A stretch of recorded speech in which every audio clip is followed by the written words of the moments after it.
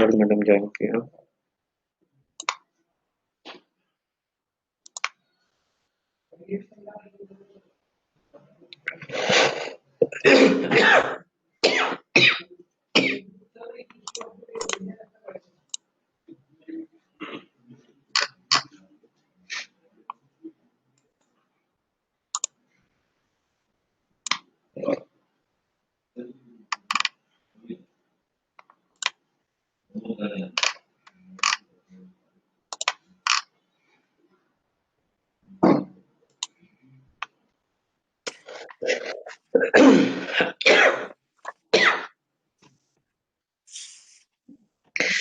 Good afternoon Shrikant sir.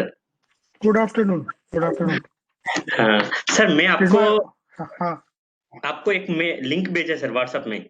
हाँ कुछ आया है सर्टिफिकेट का ना, सर्टिफिकेट के लिए। तो पोस्ट हाँ। प्रोग्राम आप जैसा क्वेश्चन एंड आंसर सेशन और पैनल डिस्कशन शुरू होते हैं ना सर, और पैनल डिस्कशन के बाद तो बिकॉज क्या है कि प्रोग्राम के एटलीस्ट एक 10 सेकंड्स पहले और 5 मिनट्स पहले हमने दे दिया तो लिंक, लोग they can people whoever they have participated they can download their certificate. Okay ठीक है। Okay, sir. तो Yes. हाँ, तो I have to tell everyone ना कि like certificate link has been sent on your mobile phones, you can download the certificate. हाँ, link has been sent in the chat box. Chat box, okay, yeah, okay. So अगर still अगर कोई chat box से लिया नहीं उसको चाहिए, then तो बाद में हम मोबाइल में भी भेज सकते हैं। ठीक है। एंड ये प्रोग्राम रिकॉर्डेड होगा, बहुत से डॉक्टर्स से कि वो अटेंड नहीं कर पा रहे, उनको रिकॉर्डेड प्रोग्राम चाहिए होगा। हाँ, ये शेयर कर सकता है, बट कृष्ण कुमार सर बोला लिंक मींस वीडियो ठीक है, रिकॉर्डिंग सर को भेजने के लिए बाद में ही will okay advice how to take. Okay okay okay, no problem. और सर कृष्ण कुमार सर का वीडियो आपके पास है, नहीं तो मैं प्ले करूं? नहीं, you have to play that. Okay fine sir. तो पहले I'll start, then I'll ask you to play the video. You play the video, then I'll again start and I'll call Dr.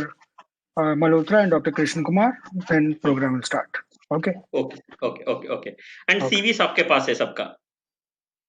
हाँ, almost है, सबका ही है मेरे पास। हाँ हाँ, backup में अगर आपको कोई सिस्टम में कुछ दिक्कत आता है तो मुझे बता सकता है कि हम इमीडिएटली ओके ये कर देंगे sir. Okay okay. Okay okay. इसमें स्क्रीन शेयर कहाँ से?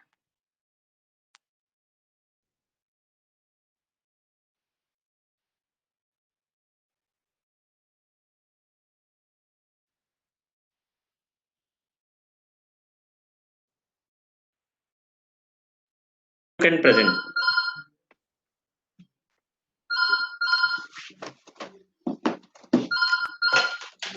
नो नो नहीं तेजस होना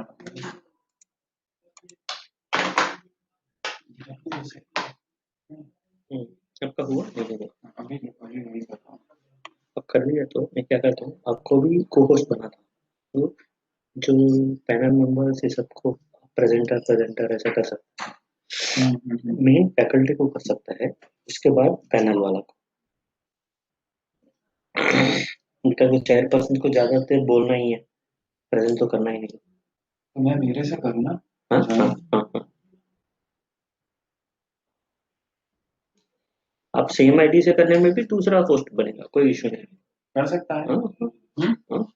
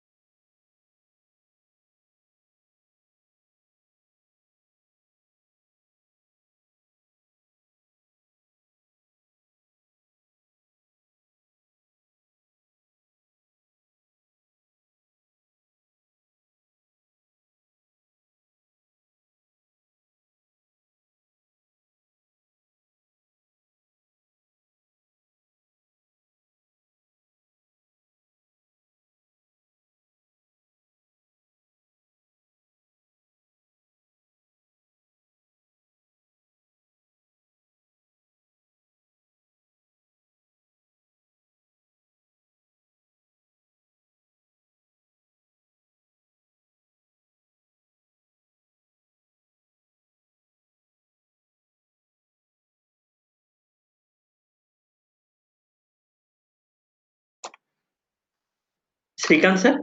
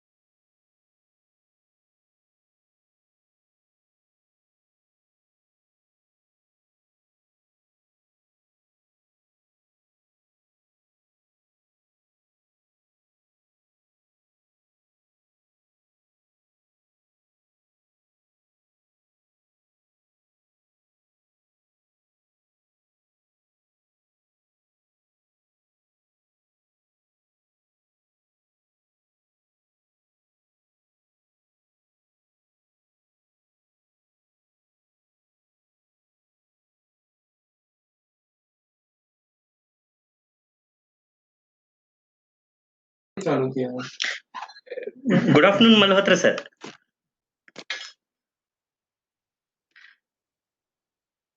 I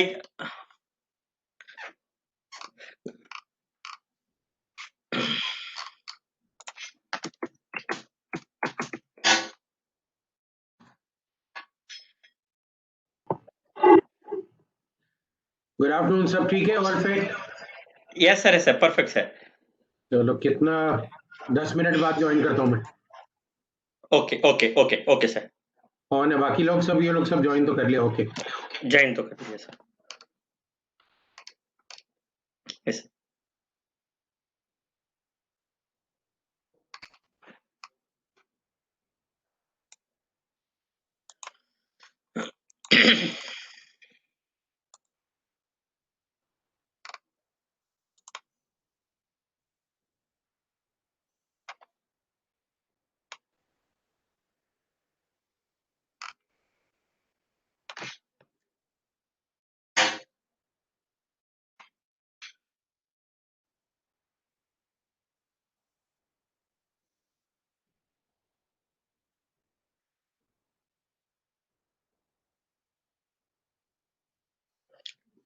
श्रीकांत सर.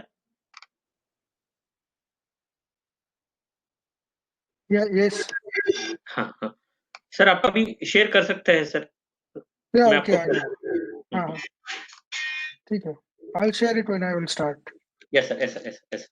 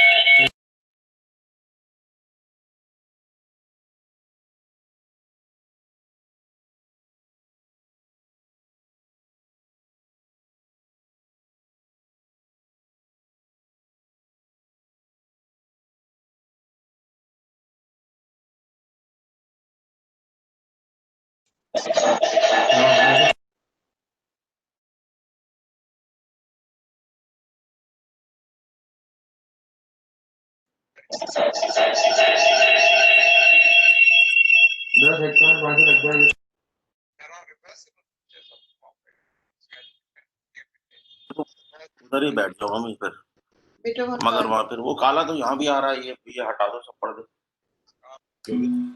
सामने से वो लाइट बंद करनी पड़ेगी। पर वैसे तो वहाँ साफ आता है बिल्कुल। लाइट बंद कब आएगी बेटर तुम्हारी? और ये तो नीचे हो गया बेटा।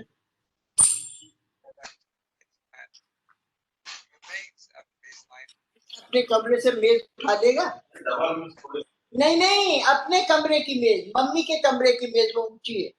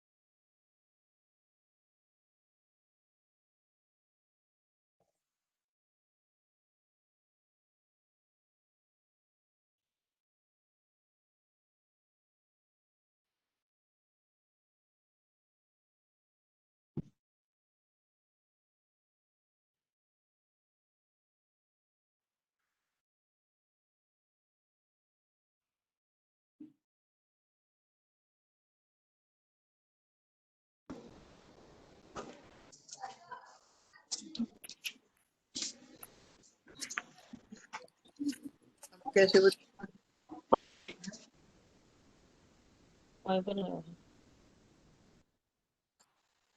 हाँ हाँ, और एक बार और बस। कमांड टैब, हाँ ये रही है ना, सिस्को वेब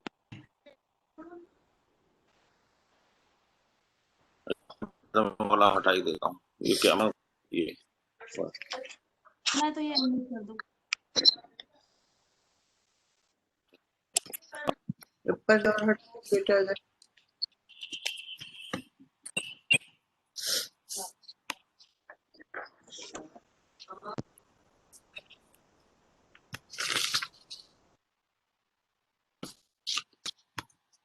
मेरा मेरा वो कागज बेटा, वो मेरा लिखा बेटा हुआ वहाँ कागज पड़ा ला है दे कमरे से।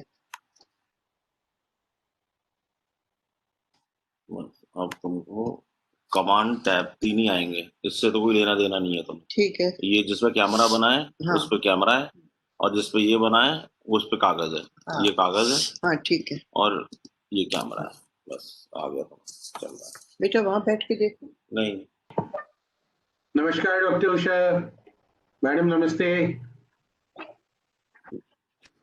Unmute. Namaskar. Hello, Sonal. Hi, Ashok. Hi. Hi, how are you? Hello, Dr. Usha Shankar, how are you? Fine, thank you. Hi all. Hi, Sonal. Hi all. Crazy Saturday. To see you Good after a long, fun. long time. I know, gynecology at long last. Good, good.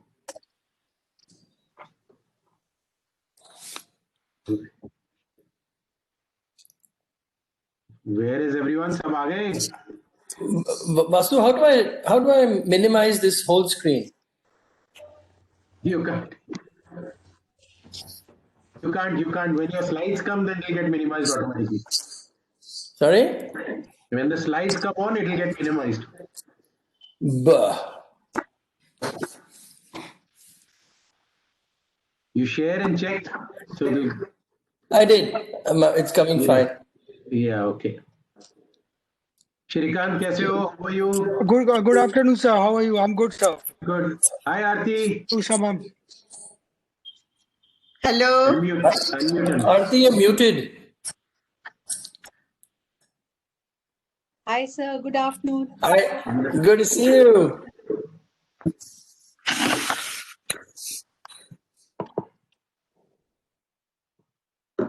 We getting the vaccine NM sir? Hanji, When are we getting the vaccine? Vaccine आ गई बस 15 दिन. Yeah. पहले The किसको problem is लगेगी? लगवाओगे कि नहीं लगवाओगे, that is the issue. Yes, that's true. That's why लगाना होगा. We are prepared. 70% efficacy, 93% cure rate. लगवानी है कि नहीं लगवानी? Mild symptoms. Mild symptoms also.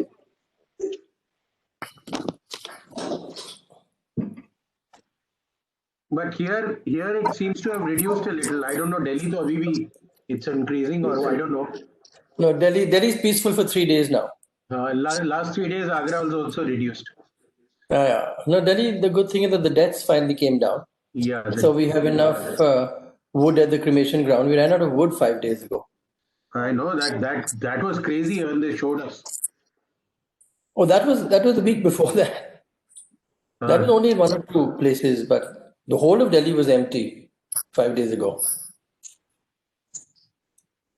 But a lot of people are getting all circle. I mean, 80% of Delhi. Officer PK Shah, welcome. Maharana PK Shah, you have to unmute yourself, sir. PK boss, unmute. Unmute, Thakur ji, unmute. अभी सुना. PK sir नहीं बोल सुनेगा. Okay. Good. You know, Narek,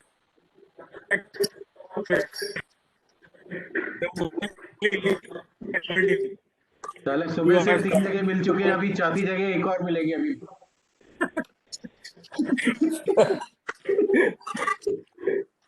Good afternoon, Madam Usha Sharma. Good afternoon. Good afternoon.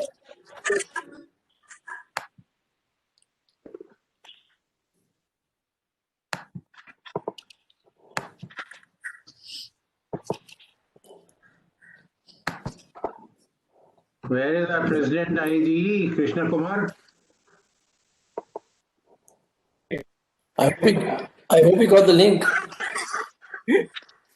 Let us start. He's been and Ashish Kale, coordinator, किधर है? And Amit, our local coordinator, UP coordinator, all three are missing. I'm the first speaker. I have to speak here, go back, and then come back again.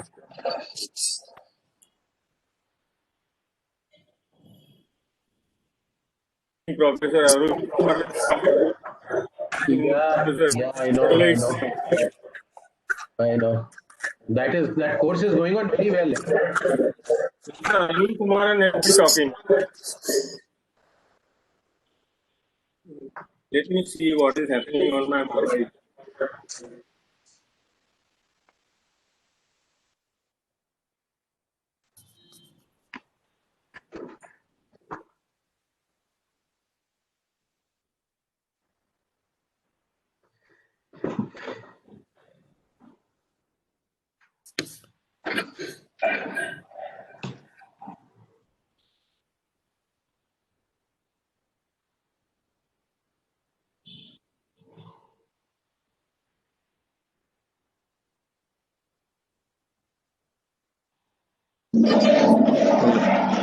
Srikant sir. Srikant sir. Yeah. If anyone is having a dual login, you can ask them to log out from one login. So how will I know if someone is having dual login?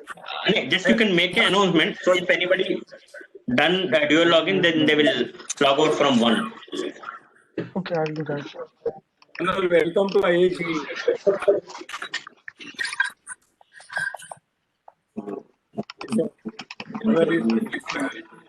Normal time में आपका mute ही रखना है ना, mute रखा है। इसका eco का issue ना है।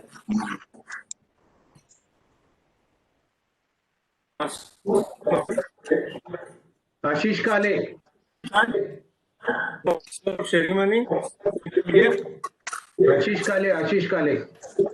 आशीष काले। एक मिनट तो घंटी है? सुनो, हेलो, आओ एक मिनट यहाँ आ जाओ, आ जाओ।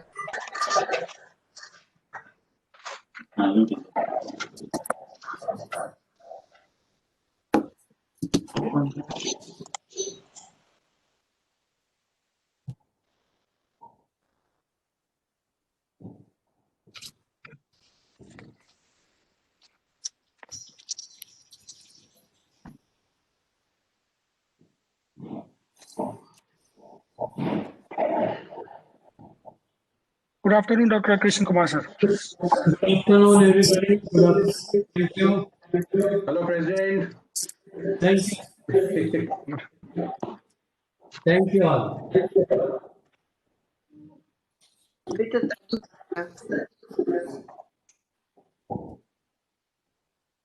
कैसे pronounce करेंगे? So should we start, sir? Yeah, you can. It's, I think, past 3. Yes. Okay.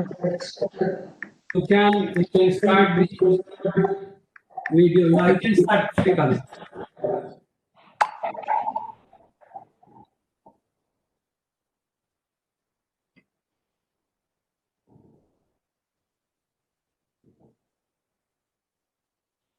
Good evening, good afternoon, everyone. I, along with Dr. Ashish Kale, the co-convener of this masterclass, and on behalf of Uttar Pradesh chapter, welcome you all for this unique program conceived by the Indian Association of Gynecological Endoscopists under the newly installed presidentship of Dr. S. Krishna Kumar. So we'll start with a small introductory video with the theme of the program of IAGE. Please, video. यहाँ बीच में रखा करो पहली बात। अच्छा इधर mute पे। हाँ ठीक हो गया।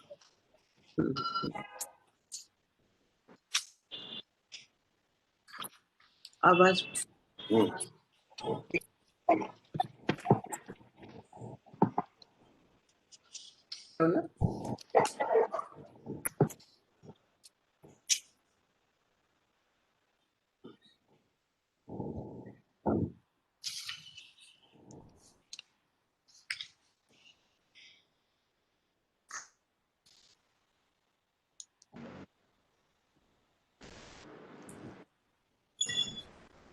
Why is the music not playing?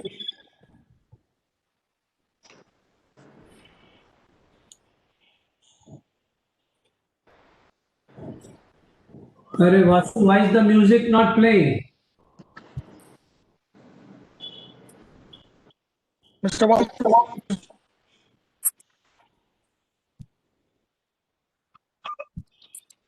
Vasu, music is not there. Okay.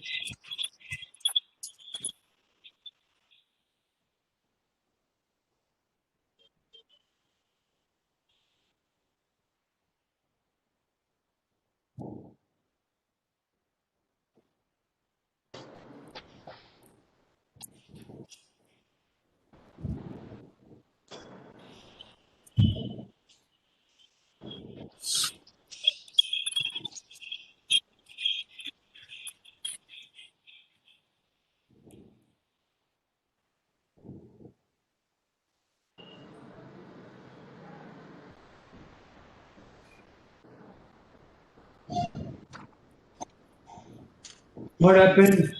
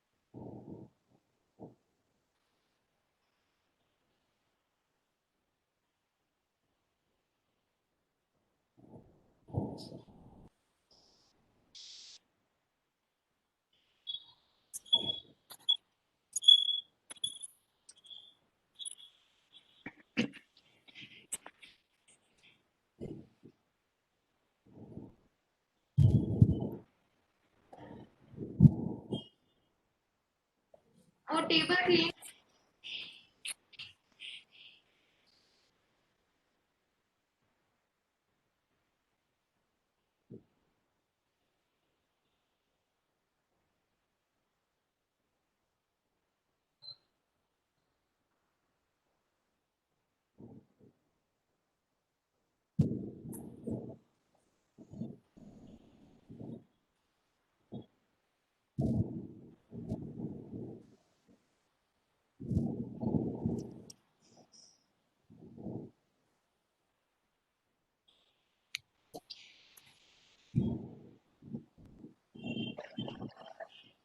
Okay, मैं भेज रहा हूँ.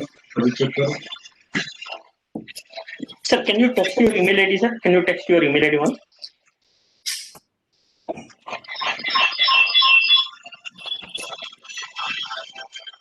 Once, sir, because already program started, sir. I'm just between the program.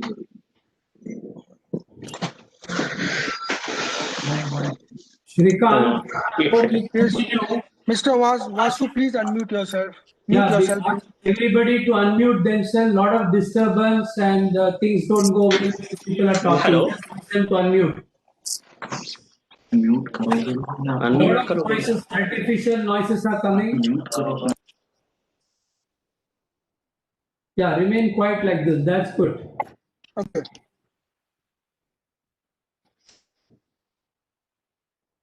So the theme of safety endoscopy, that is marching ahead in safety skill 2020. So the endoscopy surgery in gynecology is growing by leaps and bounds, and it has become must for all gynecologists to enhance their skills and do surgery with utmost precision and safety. So what can of the disease copy? So it gives you an insight to plan the surgery in more planned way. Therefore, this master class with the theme of imaging as a guide to operative endoscopy becomes a great start to IAGE Mass 2020. And the aim of this class is to focus surgery saves in the field of gynae endoscopy and imaging. And we are confident with these careful chosen topics divided into 3 sessions will be a value addition to all of us. So I take this opportunity to thank Dr. Krishna Kumar for asking the UP chapter to acknowledge the efforts of the UP chapter chairperson, Dr. Narendra Malhotra, in organizing this event for all of us. I would invite first the UP chapter chairperson, the ever lovable and energetic Dr. Malhotra, to say a few words about the program. Please, Dr. So very good afternoon to all of you. It's indeed a pleasure to host the first class in master class of IAGE by UP chapter, and the theme is fantastic. What to do pre-laparoscopic, how to evaluate.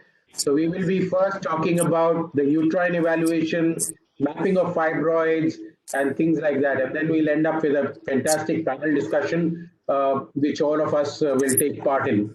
So I thank you all for attending this in so many numbers. It's a long class, but then it's a master class. Thank you, Dr. Krishna Kumar, for trusting UP chapter with the first program under your presidency. I welcome all of you, especially stalwarts like Professor Usha Sharma, Padam Shri Usha Sharma ji, who was the pioneer of laparoscopy in Uttar Pradesh. And she is a patron of the UP chapter IAGE. Thank you, madam, for coming. With those few words, I think we should get on with the scientific program. And over to you, Shrikant, to invite the president for his opening address. I invite Dr. Krishna Kumar, the illustrious president of IAGE, for his welcome address. Dr. Krishna Kumar is Secretary General ISR 2018-20, and he is HTA certified reproductive endoscopic surgeon and chief consultant at JK Women Hospital, Fortis Hospital. Dr. Krishna Kumar, the dais is yours.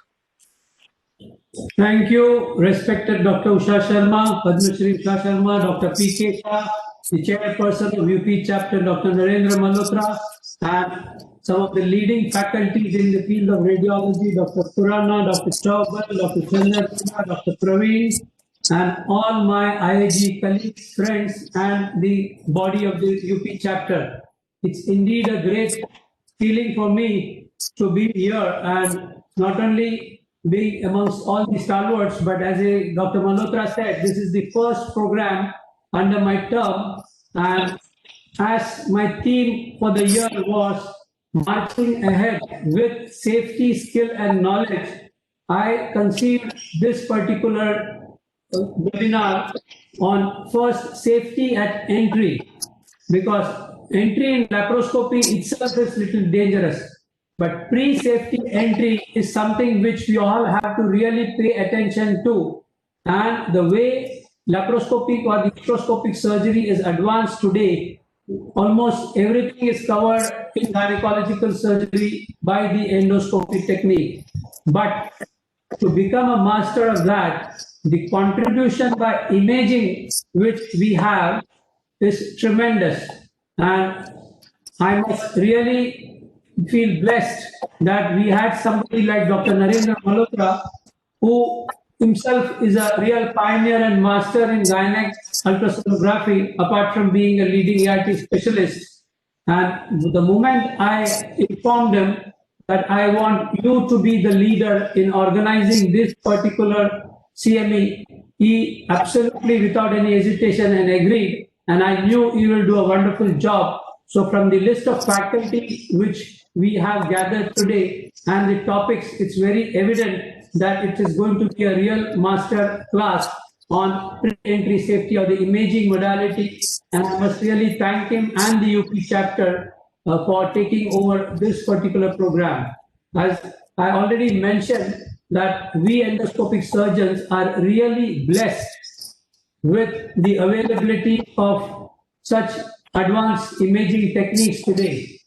And definitely some of the leaders in radiological field who have taken the lead to understand the need of the gynecologist, to understand the requirements, what an infertility sonography is. So there are really few wonderful people who have taken the lead, apart from our own gynec colleagues, in providing us not only teaching, but also helping in our care of patients by a huge margin. And I must really appreciate of course, my very close friend, Dr. Nitin Chaubal, should be there in a couple of minutes, and my own college mate, Dr. Chandar from Tokyo National Medical College. He was junior to me, so I'm really happy that he has been here today. And of course, our own Dr. P. Kesha, who has also been one of the real pioneers in gynae ultrasound, not only in teaching so many students and propagating it to such a great extent that every gynecologist should be learning his or her own sonography, and that too, especially if you're going to treat your own patients by endoscopic surgery and infertility.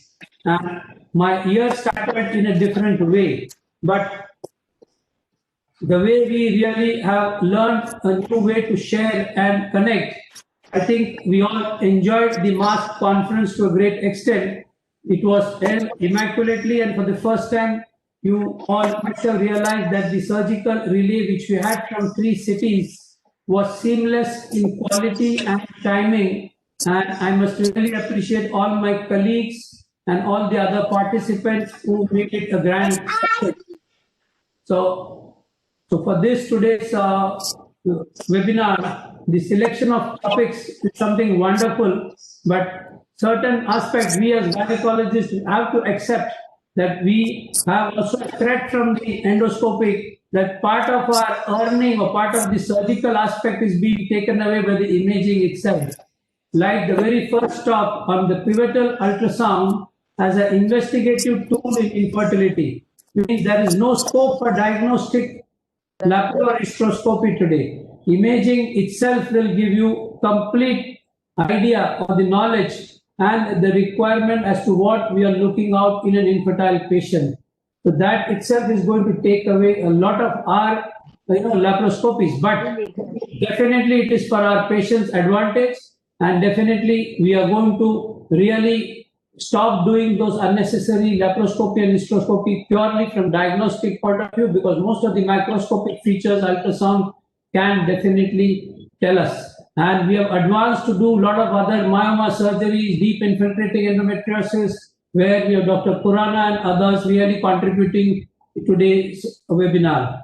Now, before I conclude, I would just appreciate all the IAGE members to be motivated to make more membership for IAGE, and with the number of programs which are being conceived for IAGE members, and wonderful programs which are not only going to be free in many aspects, and few of them are at subsidized rates. So it is really important that we get more members to avail of this opportunity. And today I will just spell out some of the next few programs. So if you allow me to share my screen, I just want to show 3 slides for the next 3 programs which have been in my pipeline, which I want you all to know so that you can propagate and tell your friends and colleagues to take advantage of this, and also definitely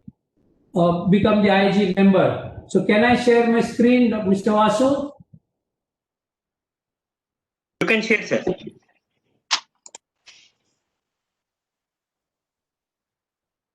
Yeah, but I've opened my this 1 minute.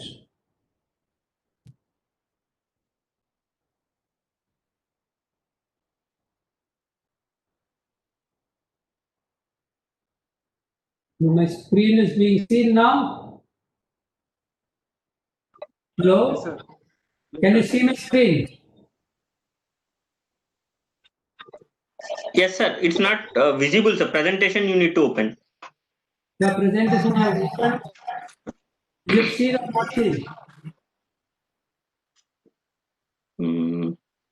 No, sir. Not visible. 1 minute.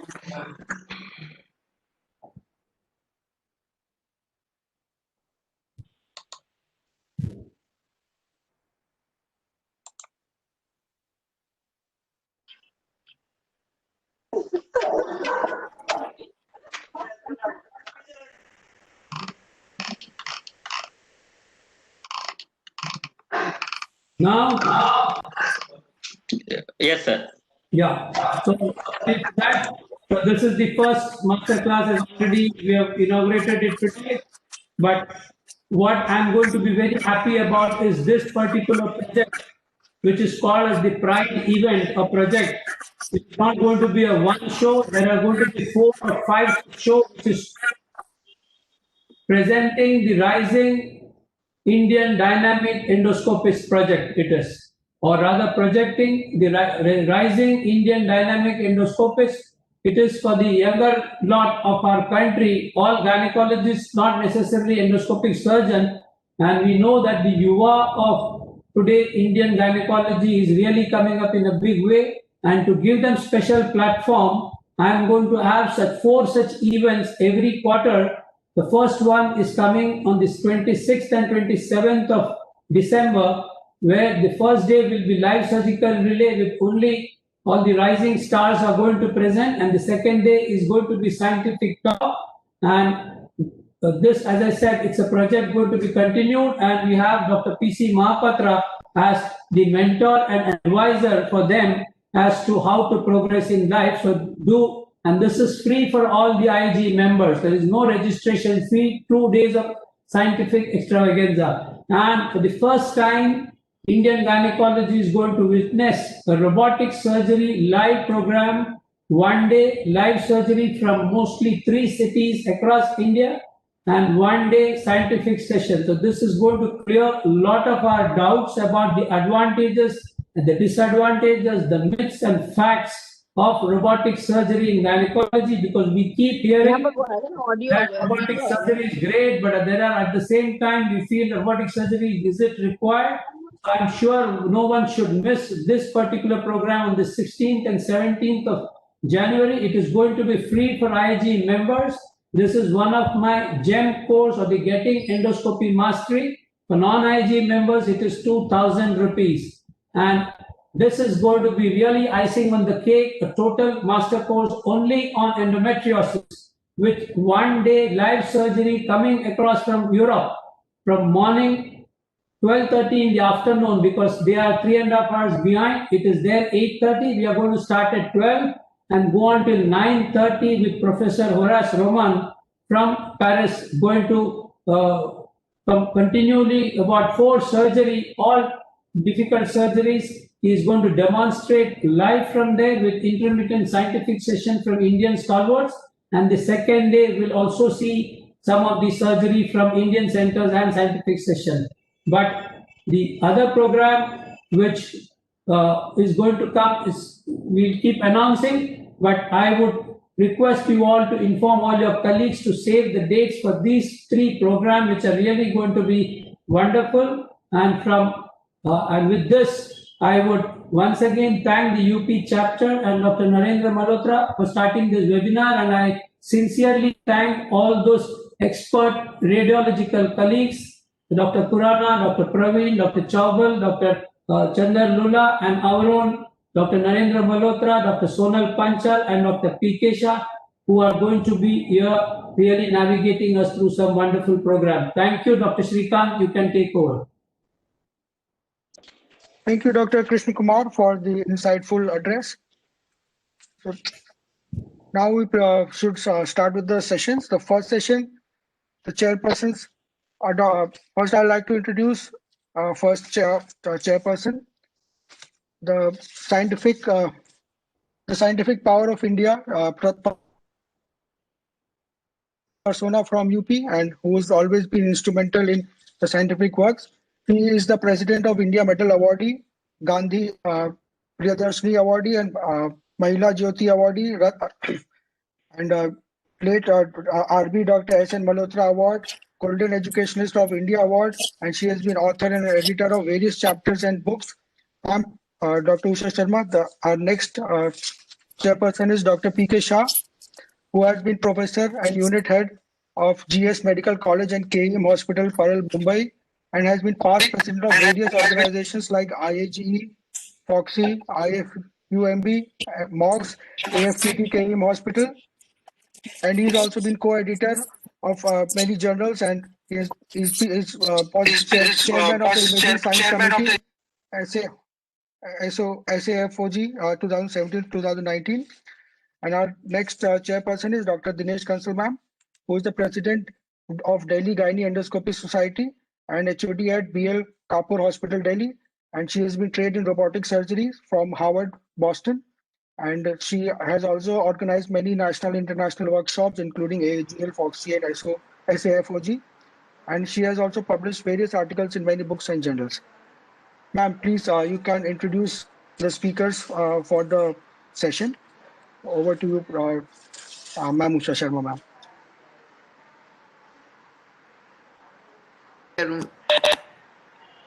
Okay, can you hear me?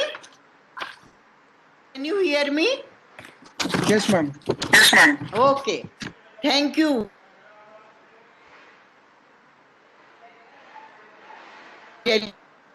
Nice words for me. It's a privilege for me to be with you all this morning in this scientific session. Dr. Krishna Kumar, Dr. Nanda, and other stalwarts from IAGE, my co-chairpersons, Dr. P.K. Shah and Dr. Dinesh Kansal. It's my proud privilege to introduce none other than the great personality, Professor Narendra Malhotra. वो कहते हैं ना कि नरेंद्र मल्होत्रा को अगर मैं introduce करूं तो किसी भी चिराग को रोशनी दिखाने के बराबर है. He is Managing Director, Global Rainway, Healthcare and ART Rainbow, IVF. He is President in charge, Vice President SAFOG and WEB, past President Isar Ispat, IFM FOXY, Director Ian Donald School of Ultrasonography, Founder Editor SAFOG Journal, Member of FIGO Guidelines Committee, Director Manyata CSE Agra, Advisor to IVF Unit Maulana Azad, JNMC Aligarh, SMS, Medical College, Jaipur. He has got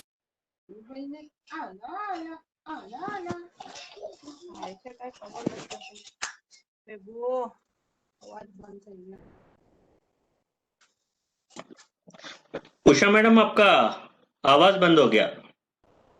अरे अभी आ रहे हैं, अभी आ रहे। Mute किया आपने? हो रहा है ये, अब बार बार अपने आप म्यूट हो जाता है। Okay, now can you listen me? Can you listen? Yes, madam. Yes, madam. Okay.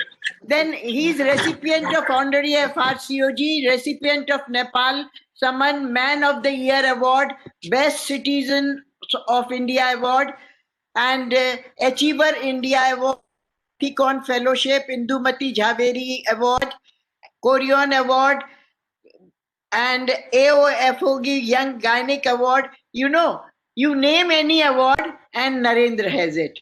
Not, I can say that not only UP, but the whole country is proud of him.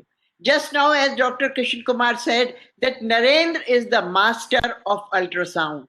And today, I invite dear Narendra, a real dynamic, dedicated, hardworking, and a very loving person to give us a talk on pre-infertility investigations, pivotal ultrasound.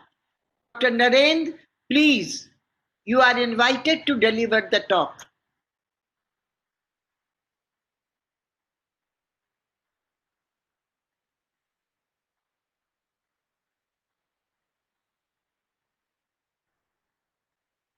Yeah. Thank you very much. Actually, before I start, someone has got two devices on. Yes, there is some Please, whoever the device is on, shut off the mute and just shut off that device. There's a lot of echo. Chirikant. Right now, mute everybody.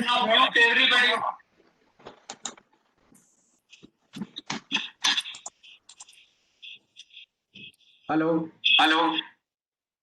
इस समय सब अपने को mute बहुत eco आ रहा है because or the platform is something wrong in the platform. Okay. So a very good afternoon to all of you. It's indeed a great pleasure to be here talking to all of you about pre-infertility evaluation. Now, it's a huge topic if we cover both hysteroscopy and laparoscopy. And when I made the program, I thought the laparoscopy part is being covered by many, and the hysteroscopy part was not being covered. So I will concentrate on the pre-evaluation hysteroscopy, and of course, then the fibroid mapping, endometriosis, everything will come later on. So let's see what ultrasound can do in infertility. Now, infertility has got a lot of factors. And we have tubal factor, ovulation, uterine factor, male factor, cervical factor. A lot of them can be clinically assessed. When we were students, and there was no ultrasound, the first ultrasound probably, but there was no TVS and no transvaginal ultrasound. So we were doing transabdominal ultrasound, the first in Aligarh, which was probably the first in Uttar Pradesh, in our PGs. Trained, of course, in Bombay with Dr. Kelkar and late Dr. Rahul. But that time, infertility for diagnosis, if we were not conceiving, diagnostic laparoscopy used to be done. And see, if we do 100 diagnostic laparoscopies, there are 15% cases which are peritoneal factors which cannot be picked up by ultrasound. The rest of the 85, like fibroids, endometriomas, tubal block, all can be picked up by ultrasound. So we are actually going to do 85 unnecessary laparoscopies if we take laparoscopy as the only modality for diagnosing infertility. Today it has changed to imaging, and laparoscopy and hysteroscopy are gone up to only operating. So let's see what we can do about the uterus, because the others are going to be. Now, endoscopy, whenever we talk, which operation to do? So it should, for infertility evaluation, it should always be combined hysteroscopy and laparoscopy in all cases. Even though the ultrasound is saying absolutely normal, there still, I agree and I admit, there will be still very subtle, small adhesions in the uterine cavity and Asherman's which may not be picked up by ultrasound. Though we can do it with gel sonography and others, but still it is like that. And when we do hysteroscopy, if you are going to do diagnostic hysteroscopy, please do it in your office. When the patient comes to your OPD, get the very thin hysteroscope, just hold the vulva, fill up the vagina, so you do a vaginoscopy. So it's better than doing a per speculum examination. Look at the cervix, slide the scope in, and in 10 minutes you're out in the OPD without any anesthesia, without anything. If you're going to believe in diagnostic, if your 3D, 4D ultrasound is not good. An operative is going to be, I'll show you a little bit of all the operative procedures. So hysteroscopy should be a routine at the time of laparoscopy. That is there. Now look at this. In our turn, again, we used to depend a lot on hysterosalpingography to look at the cavity and the tubes. I don't say this is not a good investigation or this should be abandoned, not yet. But in my hands, it has been abandoned. Because if I have to do a hysterosalpingography, I will do it myself.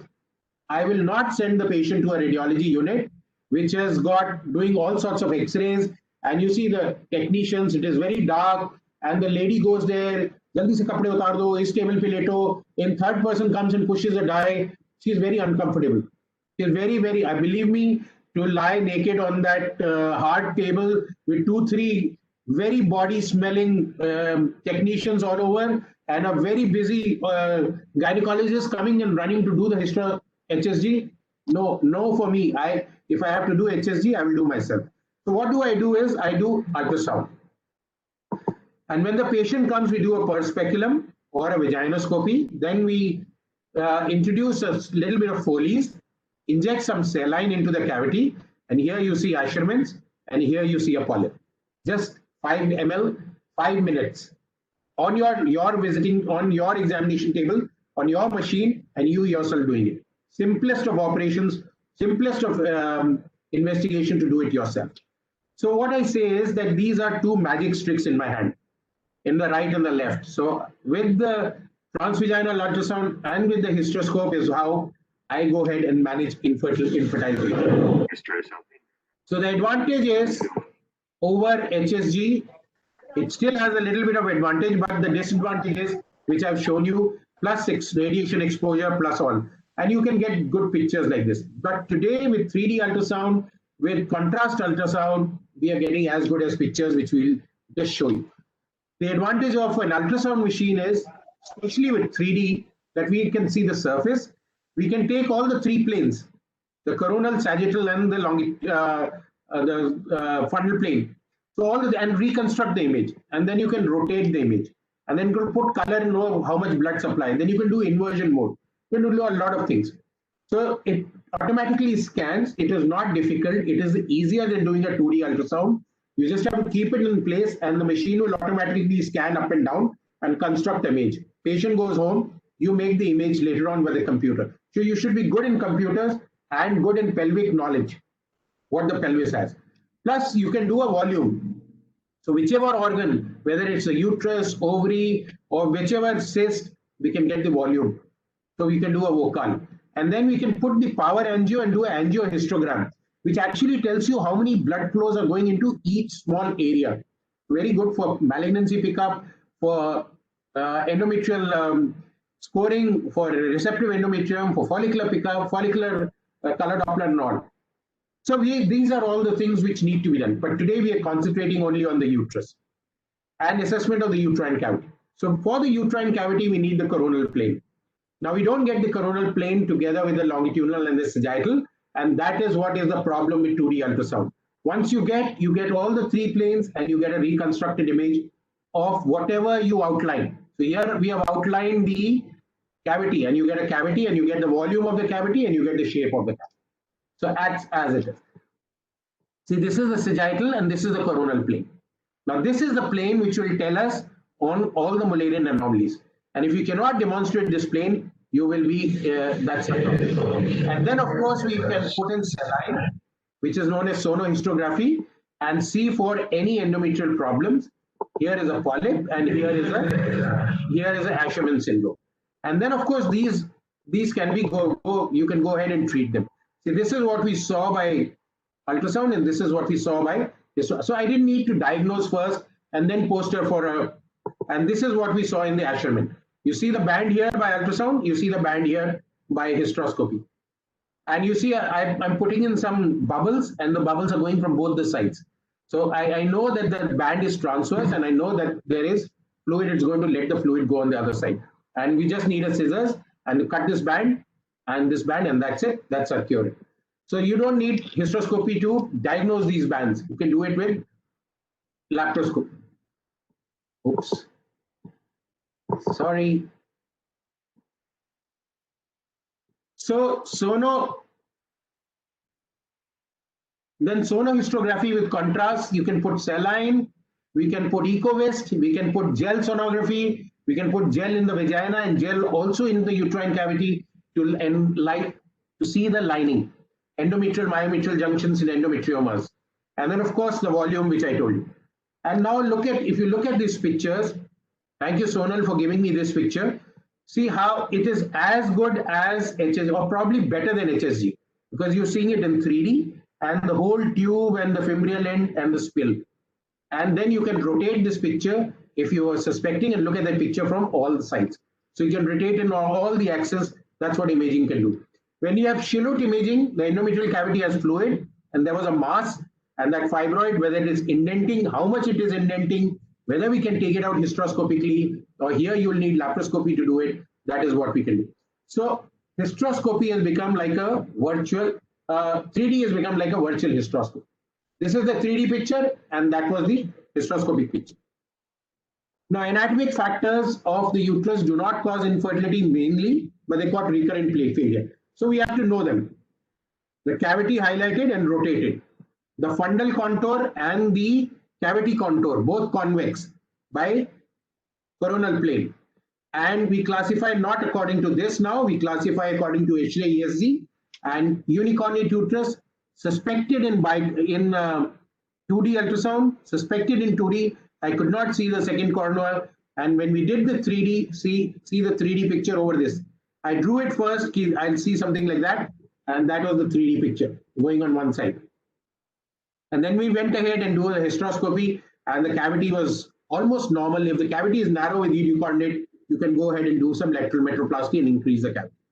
So 3D has an advantage of assessing both the contours, and the sonohistro with 3D, the accuracy goes up to almost 100%.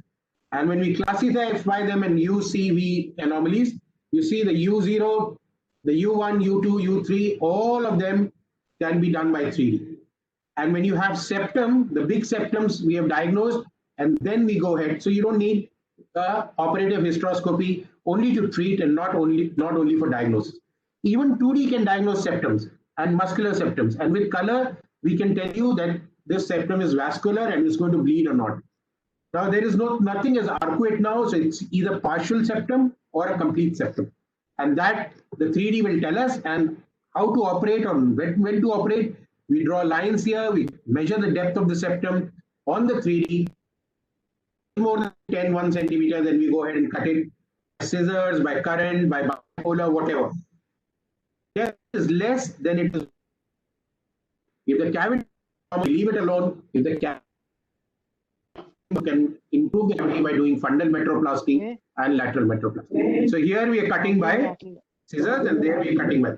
If it is vascular, you will know implantation failure. If it is muscular, you know recurrent loss. And 3D septums, bicornate. How to differentiate between bicornate? You see that the upper contour is concave, and if that happens, then we know that it is a bicornate uterus. If it is partial, then we half cut it, get the cavity normal. If it is complete, then of course you need to do a bicornate surgery, and that is how we do a laparoscopic Strassman's, which again any experienced will do it.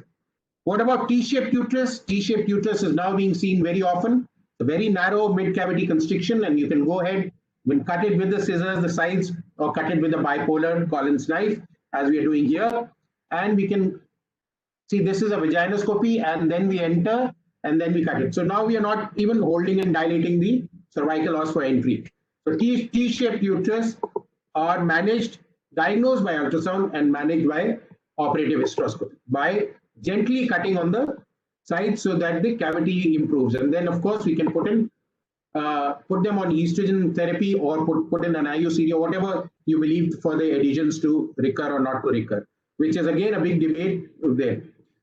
Intracavity lesions, polyps, you do saline sonography and the polyp is highlighted much better, whether it's a wide-based polyp, whether how many blood vessels it has and what it has. And with the 3D, you see where the polyp exactly is, either in the center or in the side.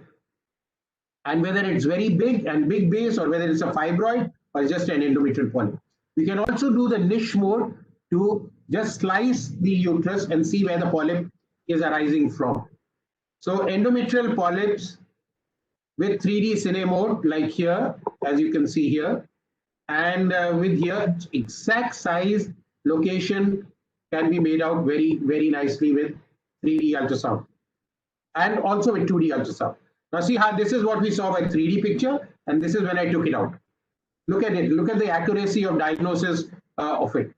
What about Asherman's? Asherman's is irregular endometrium, and irregular endometrium by HSG, by irregular 2D, by some calcification in bridges.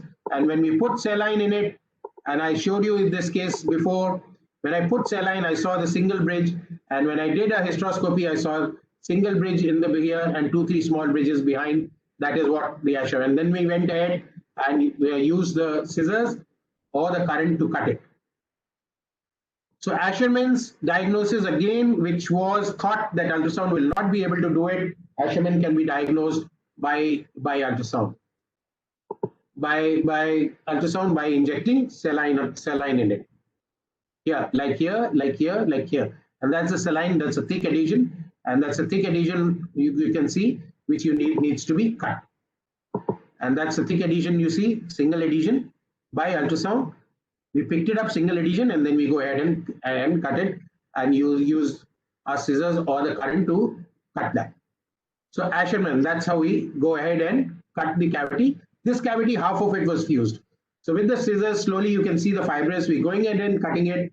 One osteo was seen, the others, it was like hopeless case, but then after this, we just saw the other one. So depending on what it is, we go and stage them as stage 1, 2, and 3. And then that will predict us how to cut it. So all the uterine synechia here and all the uterine synechia management by endoscopic surgery here. So that's how good the ultrasound is for guiding you for managing uterine synechia. We are also now with severe uterine synechia, we're injecting PRP.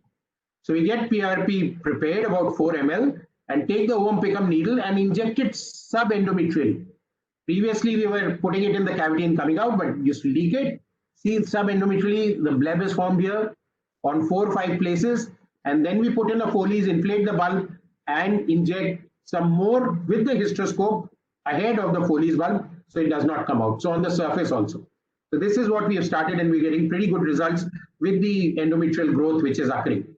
What about calcifications? Calcifications could be subendometrium or inside. If they are inside, they can be removed, and they are usually bony parts. Here we could see.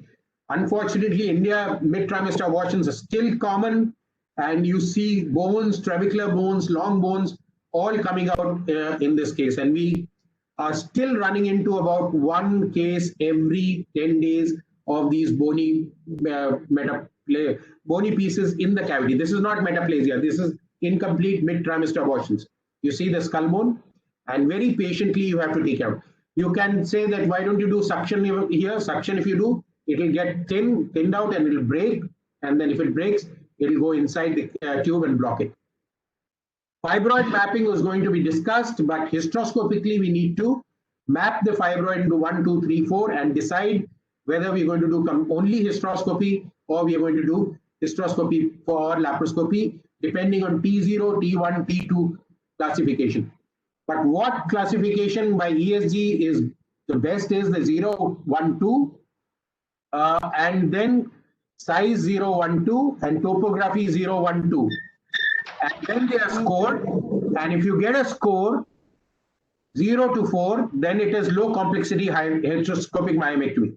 If it is 5 to 6, then you need an experienced hysteroscopic myomectomy. 7 to 9, hysteroscopic myomectomy is not indicated. Multiple fibroids will be dealt with. Endometrial disease, all sorts of endometrial disease. You don't need to diagnose endometritis now by hysteroscopy. We can do it by ultrasound and do it. Lost IUCDs also we found in infertile patients, and again ultrasound will tell you so beautifully. Here are the lost, and all embryo transfers in IVF are also now being done. The newer machines have sono CT, and you see, like a CT scan, you can slice the uterine cavity from every angle, and you can pinpoint. So, ladies and gentlemen, the newer machine, the technology of ultrasound, and your skill and your knowledge of the pelvis has made it a very, very accurate tool for complete reproductive assessment, anatomically, physiologically, three-dimensionally, before you go ahead and start operating. And especially with probes like this, pictures like this are coming in. So volume ultrasound is today in our armamentarium, and it's not an expensive tool now, and it's not a difficult tool to learn also. Thank you very much. Thank you very much.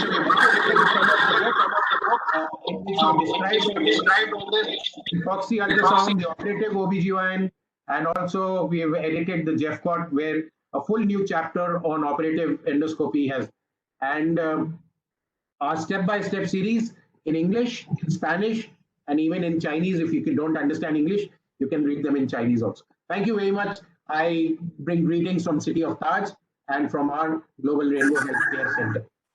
Thank you, madam.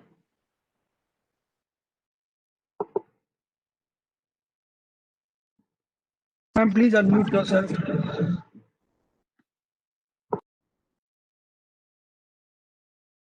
Ma'am, please unmute yourself. Okay, now it's okay. ये बीच में वो हो जाता है. ठीक है.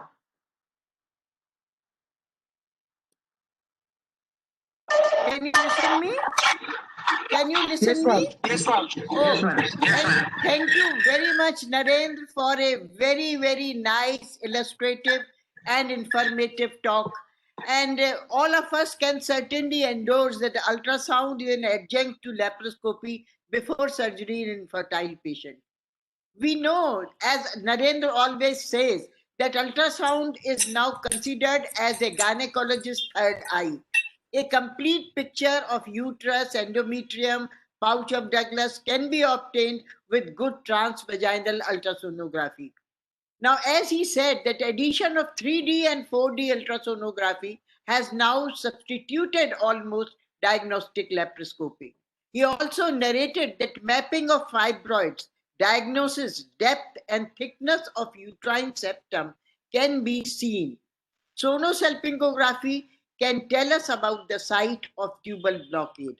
Site and size of adenomyomas can be assessed. Seeing the character of ovarian cyst, many times we have seen that by the character of the ovarian cyst and use of color Doppler, it can be classified as functional, benign, or malignant, and surgery can be very much helped at what to do in these cases. Thus, a thorough ultrasound examination of pelvis allows a surgeon to have a better understanding of the problem.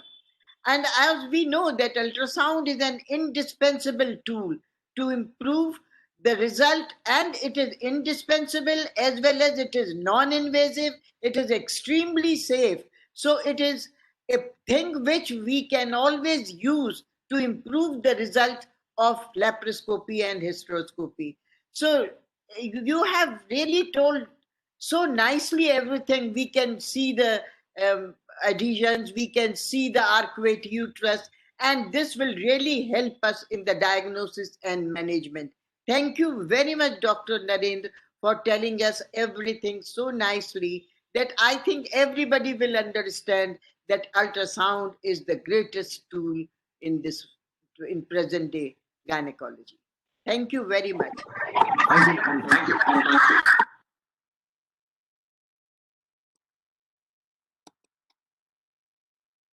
I request Dr. PK Shah to introduce our next speaker.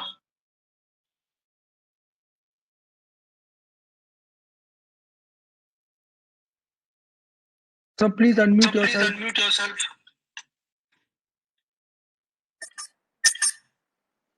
At the outside, let me Dr. Pandit Sir, Dr. Narendra Malhotra, and Dr. Ashish Kale for giving me this opportunity to be here in this webinar as chairperson of the opening session. It's a great pleasure to introduce to you Chandar Lulla, a very good friend, a consultant sonologist and fetal medicine specialist, head of ultrasound department, Jaslok Hospital, Mumbai, consultant in ultrasound department, Reliance HN Hospital, Mumbai, and is practicing at Riya Clinic in Mumbai. He is an ex-president of Indian Federation of Ultrasounding Medicine and Biology, as well as ex-counselor of Asian Federation of Ultrasound, ex-editor of Indian Federation of Ultrasound Journal, and ex-ISUOG, International Society of Ultrasound in Obstetrics and Gynecology Ambassador for India. He is currently the Dean of Indian College of Obstetric Ultrasound. He has published and presented many papers and lectures at various Indian and international conferences and journals. And his academic qualification is MD, BMRD. He is going to talk to us on pre-laparoscopic myomectomy, mapping of fibroids by ultrasound. Very important subject. Do not venture into any surgery for fibroid unless you have an ultrasound report from an authentic person like Dr. Chandar Lulla. Dr. Chandar Lulla, stage is yours. Again, nice to see you after a few hours. Thank you, PK. I think it was not a few hours, it was just a couple of minutes back that we were on some other platform. And it gets a bit confusing. But thank you, Krishna Kumar, Dr. Kumar, and Dr. Narendra Malhotra for this wonderful platform. I think this is a lovely topic. Let me just get my slides. Can you see my slides? Yeah. Yes, sir. Okay. So I will start myoma surgical planning. As PK has already said, this is a very, very important topic. And I don't think anybody should do any surgery without getting proper myomas mapped, etc. Now, before I embark upon the journey on myomas, I must tell you some terminologies that we commonly use as ultrasonologists, and I think all of us should speak the same language. One is that these are the methods of measurement. So that is the fundal length above the endometrial cavity. This is the cavitary length from the fundus to the internal os, and that is sometimes required for embryo placement, etc. Then this is, of course, the anterior-posterior diameter. This is the transverse diameter, and total length of the uterus is preferably measured in a continuous fashion in a trace method, and this is the most accurate method. Now, when you identify a fibroma, it is usually quite helpful to give the distance of the fibroma, a fibroid, from the internal os. So these are some common measurements that we do. When we talk of lesion penetration, that is the thickness, the ratio between the maximal thickness of the mass, like a myometrium, in relation to the maximum thickness of the adjacent myometrium in perpendicular. So that's how we take this, and these are different manifestations of the same, and they're taken perpendicular to the endometrial cavity, either in the sagittal plane or the transverse plane. Now, when we talk of the fibroids, we must give the echogenicity. So hypoechoic -2 minuses is an extremely dark fibroid and may suggest some kind of extremely degenerative situation. A hypoechogenic minus is the normal appearance of the fibroid. It can be isoechogenic. It can be hyperechogenic plus, as you see in lipoleomyomas, and it can be hyperechogenic plus when they are calcified fibroid. Now you can have a smooth rim, which is hypoechoic, or an echogenic rim to the fibroid. The shape can, of course, however, be round, oval, lobulated, or irregular, and that's very important. And last but not the least is the vascularity. These are the arcuate vessels in the periphery with the radial arteries going towards the center of the uterus. And we usually use the color score, wherein color score 1 is no color in the fibroid, color 2 is minimal amount of color, color 3 is moderate, and 4 is abundant amount of color. So this is very easily communicable to the concerned person who is doing the laparoscopy or hysteroscopy, that what is the vascularity of the lesion. And this can be as a percentage of the lesion being visualized and even the color hue. For example, I'll show you a little later. And these are some of the typical appearances of uterine fibroids. So you can see scattered coarse calcification. You can have edge shadowing with inhomogeneous echo pattern. You can have complete calcification, or it can be uniform hypoechogenic. So these are some fibroids you see. That's a fundal fibroid here, which is showing a typical fan-shaped shadowing that we see in fibroids. This is a fundal pedunculated fibroid, and this is a heavily calcified fibroid. Now, as I said earlier, it can be round, lobulated, and these are some of the vascular patterns. You can have internal and peripheral vascularity, or only peripheral vascularity.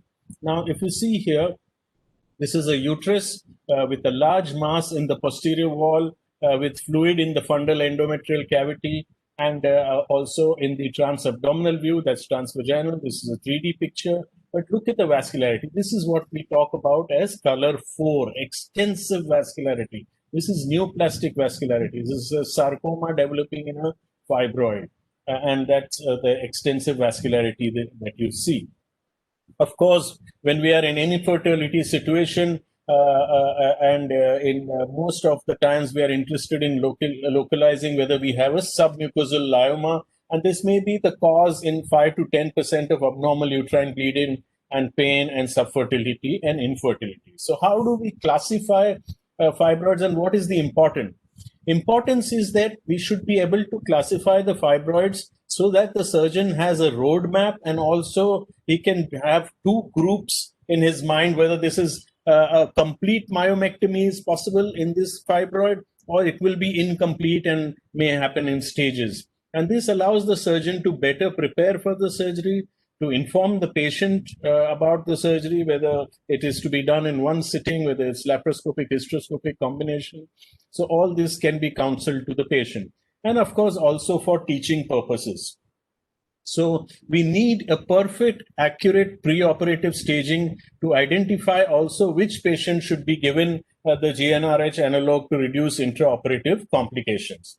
So we always do a staging of the fibroids to tell whether there is operability, whether the fibroid is causing any fertility problem, or it's causing abnormal uterine bleeding. And of course, we need to differentiate a leiomyoma from an adenomyosis. And here in which comes the important fact that on ultrasound, we need to identify the number of the fibroids, exact size and volume, location, which we'll talk about, what is the myometrial free margin, and of course, the grading of the fibroids. And this, as I said earlier, helps in counseling, preoperative medical treatment, type of surgery, and other to rule out any complications. The main aim, of course, always is to see the degree of endometrial cavity distortion when you're approaching a therapeutic situation. So Dr. Narendra Malhotra just alluded to this concept, and he had some lovely pictures. I was hoping to grab those pictures from him, but he quickly removed them. So this is the older classification, the STEP W Lamar's classification, where they looked at penetration of the myometrium. So 0 is completely within the endometrial cavity. 1 is 50% is within the endometrial cavity, and less than 50% outside. And type 2 is more than 50% outside. So each of these is given a score. As you can see here, penetration of myometrium 0, 1, 2. then the largest myoma diameter. So if it is less than 2, it is 0, 2 to 5, it is score 1, more than 5 centimeters, score 2. What is the, whether it's a perpendicular or an horizontally placed fibroid. So if it is the base of the fibroid is less than 1/3 in the endometrial cavity, then it is probably a horizontally placed fibroid. But if it is more than 2/3, then it's a vertically placed fibroid, and the score is 2. And then, of course, whether it is in the lower uterine cavity, middle or upper, and everything is again 0, 1, 2.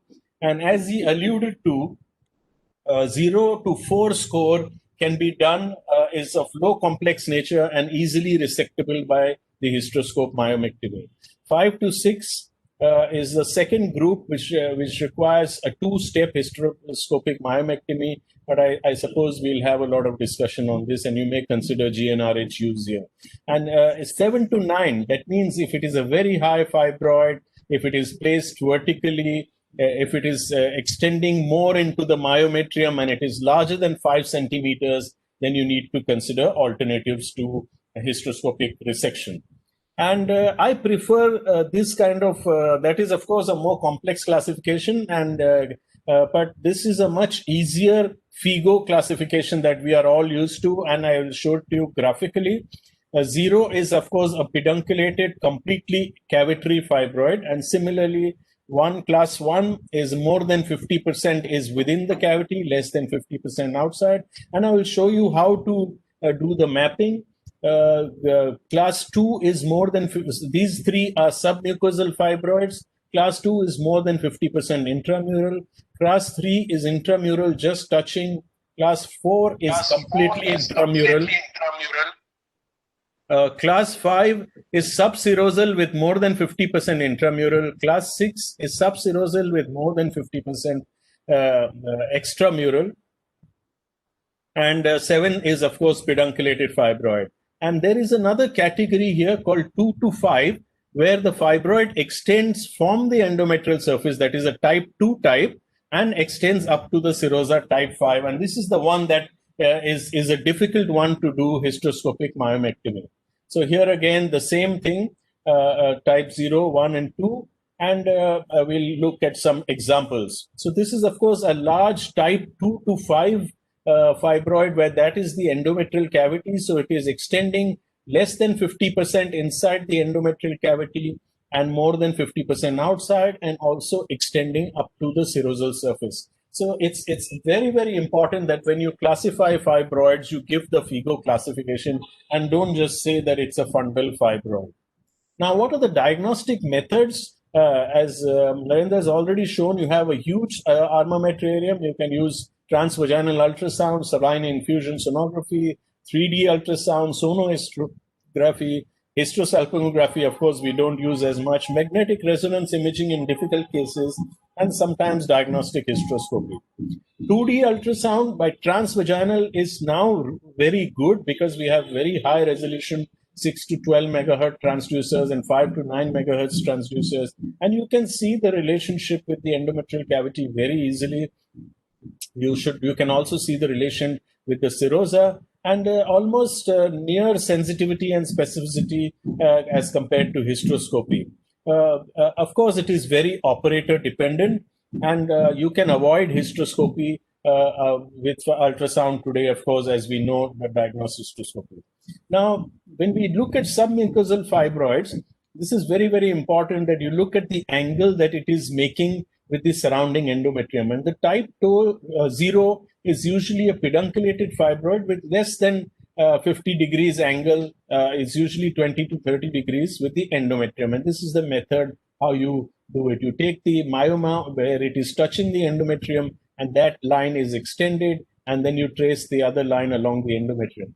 And then you drop another line where both the points where the fibroid is touching the myometrium, so it is touching here and touching here, and you drop this line. And then how much percentage of the fibroid is inside that line and how much is outside the line? Very obviously, majority of the fibroid here is within the cavity, so this is type 2. Type 0.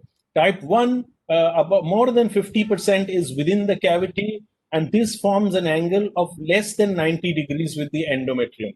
And type 2 is, of course, where majority of that fibroid is outside the endometrial cavity and in the myometrium. So more than 50%, and it forms an obtuse angle.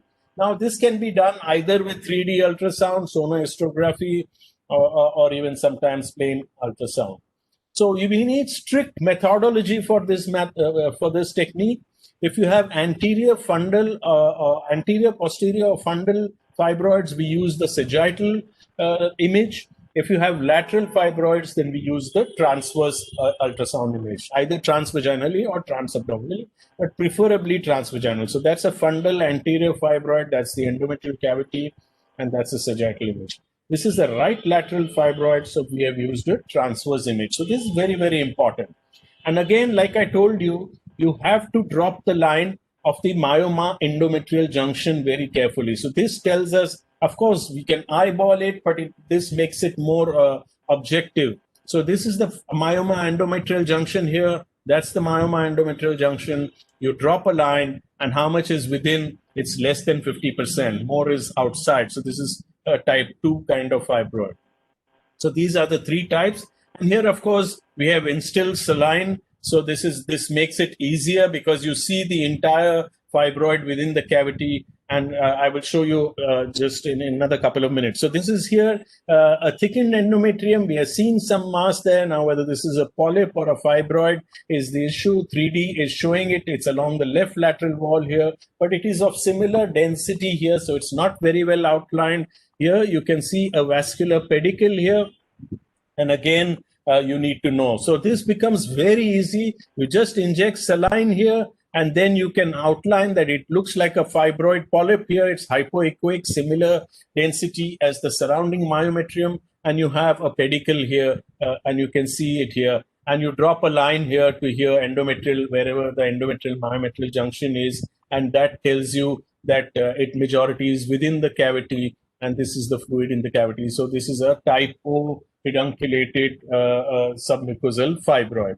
And we can also inject contrast here. We can see we are injecting SonoView and to outline the fibroid, and that is makes the outline of this fibroid much easy because it has high contrast, but even saline can do the same thing.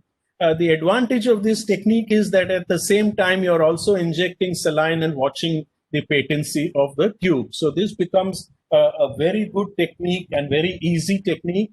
You get special catheters, but you can also use a pediatric tube, infant feeding tube, or you can use a Foley's with a guide wire within it. You get these Foley's with guide wires.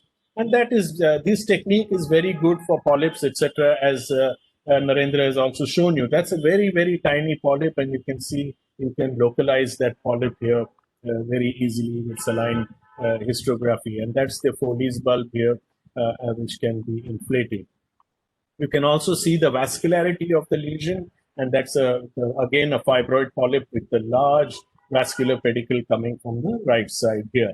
And these are again multiple fibroid polyps, and you can see that they are extremely vascular. And the coronal view of the 3D also shows it very well. Now, the next thing that we need to consider is what is the myometrial free margin around the fibroid. And it is essentially we must have a minimum of 5 to 10 mm, but I will leave this for further discussion. Some people believe that even up to 5 mm is okay to be resected. What is important is that this is not a static parameter, and it depends on the pressure. So if you're doing saline histography, you must have a maximum of 50 millimeters pressure so that you don't push the fibroid too much and therefore compress the surrounding myometrium, which happens with, in fact, with diagnostic hysteroscopy because the pressure is at least 100 millimeters of mercury. So in place of that, we would prefer a coronal view of the 3D ultrasound, which can give us the same information without creating disturbance of the pressure that we use. So here you see different techniques. This is a coronal view, and look at the lovely contrast which we get of the endometrium with the surrounding myometrium. You have a very small lipomatous fibroid. You can see it's extremely echogenic. Less than 50% is within the cavity, more so it forms type 2. And coincidentally, there is also a polyp in the endometrial cavity. You can see that. So different techniques, you have the plain simple 3D with coronal viewing, or you have the omni view, which can give you multiple views, and this becomes a very easy technique. So this is a type O, which is a completely intracavitary fibroid, another type O, and you can use even the tomographic imaging to give you thin slices. This is essentially important because as I'll show you later, you need to measure the myometrial free margin. Now, this is type 1 because more than 50% is inside the cavity and less than 50% is outside. This is type 2 where more than 50% is outside. And this margin here is the myometrial free margin here. And that can be easily measured on all sides. So you need a minimum of at least 5 millimeter. Now, if you see this condition, type 2 to 5 fibroid, I showed you earlier, very thin myometrium here. And look at what the post-hysteroscopic resection picture showed you. It was an incomplete myomectomy. The cavity did not collapse, and there was a large amount of tissue that was left behind. And then they had to resort to doing MRI and all sorts of things because this cavity would just not collapse. So this is a type 2 to 5 myoma. Look at the thin myometrial free margin, very thin. So probably you would need 2 routes or more than one route to tackle this fibroid. Then we also use 4D sonohysterography, as Narendra has also shown, because this uses multiple frames per second, almost 16 frames per second. Multiplanar views are possible, also coronal viewing, and you can record these images and you can see them in real time. And that's how you can see a fibroid polyp there. And of course, that's another fibroid here. You can see the relationship. There's a type O here. There's another one here. And this is a type 3 fibroid, which is just indenting with good myometrial margin. Of course, with 4D, you can see the contents outlined with saline, and that these are multiple small polyps at the fibroid polyp here. And that's another one here you can see with that same, with a different viewing.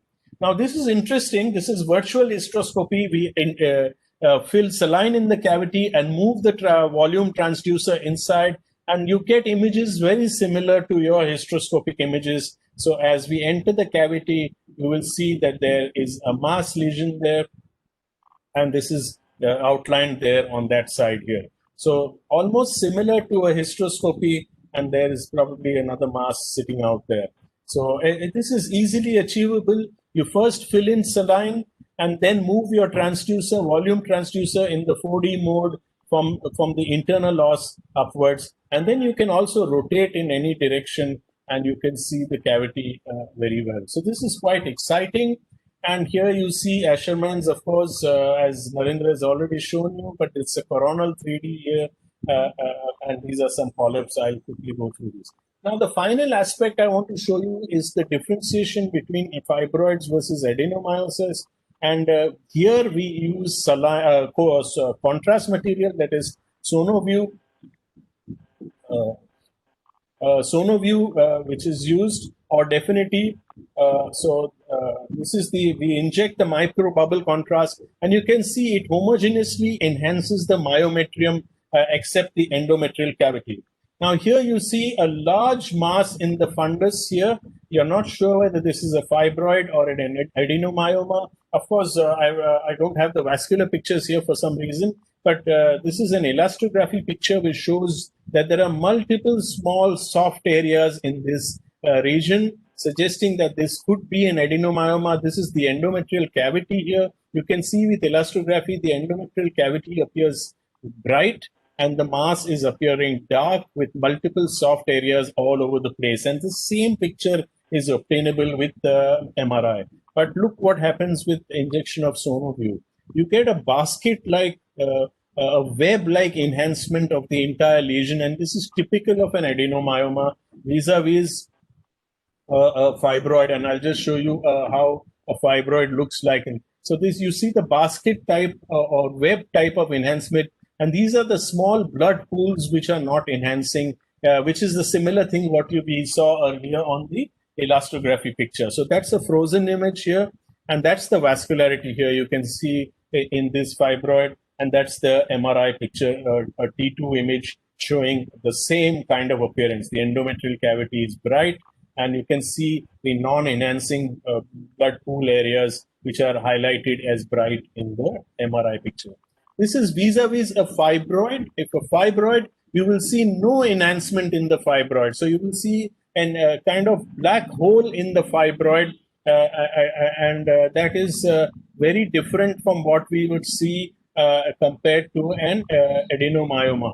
So these are fibroids here. You can see that they just don't enhance. They just appear like black holes here with very minimal bubbles going through. So it's like a black hole. Well, vis-a-vis the adenomyoma, you can see it pervades, the enhancement pervades into the mass lesion.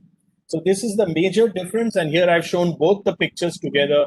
That's an adenomyoma. This is a fibroid, and that's the difference. Now, this was a uterus with a mass in the cervix, and you can see the vascular pedicle. That's a coronal view on 3D, and that's the vascular pedicle here.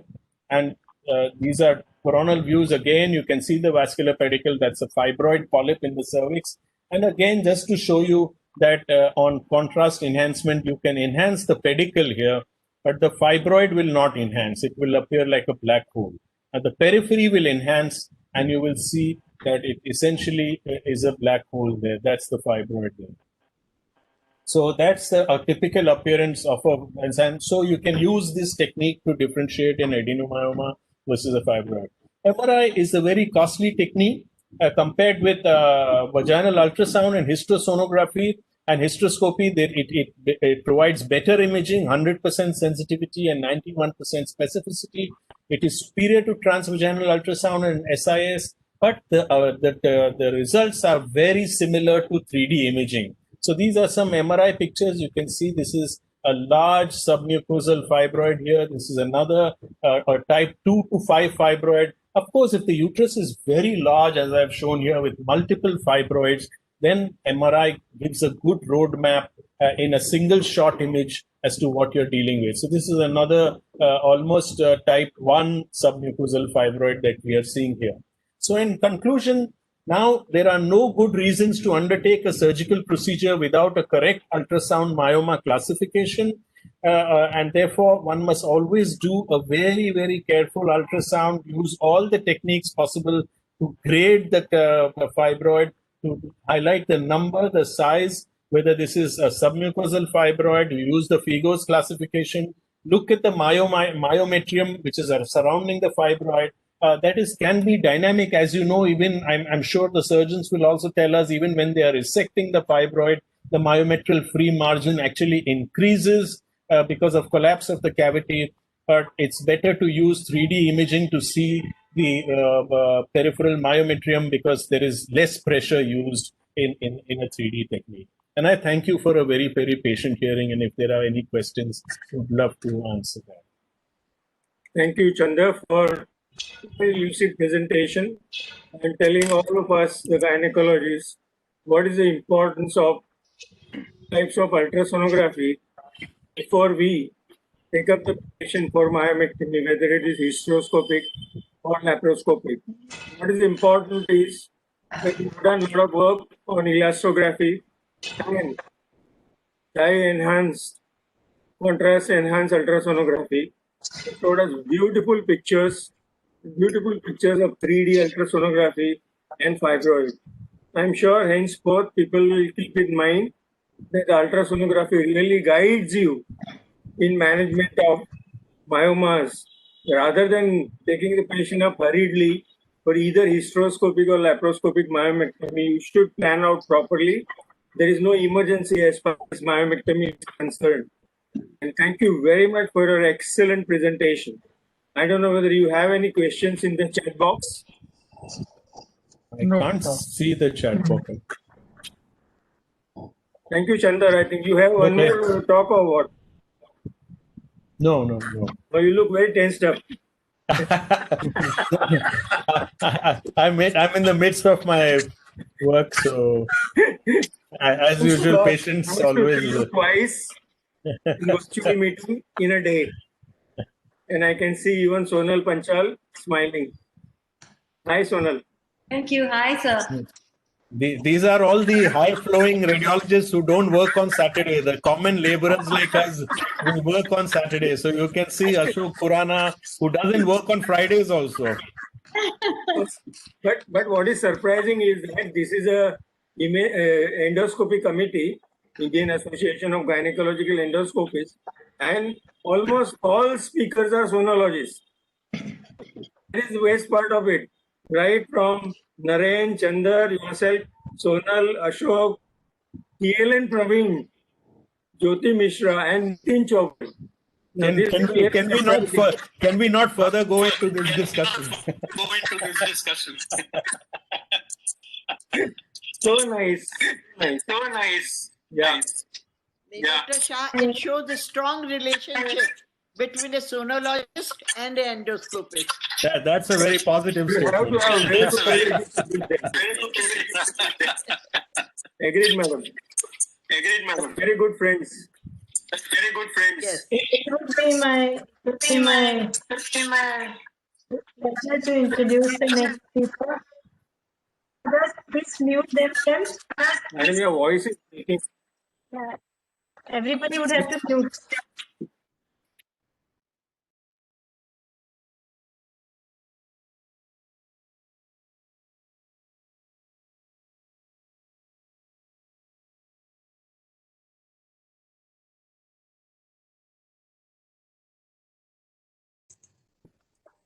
I cannot hear you.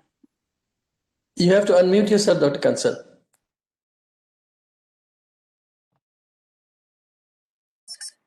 Hi, Ashok. I'm sorry. He muted everybody. So we depend so much upon you all for the images that you give us, because that's how we will counsel the patient, prognosticate about the disease, and we can plan our surgeries. So Dr. Sonal, we I'll just give you got a very impressive CV. You are from Nagoris Institute as a consultant, and you've been professor at Dubrovnik International University, faculty at Ian Donald School of Ultrasound Master Courses at Dubai, National Academic Director, Ian Donald School, India, pioneering research work in infertility and PCO-related ultrasounds. So that's good. It's a little difficult field. And you presented and published papers in national and international conferences. You are a peer reviewer for journals and contributed and authored several books. So over to you for, let's take precious pearls from you today, our home. Thank Please you very start. much, Dr. Kansal, for those very, very kind words. And thank you very much to Dr. Malhotra and Dr. Krishna Kumar and the entire IAGE team. And to start with, I hope you can all see the presentation. I have shared my screen. Yes, we can see. Please go ahead. So to start with, I would just want to tell you that Dr. Malhotra in his introductory lecture has already made my task easy. He had talked a bit about the Mullerian abnormalities. And that's the same thing that I have to talk about, but let me make certain points more clear and easier to differentiate between the different duplication abnormalities. The diagnosis of Mullerian abnormalities is important because it is associated with a high risk of infertility, endometriosis, and miscarriages. An estimated 15% of the women who experience recurrent miscarriages are reported to have Mullerian duct abnormalities.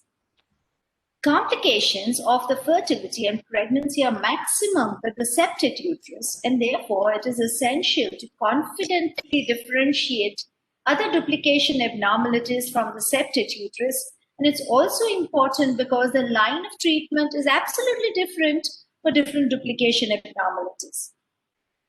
You've already seen this picture, and this is the AFS classification, which has been used since 2003 for differential diagnosis of different Mullerian abnormalities. And according to that, as we know, the uterus, shape of the uterus or the abnormalities of the shape of the uterus can be divided into different classes: hypoplasia agenesis, unicornate uterus, didelphys uterus, bicornate uterus, septate, arcuate, and a des-exposed or a T-shaped uterus. This has been used for years and years, and we are all used to, therefore, classifying the uterus according to this system. But it was in 2013 that a new classification came in, which is called the IAGE classification. Again, you have seen this picture also in Dr. Malhotra's presentation. And according to this, there is a little difference in the classification, and there are 7 classes. UO is a normal uterus, U1 is a dysmorphic uterus, the T-shaped uterus is a subclass of that, and then you have a second subclass, which is uterus infantilis, which we used to earlier call hypoplasia. The third one is U2, which is a septate uterus. It's not much of a difference there. The fourth one is U3, which is a bicorporeal uterus. So it's not a bicornuate anymore. It's a bicorporeal uterus. Fifth class is U4, and that is a hemi-uterus or a unicornate uterus. U5 is aplastic, which we used to call agenesis of the uterus. And the last class, U6, where you cannot classify the uterus in any of those classes which are identified here, is an unclassified group. Very interestingly, it is according to this classification that the U classes only tell us about the shape of the uterus, and the cervical shape and the vaginal shape are separately mentioned. This makes it much easier to exactly understand the anatomy of the complete genital tract, the uterus, the cervix, and the ovaries. This CO is normal cervix, C1 is septate cervix, C2 is a double normal cervix, C3 is a unilateral cervical aplasia, and C4 is cervical aplasia. Similarly, for the there are different classes. The diagnosis of congenital anomalies is based on the contour of the fundus and the endometrium on the coronal plane, and the different modalities that are used to diagnose these abnormalities are, of course, HSGs, which is, there's someone who is not unmuted. Please unmute it. It's too disturbing. It is HSGs, hysterolaparoscopy, B-mode ultrasound, saline infusion, sonohystero, and 3D ultrasound, and of course, it is also MRI. Let us evaluate one after the other. Of course, HSG has been there for years and years together, and it's widely used to not only evaluate the endometrial cavity or the Mullerian, look for the Mullerian abnormalities, it's also used to evaluate the tubes, the tubal patency.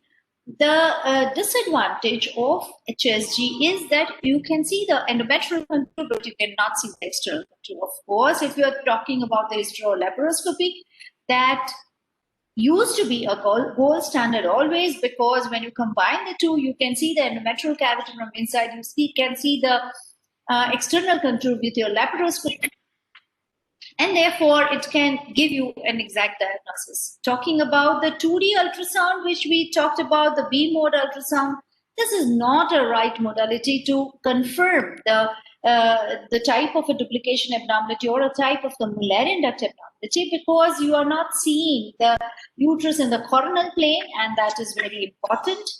If you saw all the classification figures, all the shapes of, the shapes of uterus in both the systems is shown in the coronal plane, and therefore B-mode ultrasound cannot be considered a modality of choice. Saline infusion also, if you wanted to, you have to combine it with the 3D. And 3D ultrasound alone or saline infusion with 3D gives almost the same information. So usually saline infusion is not used for the diagnosis of Mullerian abnormalities, except a few which we are going to discuss in detail. So as I told you, it's the coronal plane which is essential. It is the contour of the endometrium and of course the contour of the fundus which are essential. And all these things can be seen on a 3D ultrasound, and therefore, as you've seen this slide already, it is 3D ultrasound, which is considered a virtual hysteroscopy, and it has a very high sensitivity and specificity for the diagnosis of all the duplication abnormalities. I would like to point out here, it was 98%, and that was in the infancy of the technology, when the 3D ultrasound was very, very new.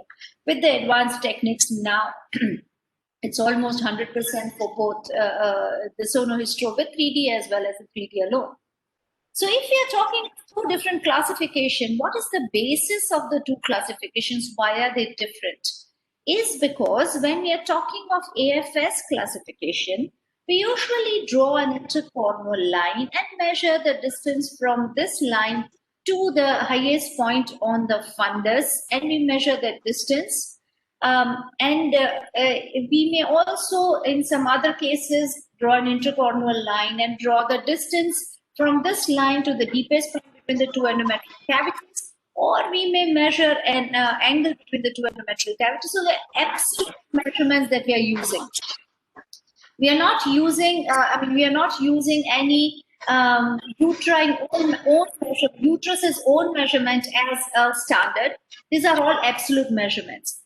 And it is because of that when the uteruses are very small or very large, we may make a mistake in diagnosis. It is therefore that this new system was developed, which is called an Escher-SJ classification. And according to this classification, when you use this classification, you draw an intercorneal line and you measure the distance from this line to the highest point on the fundus. And this thickness is called a myometrial thickness. Now, when we use this system, all the measurements that we do to differentiate between the different duplication abnormalities or different abnormalities of the Mullerian duct, we will consider the myometrial wall thickness as a standard. So every uterus has a different myometrial wall thickness, and therefore every uterus has a different standard. If the uterus is small, this distance is small. If the uterus is large, this distance is large, and therefore it is thought to be a more practical method. If that is the basis, let us see what is a normal uterus for both. Of course, for both these methods, when the outer fundus is either convex or flat, and the endometrial contour is also either flat or convex, it is a normal uterus, and there is no difference. But when the endometrial contour is slightly concave, that is when, according to the Escher-SJ, you would measure the myometrial wall thickness, and then you would measure the distance between the intercorneal line and the deepest point on the endometrial cavity. And if this distance is less than half this distance, it is 0.5, if I call this x, it is less than 0.5x, then this shallow, deep on the endometrial cavity is considered still normal. It's a normal uterus, wherein if we are considering such a shape according to AFS, we used to call this an arcuate uterus, and we used to whenever this dip was a little more deeper, there used to be a huge confusion between a subseptate uterus and an arcuate uterus. The points that we used for the differentiation between the two is, of course, the distance from the intercorneal line to the deepest point between the two endometrial parts, the two endometrial cavities, or the deepest point on the concavity of the endometrial contour. And if this distance was more than 10 millimeters, it was considered a subseptate. Less than 10 millimeters was considered an arcuate. And if this distance was just borderline 10 millimeters, we used to take an angle between the two, and for the subseptate, if it's an acute angle, it's a subseptate. If it's an obtuse angle, it is an arcuate. Of course, you cannot be very, very precise. 89 is subseptate and 91 is arcuate. So if it's less than 75, it is, I'm sorry about this mistake. If it's less than 75, it is subseptate. If it's more than 105, it is arcuate. But if it's in between the two, you have to depend on the distance. So That is how we used to differentiate between the between the septate and the arcuate. Of course, it's not that you would only suspect the duplication abnormality when you do a 3D. You do suspect it on your 3D, on your 2D ultrasound when you see a dip on the fundus, a dip on the endometrium, and sometimes you may also see a dip on the fundus. If there is just a dip on the endometrium, you suspect a septate. If there's a dip on the fundus also, you suspect a bicornuate uterus. But the definitive diagnosis is always by a 3D ultrasound. So coming to the next group according to SRASG, and if we call, and if that is a septum, we know that we have been taught even in the AFS classification that for the septum, the outer contour is always flat or convex. And if at all there is a deep on the contour, it is a very, very shallow deep. And this occurs only when the septum is very thick and it's pulling the fundus inside. The same is true also for the SRASG classification. The fundus is flat or convex, and there's a dip on the endometrial cavity. And if this dip is more than 50% of this, so you draw an intercornual line, measure the myometrial thickness, and then measure the distance between this line and the deepest point on the endometrial cavity, and fundus of the endometrial cavity. And if this distance is more than 0.5x, then this is a septate uterus. And if this dip continues, if it is as deep as up to the internal os, it's a complete septum. Anything short of that is an incomplete septum. If there is a dip on the fundus, the depth of the dip, if it is less than 0.5x, then it is still a septate uterus. So if, for example, the fundal contour is like this, I will draw a line touching the highest points on the fundus, and from that I will measure the distance to the deepest point on the fundus. If that is less than 0.5x, it is still a septate uterus. If it is deeper than that, then it is a bicornuate uterus. It is for the septate uterus that we are all thinking about a surgery, and it is 3D ultrasound, which is a great help as a surgical guide, not only offline. When you have already done the 3D and given the images, you can still take the measurements, how deep is the septum, how thick is the myometrial wall, how thick is the fundal wall, and decide the surgical extent. And it is it has a high sensitivity and specificity for the diagnosis of the septate uterus. When you see such a picture on your HSGs, you are confused whether it's a bicornuate or it's a septate uterus because the angle between the two cavities is almost right angle. When we used the AFS classification, that is when we used to differentiate between the two by the deep on the endometrial cavity, by drawing an intercornual line and measuring the distance between this line to the deepest point on the fundus. And if this was less than 5 millimeters, it was bicornuate. More than 5 millimeters, it was septate. Angle between the two cavity, obtuse, more than 105, it is a bicornuate. Less than 75, it is a septate. More commonly, the medial margins of the endometrial cavity in a bicornuate are convex. I said more commonly, not always. And for the septate, they are flat. And if you are a good observer, you'll see this very subtle gray line here, and that is the line of myometrial infolding, and that's present only in the bicornuate, not in the septate uterus. There were quite clear points, but there was no guideline as to how deep the notch here should be, and how to differentiate a septate uterus, which is a shallow notch, from the notch of the bicornuate uterus.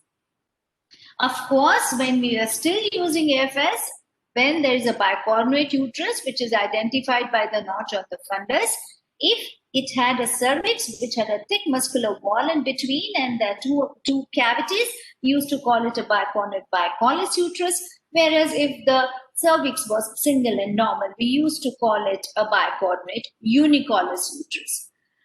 But then there was a third category, which was a didelphys uterus. And it was in didelphys uterus that apart from two separate cornu, there also used to be a definite two separate cervices, two separate cervical complexes.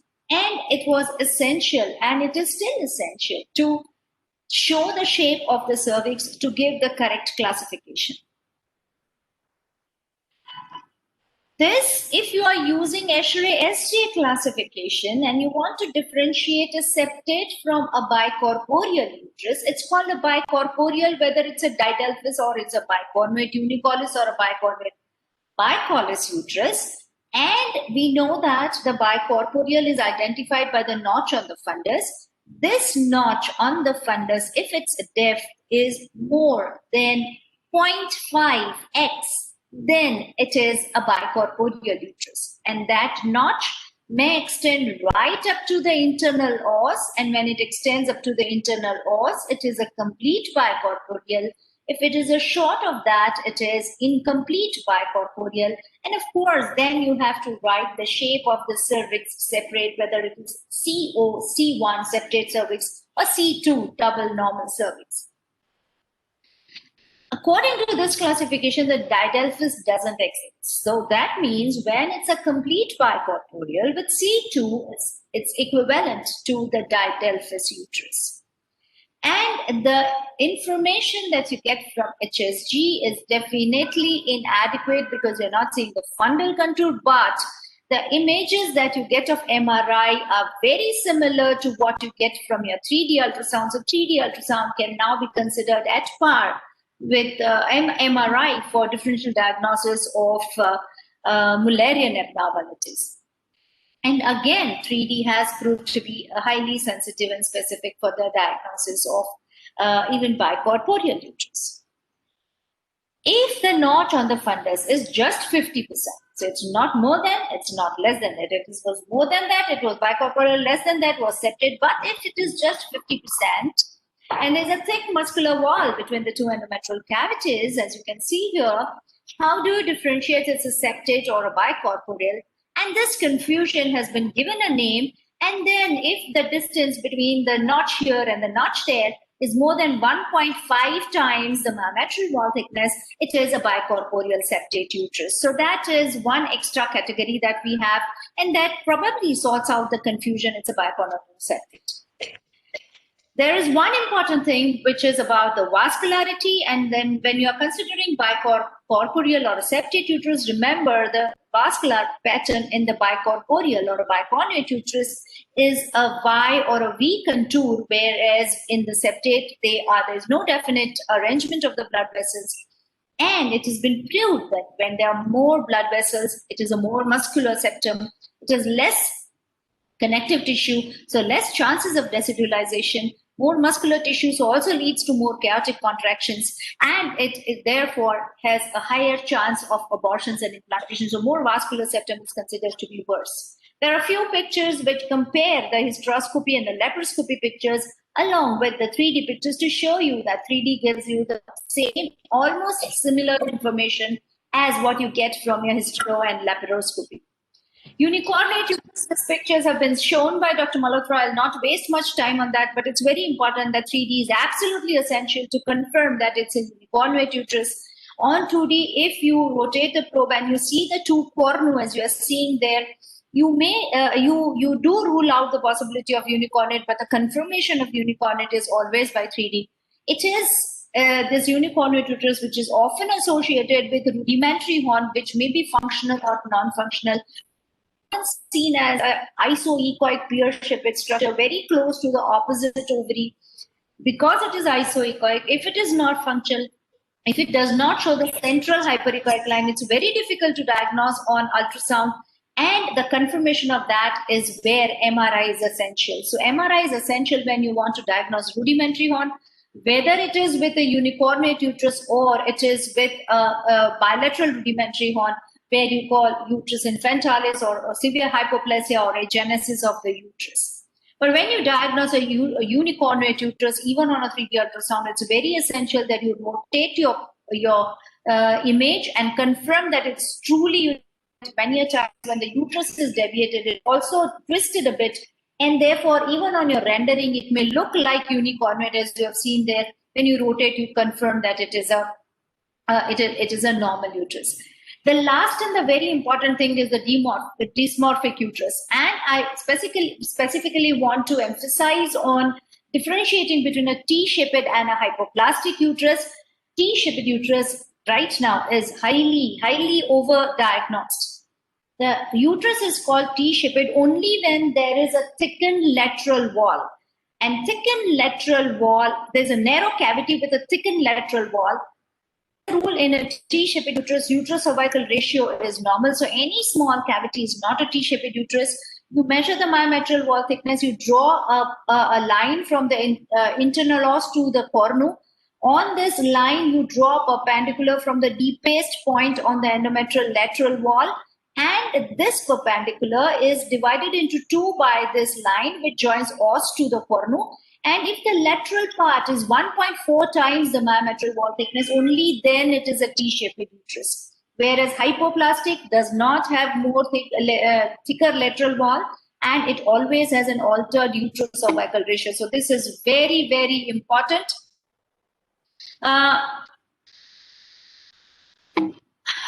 cannot move further. I cannot move, yeah. And 3D is a very important technology for the same. So I have already told you about the hypoplastic, the agenesis of the uterus, and I'll not spend extra time on that. I know I'm overshooting. 3D is a very important technology, and even when you're doing a scan on day 2 and you want to find out the uterine shape, you should, instead of render, go for what is called an OmniView technology, and you will get an excellent contrast and exact shape of the endometrial cavity, though 3D is considered to be a very reliable technique. Some people have also claimed it can replace endoscopy. MRI is required in certain cases, but MRI also has its limitations, and therefore it should be a combination of the two, which can be used to decide exactly what duplication abnormality you are seeing and whether there's a rudimentary one or not, and what should be the corrective surgery. Moreover, even if you're talking about the two classifications, it is very important that it is too immature at this time to say which classification is better. Whenever there's a confusion, using just one classification, you can add certain diagnostic criteria from the other one, and you can reach to a practical diagnosis. Thank you very much. Great presentation, Dr. Sonal. Wonderfully explained all the details of septum that an endoscopic surgeon would like to know. And I think a good sonologist like you, we will not need MRI when you are doing it. Can others mute themselves, please, except Sonal and me? And I thought you'll be covering the obstructive anomalies also. I think that was left. We have vaginal septum, we have Robert uterus, Ovida syndromes. You're muted. You're muted. Sonal, please unmute. Yes, ma'am, I would have liked to do that, but the time was really short to cover it all. So in these girls, these are usually 13, 14, 15 years girls. Yes. And yes. if you are not able to do TVS, how do you go about diagnosing them? You actually don't need a TVS many a times, ma'am. You can just do a transperineal scan. And in some cases, you can do a transrectal. So if you are looking for uterine abnormalities, you can do a transrectal scan. Even transabdominal scans are quite good. Muted. You're muted again. Even if the females are not obese, even transabdominal is a good route to see the uterine abnormalities. And as I told you, for the cervical and vaginal abnormalities, transperineal route is very comfortable. And this is well accepted by the adolescent girls. Great. Because we use the convex probe. We use the convex probe and we just place it on the perineum. Okay. And these girls are usually thin. I think transabdominal also you get quite a lot of information. Yeah, you get an information about the uterus, but not about the vagina. For the vagina, we need the transperineal. transferring. Great. I must thank Dr. Malhotra to invite me in this master class and to be here along with our stalwarts and friends like Dr. Khurana and Dr. Narendra. And the UP chapter is very close to my heart. This is the place in Agra where I gave my first endoscopic talk. This was, I think, way back somewhere in 1992. Thanks a lot, Dr. Malhotra, to give me the opportunity. Thank you, Chairpersons, Dr. Usha Sharma ma'am, Dr. P.K. Shah, and Dr. Dinesh Kalsam ma'am for chairing this session. Now, moving forward,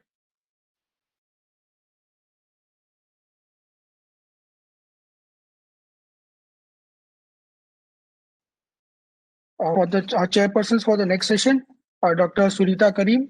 She is IVF specialist and ART specialist and laparoscopic hysteroscopy specialist at Star Hospital, Gorakhpur. And she has served as a secretary of Gorakhpur Obstetric and Gynae Society from 2003 to 2005. And she has organized many IUI workshops at Gorakhpur. The next chairperson is Dr. Tarini Taneja. She is director of Taneja Test Tube Baby Center at Muzaffarnagar in Delhi, and she is a senior gynecologist and IVF specialist there. She is the chairperson-elect of Delhi State ISAR, president-elect UP State OBGYN Society, president-elect ISPAT Delhi chapter, and president Obstetric Gynae Muzaffarnagar 4 times. And she was executive ISAR 2018, founder executive Delhi chapter ISAR. And she is recipient of many awards. And she is also the editor of ISAR Delhi chapter 2016-2018. And Dr. Rakhi Singh, she's a senior gynecologist and director at an IVF specialist at Abalone Clinic, Noida. She is diploma in reproductive medicine and embryology from Germany and diploma in advanced laparoscopy hysteroscopy from Germany. She is also recipient of many awards, and she has been invited as a faculty for more than 300 national and international conferences. She has written chapters in many books, and she is the chairperson of Endocrinology Committee of FOXY 2020-2022, secretary of UP State ISAR 2019 to 2021, and organizing chairperson of many conferences, and president of NOGS 2013 to 2015, and organizing secretary NORZO UVA FOXY 2016. Now, chairperson, I'll ask you to invite the first speaker for the session, Dr. Ashok Khurana, Dr. Surita Karim ma'am.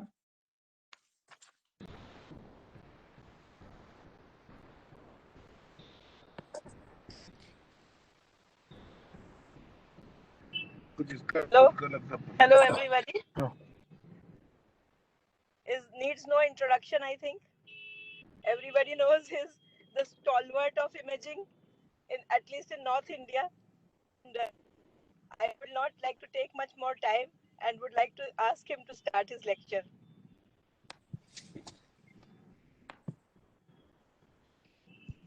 Shrikant, you can display his...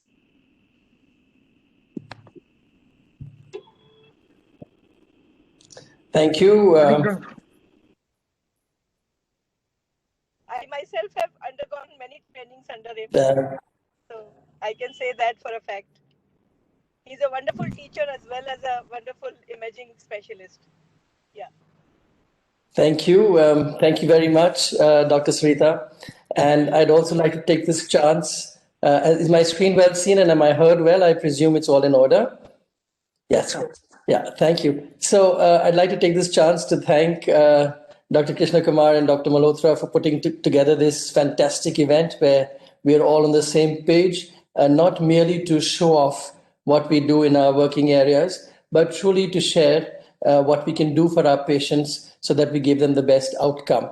And let me take this opportunity to truly thank the UP IAGE chapter and the central team for thinking about this concept, because this is much required.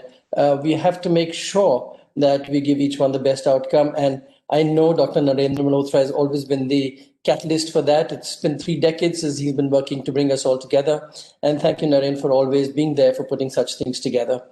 I will be discussing the best imaging modality before surgery for deep infiltrating endometriosis, and we will from there. We know that 1 out of 10 women suffer from endometriosis, and that the job of the treating clinician is to figure out the symptoms the necessity of surgery or medical treatment, the aims of what the patient wants to achieve, whether it's pain relief, bleeding relief, or infertility. They then carry out the desired clinical examination, and then comes the main point. And that is to explain the symptoms, to map out the disease and make sure what in the disease explains the symptoms, and this is done by ultrasound, to counsel the patients accordingly, and then to triage patients for medical or surgical management. Because the patient today wants to know the expectations from treatment, and that is extremely important. They presume that if they go to a doctor, all their problems will be over. It's not necessary that after surgery, all their problems will be over. And so they need to be told about this. They also need to be told about the possibility of treatment failure. And believe me, a good mapping before laparoscopy is truly useful for this. There are composition of surgical teams which has become necessary, because with deep infiltrating endometriosis, it's not just laparoscopy, but the conversion to open surgery. And then the question of whether you're just going to handle a lesion or you're going to remove one of the organs, such as the ovary or the uterus. Also, the involvement of a colorectal surgeon in case you're anticipating bowel surgery, or at least to have somebody on standby. If you have evidence of ureteric obstruction, then you would like to have a urologist on hand. And then, of course, if there's nothing else that can be done because you suspect that the disease is plastering the pelvis, then a possibility of nerve ablations by someone who's specialized in that. Because that is the way surgery moves today, and that's what the patient of today also needs. Also, along with this, we must make sure that these areas are accessible, because with the kind of adhesive disease you get with infiltrative endometriosis, you may not be able to ever approach the organ at surgery, and the patient and the surgeon need to be aware of that. The operating time can be much higher with these lesions, and that is important for scheduling as well as for letting the patient know that don't get anxious if it takes 4.5 hours and the relatives outside should be waiting peacefully. And then the cost might be more, because you might have increasing numbers of experts in the OT, you might have greater operating time, more instruments required, the need for anesthesia, etc. And therefore, the entire plan today has to be made with a guide map, and that guide map is ultrasound. And let's see how that guide map works. First of all, do remember that when we look at deep infiltrating endometriosis, we just don't look at that part alone. We do look at the conventional portion of looking at endometrioma and adenomyoma. You will look also at the ovaries, you will look for peritoneal disease and adhesions, and also deep infiltration of the endometriosis into the bowel, as well as also into non-bowel structures. So you're not going to confine yourself just to a 3D of the uterus to show adenomyosis. That's probably even recognized on a lot of 2D, as you see here, a very speckled uterus with big patches like this, and you know for sure this is endometriosis. It's a bulky uterus with a thick posterior wall. But what you really need to see is how much are the ovaries involved? How much are they stuck? Can I move them? Can I not move them? Will I be able to access this area, which is right behind in the pouch of Douglas, or is everything going to be plastered, and so on? And this is what my talk is going to be all about. Now, the first thing to realize is that whoever is doing an ultrasound scan, whether it be the gynecologist or a trained radiologist, you have to look beyond just the uterus, ovaries, and the tubes. And you have to look at the pouch of Douglas, the rectovaginal septum. You have to realize that the bowel wall needs to be looked at, that the urinary bladder needs to be looked at, and when necessary, you need to look at the inguinal canal and abdominal wall as well. And it's not just that, you need to go up much higher to extra sites from the pelvis. For instance, if there is a patient with symptoms from, say, the anterior abdominal wall, you will use a superficial parts transducer. And if the patient has a breast symptom, for instance, it's not just a primary breast lesion, but it could be endometriosis of the breast as well. So that is how you have to keep your mind open and answer the important clinical question, which means that this patient has some unusual symptoms. She has neural symptoms, she has bladder symptoms, she may have ureteric or rectal involvement causing catamenial diarrhea, hematochezia, lower urinary tract symptoms, cyclical hematuria, post-surgery chronic pain after hysterectomy and bilateral salpingo-oophorectomy, and so on, and go beyond the conventional dyspareunia, heavy flow with clots, etc., etc. So what we really have to do is to realize that the anatomical evaluation then will go to looking at the anterior cul-de-sac, the posterior cul-de-sac, the pelvic side walls, the GI tract, and the urinary tract, and we will discuss this as we go along. Laparoscopy has been regarded as the gold standard, But do remember that some of the lesions, particularly those of the lower part of the rectum and fornical endometriosis, will never be accessible to a laparoscope simply because they're extraperitoneal structures.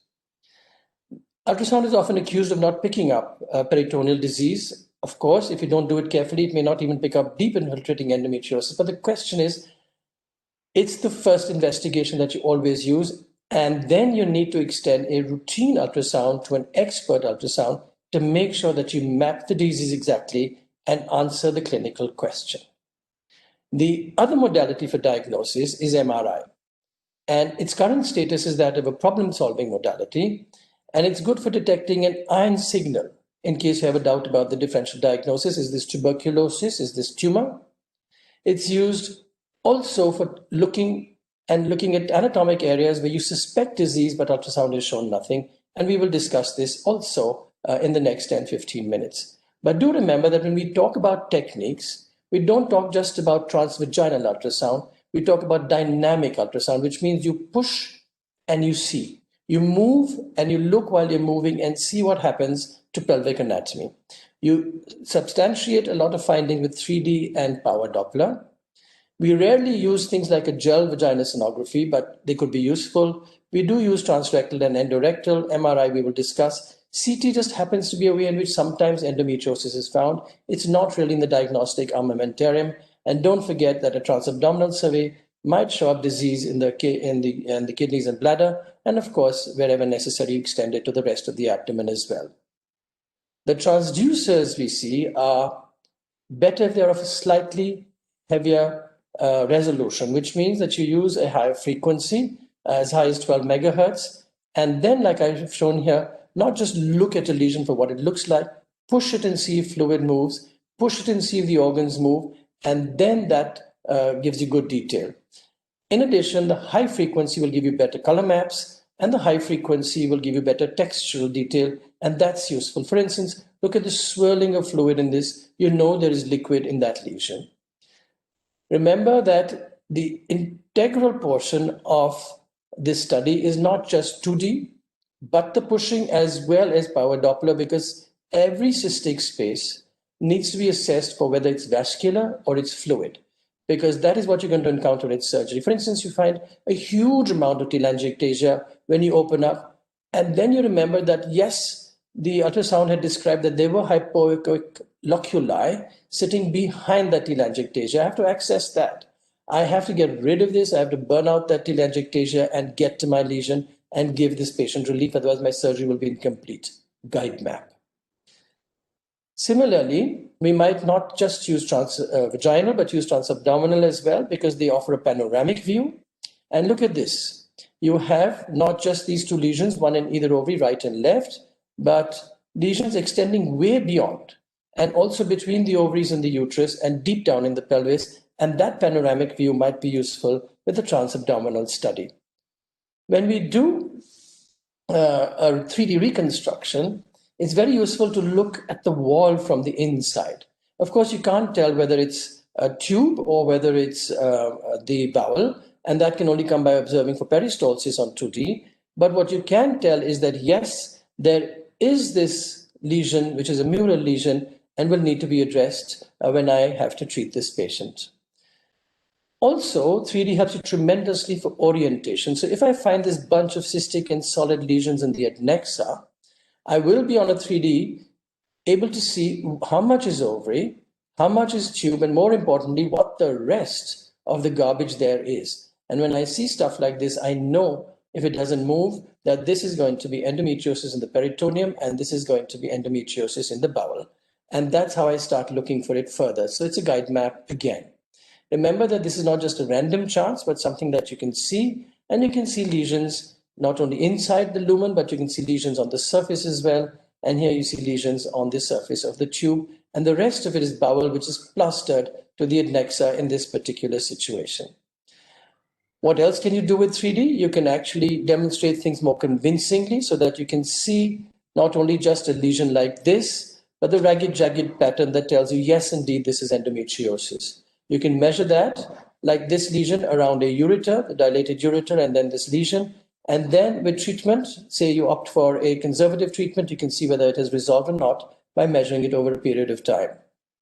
Remember that you have to use logic and stepwise. So when I suspect something on a transabdominal scan, I will do a transvaginal, look at that segmented bowel, assess the lesion. If it's echogenic, it could be endometriosis because that's what my patient's diagnosis suggests, the clinical diagnosis. But it could be tuberculosis and tumor as well. If it has only peripheral flow, then I'm happy that I'm looking at tuberculosis, that I'm looking at endometriosis. If I have no flow, then I'm looking at tuberculosis. And if I'm seeing excessive flow, then I'm probably looking at a mass lesion. And this is how easy it becomes to then identify the pathology. When I do a 3D reconstruction of the same area, I can actually outline that whole segment of bowel and get a much better spatial orientation. And that is the sort of stuff I am truly looking for. And that is how we look for things like this. Remember the transrectal scans, of course, used in patients who've never been sexually active or have had a vaginal stenosis or atresia. And of course, we use them, as you heard in the previous discussion, in the younger group as well, especially in adolescent gynecology.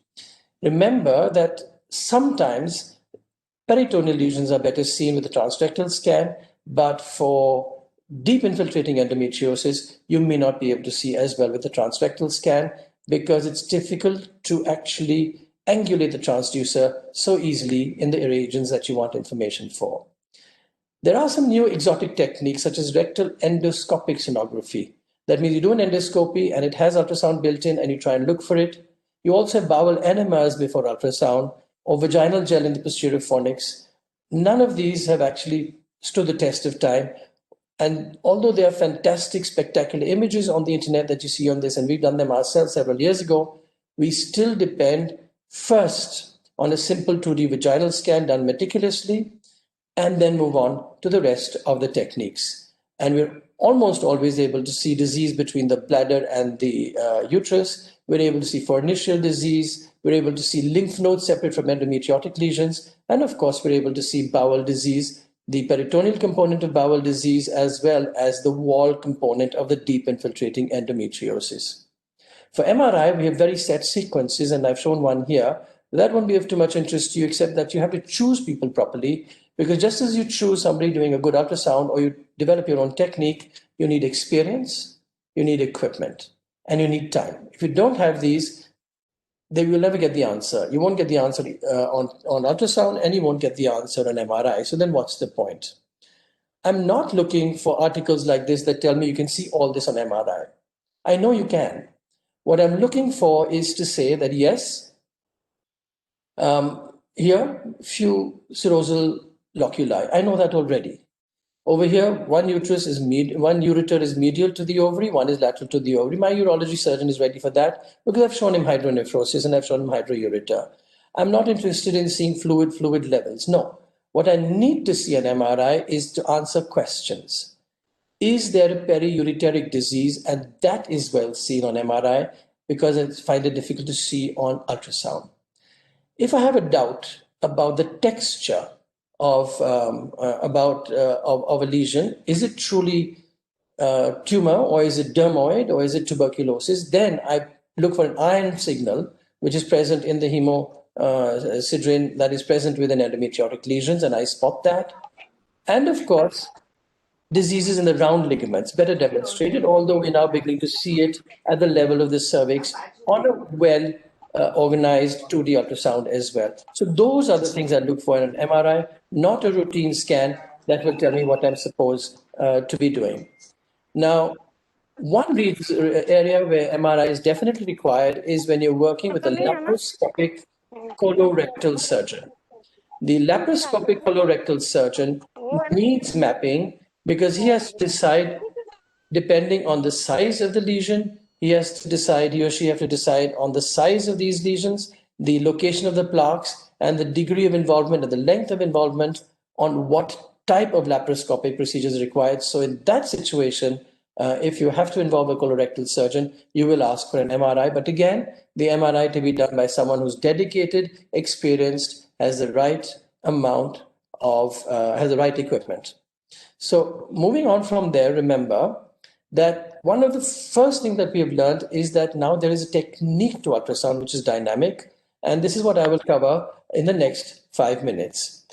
It's called dynamic ultrasonography, and the first step is the routine evaluation of the uterus and adnexa and the usual signs of adenomyosis as well as ovarian disease. You then move on to look for certain soft markers like immobility, like fluid collections, and then you try and see what moves. And this is what I showed you earlier. There is this ovary which is prolapsed. There is this uterus here. There is telangiectasia, fluid loculi, and the rectum.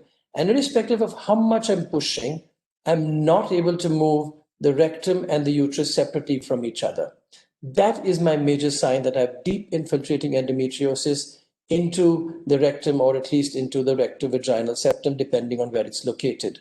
And I do that as a bimanual examination. If it's an anteverted uterus, I end up pressing on the uterus fundus, on the uterine fundus. And if it's a retroverted uterus, on whichever is the anteriormost part of the anteriormost part of the uterus body, and then push it and then see, oppose them together and see how much they move independently. And that's one of the major steps. And you do this pushing and pulling and look for sliding as an indicator of disease.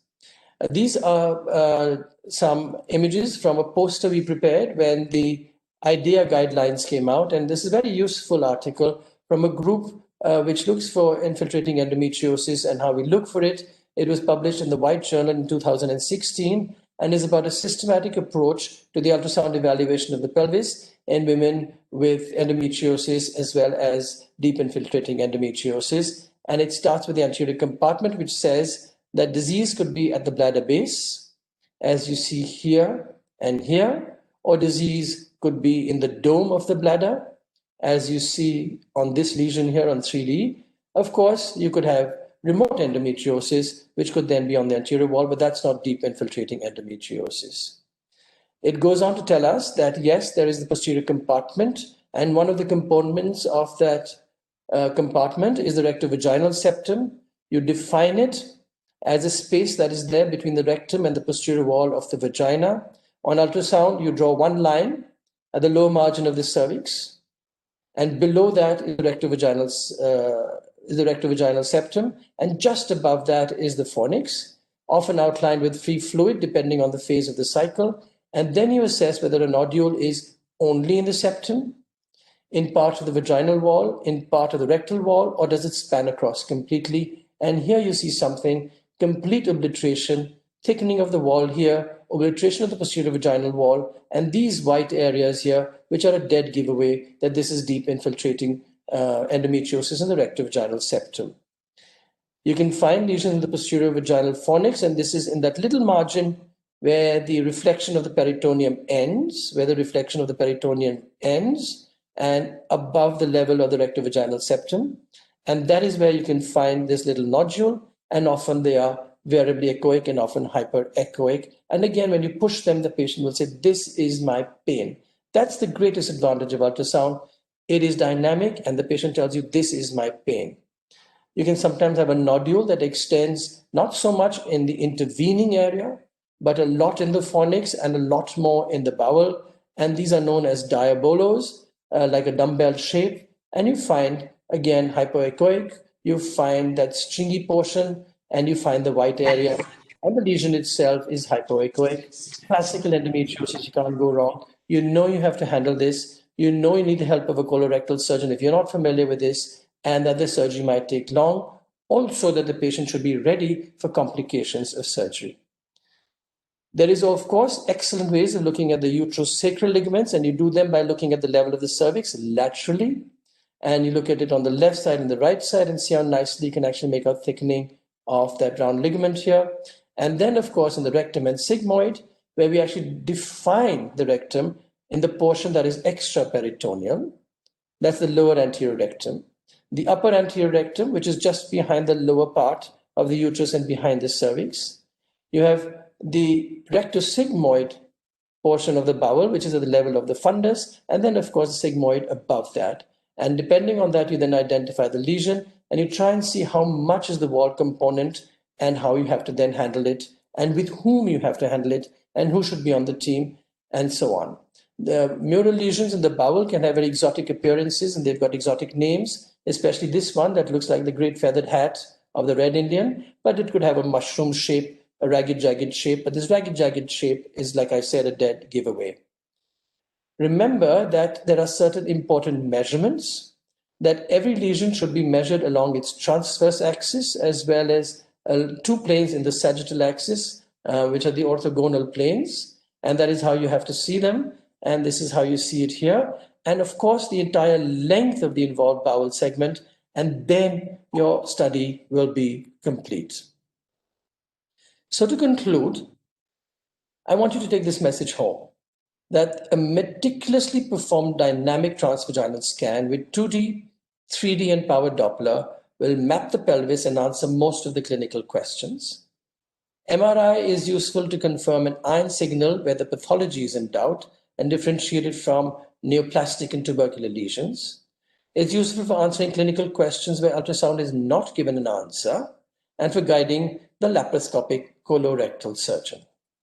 It helps us to decide between expectant, medical, and surgical treatment. It helps us to counsel our patients for treatment failures. And sorry, I think someone interfered there. Can you still see my screen? Yes, sir. Yes, sir. You can. All right. Do you see a reduced screen or a enlarged? Yes, sir. Reduced screen, sir. Okay. So I will go right back. I think someone has taken over my screen. Would whoever's taken over my screen please go away from that? You can just put it in presentation mode, sir. Back in presentation mode. Well, never mind. I will conclude just by showing my face here, and that was to let you know that we will counsel our patients about the fact that surgery might be longer, and I might need more instruments, I might need more persons on my team, and I might fail, and that's important for counseling today. And then, of course, help in working out costs with the hospital administration. Thank you very much for your attention.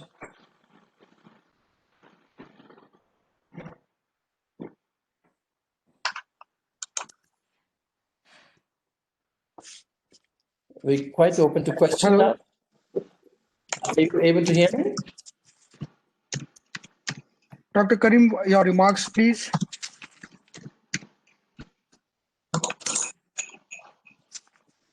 Madam, you can just unmute, madam. Sunita, madam. So, Dr. Sunita, madam. Hello? Yeah, am I audible? Yes, madam. You are audible. Okay. Hello.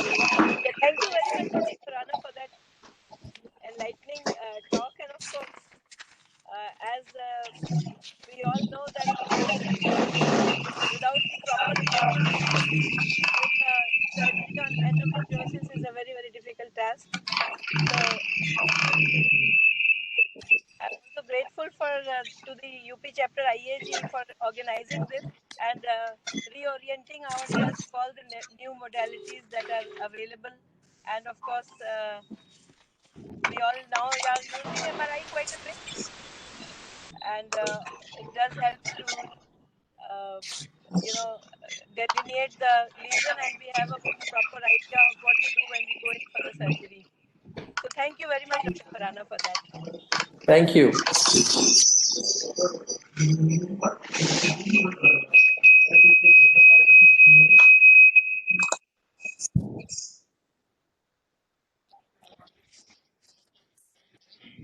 Of Radiology and Director and of Abhishek Institute of Imagology. He has been recipient of several awards like Certificate of Excellence for First Coronary Angioplasty in the country, Appreciation Award from Foxy, Dr. Ashok Mukherjee Gold Medal for Original Innovative Interventions Procedures, Indra Priyadarshini Award in year 2014, and Lifetime Achievement Award in 2018 by TSIRIA.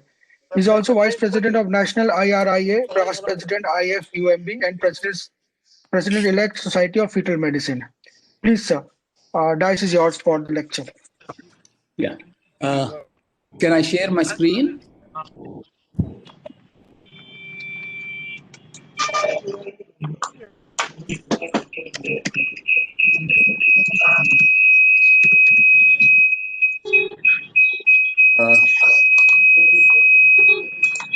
Yes, sir, you can do, sir. Yeah. No, it's still not appearing. Durga ji. My Dr. Parveen, you are not visible to us. Yeah. no. We No, can get your audio. Yeah. Now we can see you. Yes. Now we can yes. see you. Then I think my screen share is. I think I have to be made the. Ranjana दीदी है यहाँ पर? आज रंजना दीदी कहाँ है?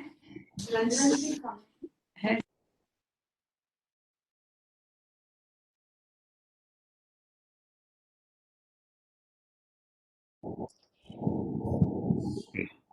So now I am made, I think, co-host. I think I should see my screen.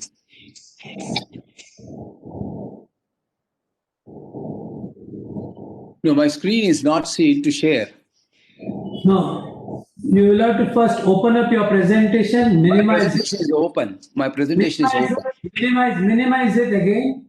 It is minimized. Yeah, then you go to share screen. This is the one. This is the minimized one. I have gone to the share screen. Here, you press the share.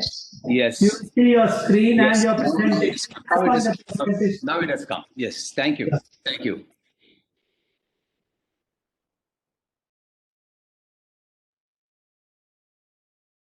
Okay. Good evening, everybody. And I would like to thank Dr. Naren Malhotra and Subramanian Krishnamurthy for giving me this opportunity. Yes. Yeah. Okay. So with this, I think I will start off putting across my presentation regarding preoperative scoring of adnexal masses. The most important thing that we need to understand is that ultrasound plays an important role, basically in order to categorize adnexal masses as benign as well as the malignant lesions. As we all know, ovarian tumors are the most lethal gynecological malignancies, and the prognostication actually depends on early detection. So if the lesion is detected early, and the prognosis will be favorable, particularly in stage 1 and stage 2, where the 5-year survival rates are as high as 90%. Whereas if it is delayed, then the 5-year survival rates goes down to almost less than 30%. And unfortunately, most of our patients, almost 70% of our patients, report for management of ovarian malignancies very late in the disease process. Basically, after there is a spread in the regional as well as the distant spread. This delayed diagnosis is basically because of lack of warning signs and symptoms. That is the reason why we need to use various techniques which can help us in optimizing the scoring of these adnexal lesions in order to categorize them as benign as well as malignant lesions. Now, the aim of this preoperative screening is to actually differentiate benign versus malignant adnexal masses. And why preoperative scoring? The reason is that we need to first and foremost differentiate between benign as well as the malignant, particularly in the reproductive age group, where the aim is to preserve fertility. In the postmenopausal woman, it is basically the early diagnosis of malignancy, because once you can diagnose it early, the management becomes appropriate. At the same time, the prognosis becomes better. Whereas in children as well as the adolescents, this is to ensure oncological safety as well as preserving fertility. Now, another important fallout of this differentiation between benign and malignant is to choose the place and expertise in managing these lesions. If it is a benign lesion, we can always ask the general gynecologist to handle in a general hospital. Whereas if it is a malignant lesion, it's always better to refer the patient to an oncology unit where there is a gynecological oncologist who is going to take care of it. So basic criteria is to categorize these lesions as benign as well as malignant, so that based on that, all these parameters can be fulfilled. Now, there are various scoring models, umpteen number of scoring models, but then the ones which quite often used in the clinical practice are the RMI, that is the risk of malignancy index, as well as the ROMA, that is the risk of ovarian malignancy algorithm, or we have what is called as the pelvic mass scoring, and in particularly in the pediatric age groups, where we predictive score of malignancy in children and adolescents is also there. And the most common and most validated method of categorizing the adnexal lesions into benign and malignant is what is called as the IOTA. IOTA, that is the International Ovarian Tumor Analysis, which helps us to categorize adnexal lesions as benign as well as the malignant lesions. Now, these are all the various predictive models that are available. But then the most important things which we would like to see is that the IOTA classification, particularly using what is called as the logistic regression 1. Not only that, we also use what is called as the simple rules published by IOTA, wherein we can use either the M features or the B features in order to categorize malignant as well as the benign lesions. Now, let us go through each one of them and then try to evaluate which is the best for us in our day-to-day practice. If you take the risk of malignancy index, that is the RMI, which has been published or proposed by Jacob et al. In 1990, the factors that are taken into consideration are the CA125, ultrasound features of the lesion, and the menopausal status of the woman. So these are the three factors that are considered. And when you multiply the menopausal status of the woman with the ultrasound features and the serum CA125, you get to identify or classify or categorize these lesions into benign as well as malignant. Now, when we talk about the ultrasound score, we can categorize them or grade them as U0 when the mass is a simple mass. When there is a semi-complex mass, you call it as U2. And whenever there is a complex mass, you grade it as 3. That is, you give score of 3. In post-menopausal status, if it is a premenopausal woman, you score 1. If it is a post-menopausal woman, you score 3. And then the serum CA125 is absolute value of serum CA125 level is entered directly into the formula. So based on that, you can calculate the RMI. Now, the most important thing that we need to understand is the risk of malignancy index should be is an effective method, and the cutoff is about 265. So this is one thing which we have to keep in mind as far as categorizing malignant and benign lesions based on RMI. Now, the risk, the ROMA category classification or categorization is known as the biomarker-based scoring algorithm. It is used as a combination of human epididymis protein 4, that is HE4, as well as the CA125 values, and then the menopausal status. These are the three factors which are taken into consideration, and this is assessed. This is to assess the risk of particularly the epithelial ovarian cancers, EOC. That is one of the most important things that we need to do, and it is based on human epididymis protein 4, where the values are equal or less than 140 picomoles per liter, and CA125, which is less than 46 units per milliliters. Now, if you take the ROMA score in a premenopausal woman, if it is less than 1.14, it is considered to be a low risk, or you can consider it as a benign lesion. Whereas in a postmenopausal woman, if in case the values are less than 2.99, it indicates that it is a low risk for malignancy. So based on this, almost 75, it has a 75% specificity and 84% sensitivity in identifying stage 1 to 4 epithelial ovarian masses or epithelial ovarian cancers. So these are the things that we can evaluate based on this biomarker-based scoring algorithm.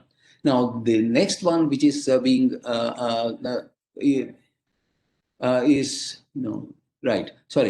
next one is what is called as the pelvis mass score, that is PMS, which has been proposed by Rose et al. In this, the scoring model takes into consideration the sono-mammographic features, that is the sono-morphological index, and that is what is called as the Sesson score.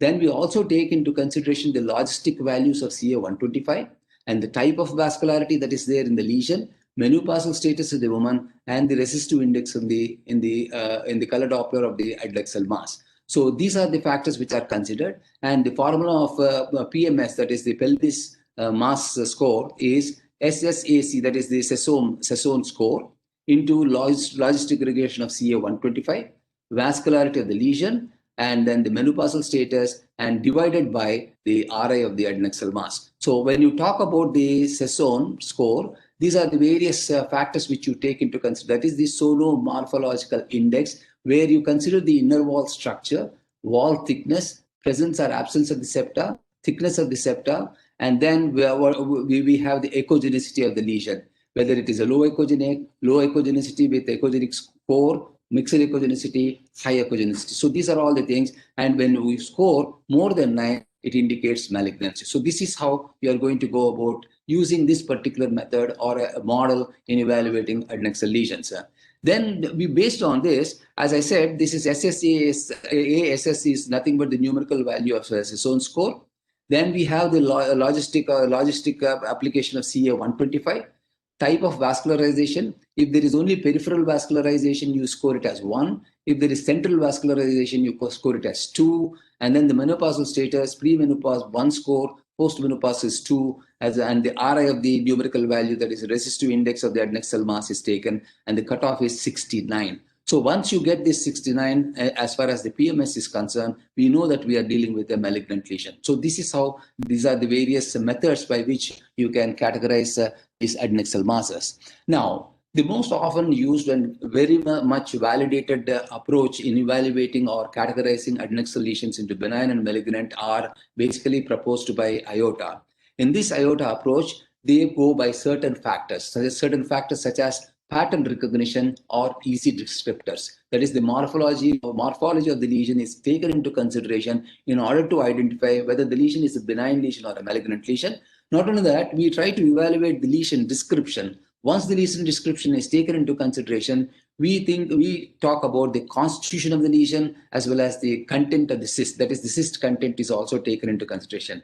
Later on, we take the inner wall and the outer wall walls of the lesion. That is, the walls of the lesion, that is, the inner and the outer walls are considered. Whether there are any papillary projections. If there are papillary projections, what are the number of papillary projections? What is the length of the papillary projections that are taken into consideration? Then you put the color on and use the color score in order to identify the lesion vascularity. And as I said, there are certain simple rules which can be categorized as B features or M features. Based on that, also you can categorize the adnexal lesions into benign as well as malignant. And to improve your ability to identify these lesions, you can also use what are called as the mathematical lesions, which are nothing but the LR, that is logistic regression 1, logistic regression 2, as well as the adnex models. So this is the approach that the IOTA has proposed. So when you want to take a lesion and try to utilize the pattern recognition. Pattern recognition is nothing but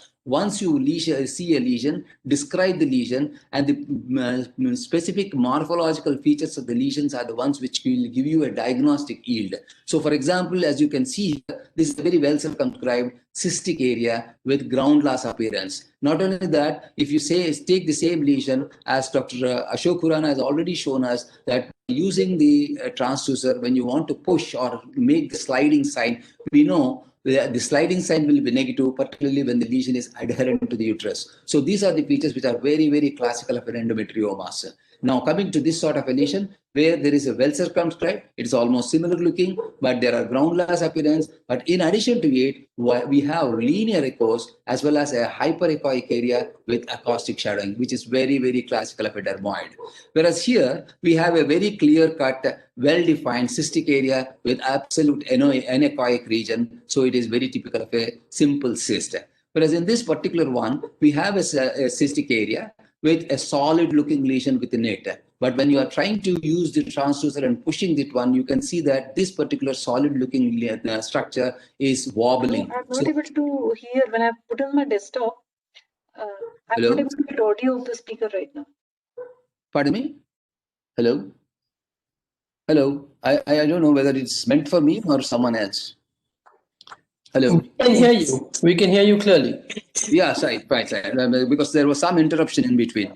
Anyway, so when you push the lesion, you can see that there is wobbling of this area, which is very, very typical of a clot. So this is classical of a hemorrhagic cyst. Now, when you have a lesion such as this, where you have a solid component with internal vascular structures which are seen intralesional vessels, which is very classical of a solid ovarian mass, which could be a malignancy. So based on this, we can try to identify the nature of the lesion which we are dealing with. That is one aspect of IOTA. The second aspect of IOTA is to describe the lesion. We can describe this particular lesion as a well-circumscribed anechoic lesion, whereas here we can see that this is unilocular lesion, whereas this is a multilocular lesion. Not only that, if you have a unilocular associated with it, you have a solid component, then you call it as a unilocular solid cyst. Whereas if you have a multilocular lesion with a solid component, we call it as a multilocular solid lesion. And sometimes you find lesions which are absolutely lobulated and hypoechoic, which is completely solid looking. So these are the different lesion descriptions that are available. And based on this also, you can categorize them as benign and malignant. For example, if you have a unilocular lesion without any solid component, you know that the incidence of malignancy is hardly 0.6%.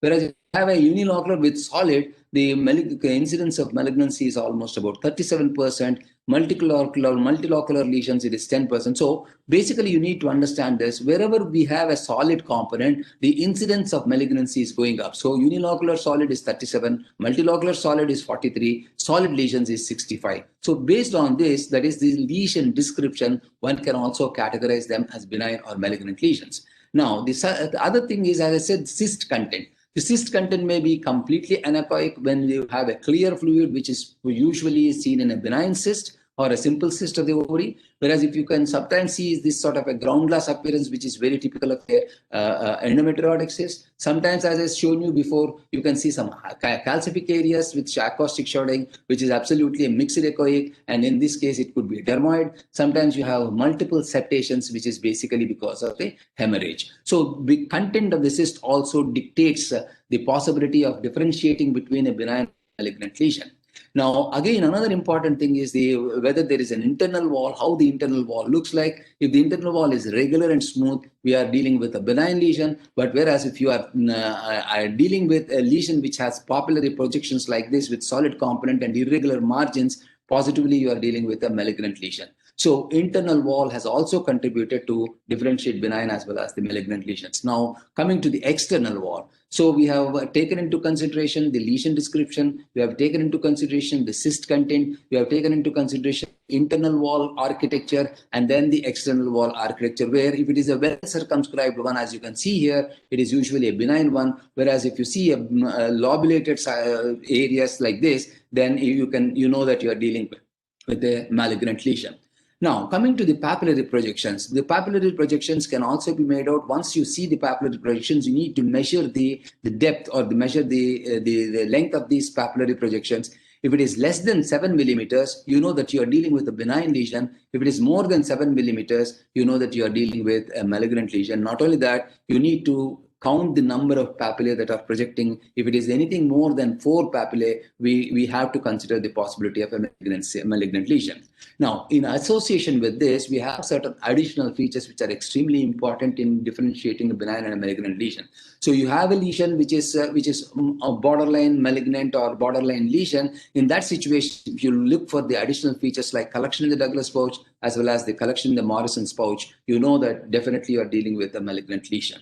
Now, coming to the vascular pattern, because most of these malignant lesions are highly vascular, in making use of that particular criteria, we can categorize them as benign or malignant. When you put the color Doppler on, you can give a score. That is, it's a subjective score, wherein as you put the color Doppler on with the box there, if there is no color, you call it as color score 1. If there is minimal or moderate color, you call it as color score 2. And if you have moderate vascularity, then you know that you are dealing with color score 3. And abundant vascularity, as you can see here, you know that you are dealing with intense vascularity, which is highly suggestive of a vascular tumor, which is in most probability will be a malignant lesion. So these are the color scores, that is no flow 1, minimal flow 2, moderate flow 3, and strong flow 3. Now, coming to these simple rules, which also can help us in differentiating one from the other, there are 5 M features and 5 B features.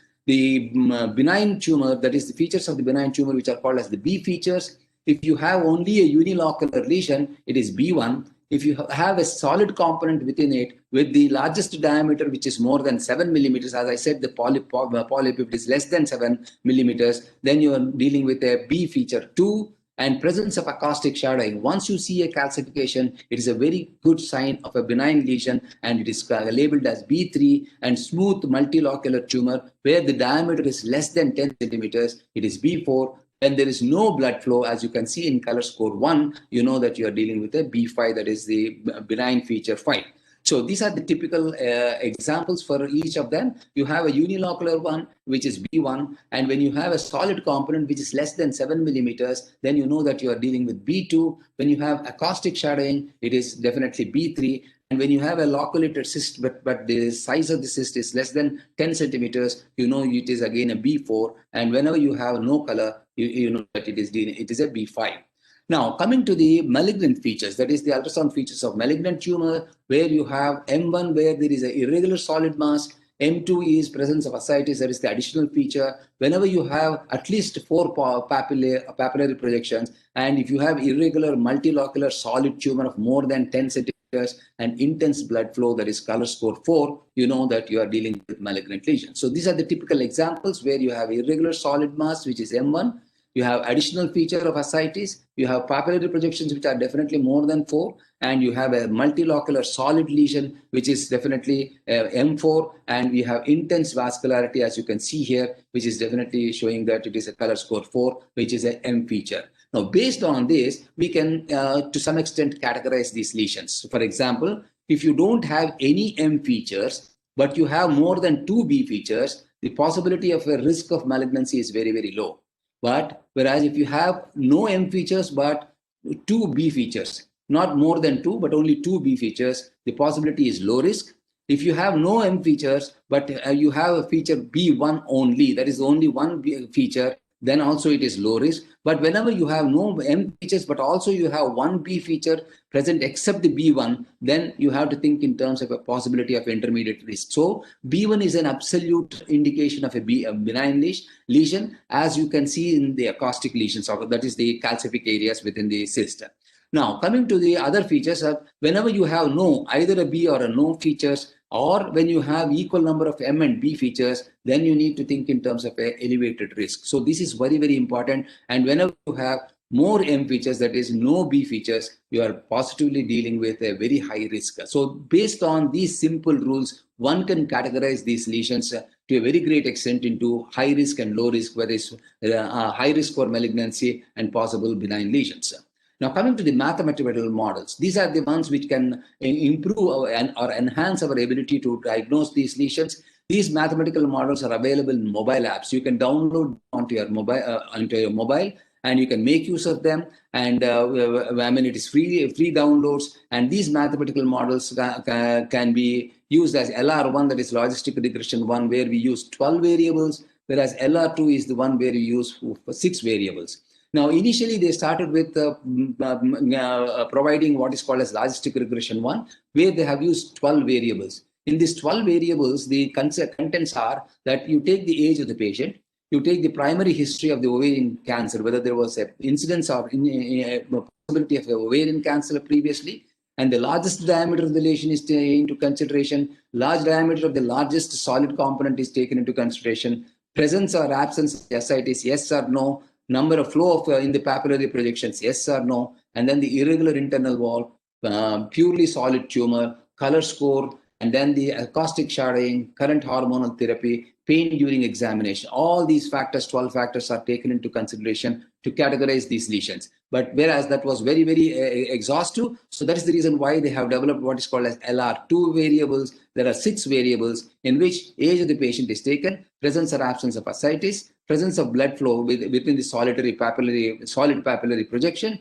maximum diameter of the solid component, internal wall of the irregular internal wall of the cyst, and the presence of acoustic shadowing. So these are the factors which are taken in order to categorize them into benign and malignant lesions. So based on this, there is another model that has been developed, which is not freely available. It has to be purchased. You can download it onto your mobile, but you can go to the ADNEX website where you can see this ADNEX model, which can be used to categorize your lesions. Adnex is nothing but assessment of different neoplasms in the adnexa. So in this one, we can categorize them as benign because quite often we have been considering only benign and malignant. Now we have to improve upon or advance upon in trying to categorize them as borderline lesions, stage 1 cancer, stage 2 to stage 4 cancer, or secondary metastatic deposits we have to identify. So this is classically a benign lesion where you have absolutely anechoic area. We have a borderline lesion where there is a polypoidal projections. Quite often these borderline lesions are the ones which have cystic areas within the papillary projections. And this is stage 1 cancer where there is a solid component with increased vascularity. Stage 2 cancer where you have additional features of fluid. And then we have secondary deposits in the liver which can also be having vascularity. So based on these features, you can categorize them as borderline or stage 1 to stage 2, stage 4 or metastatic lesions.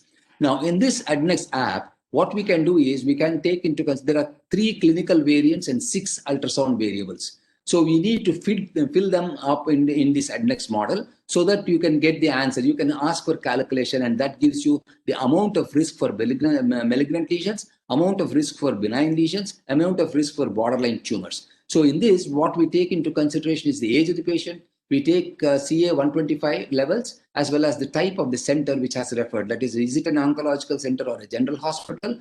And then the 6 ultrasound variables are the maximum diameter of the lesion, proportion of the solid tissue, more than 10 cystic locules, number of papillary projections, acoustic shadowing, and ascites. So once you fill all these criteria into this Adnex model, well, then you get what is called, we can calculate that one. And once you calculate, you can actually get the exact possibility of various types of the benign, borderline, or malignant lesions or metastatic deposit. So this is how you try to do this. And I don't know. Hello? I think I'm we hear you clearly. We hear you clearly. Yeah. And we see your screen. Yeah. You can see my screen, yeah. Yeah. No, but then it's not moving. Stop. Anyway, this is the last but one slide. I think as Ashok had happened, I think there's some problem in the conclusion slide. But basically, we have so many models that are available to score Adnex lesions. And based on these scoring methods, the most useful method or the model that has been extensively used and validated is what is called as the IOTA model, where we can take into consideration various aspects of the lesion, and based on that, you can easily categorize them. And not only that, because of the development of this Adnex app, we can now not only categorize them as benign and malignant, but also we can categorize them as borderline lesions or stage 1 or stage 2 to stage 4 or metastatic. Thank you very much. Thank you very much for patient hearing. Thank you, Dr. Praveen, for an engrossing presentation. Any questions from the audience?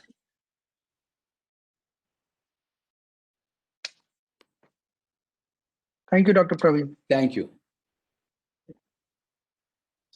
I would like to call Dr. Rakhi Singh to invite our next speaker, Dr. Jyoti Mishra.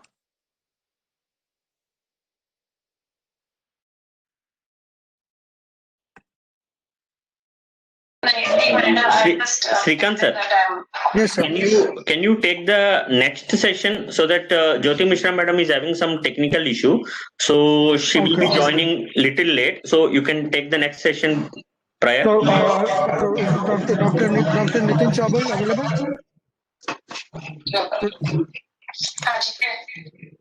Dr. Nitin Chaubal can take his lecture. Yes, madam is available. Nitin Chaubal is available. Through audio I can hear. Through my headphone I can hear. Yes. Okay. You can connect. Jyoti madam is okay. Okay. Yes. Make her a presenter. Jyoti madam को presenter बना. नहीं वो दूसरे का screen है, आपका screen नहीं.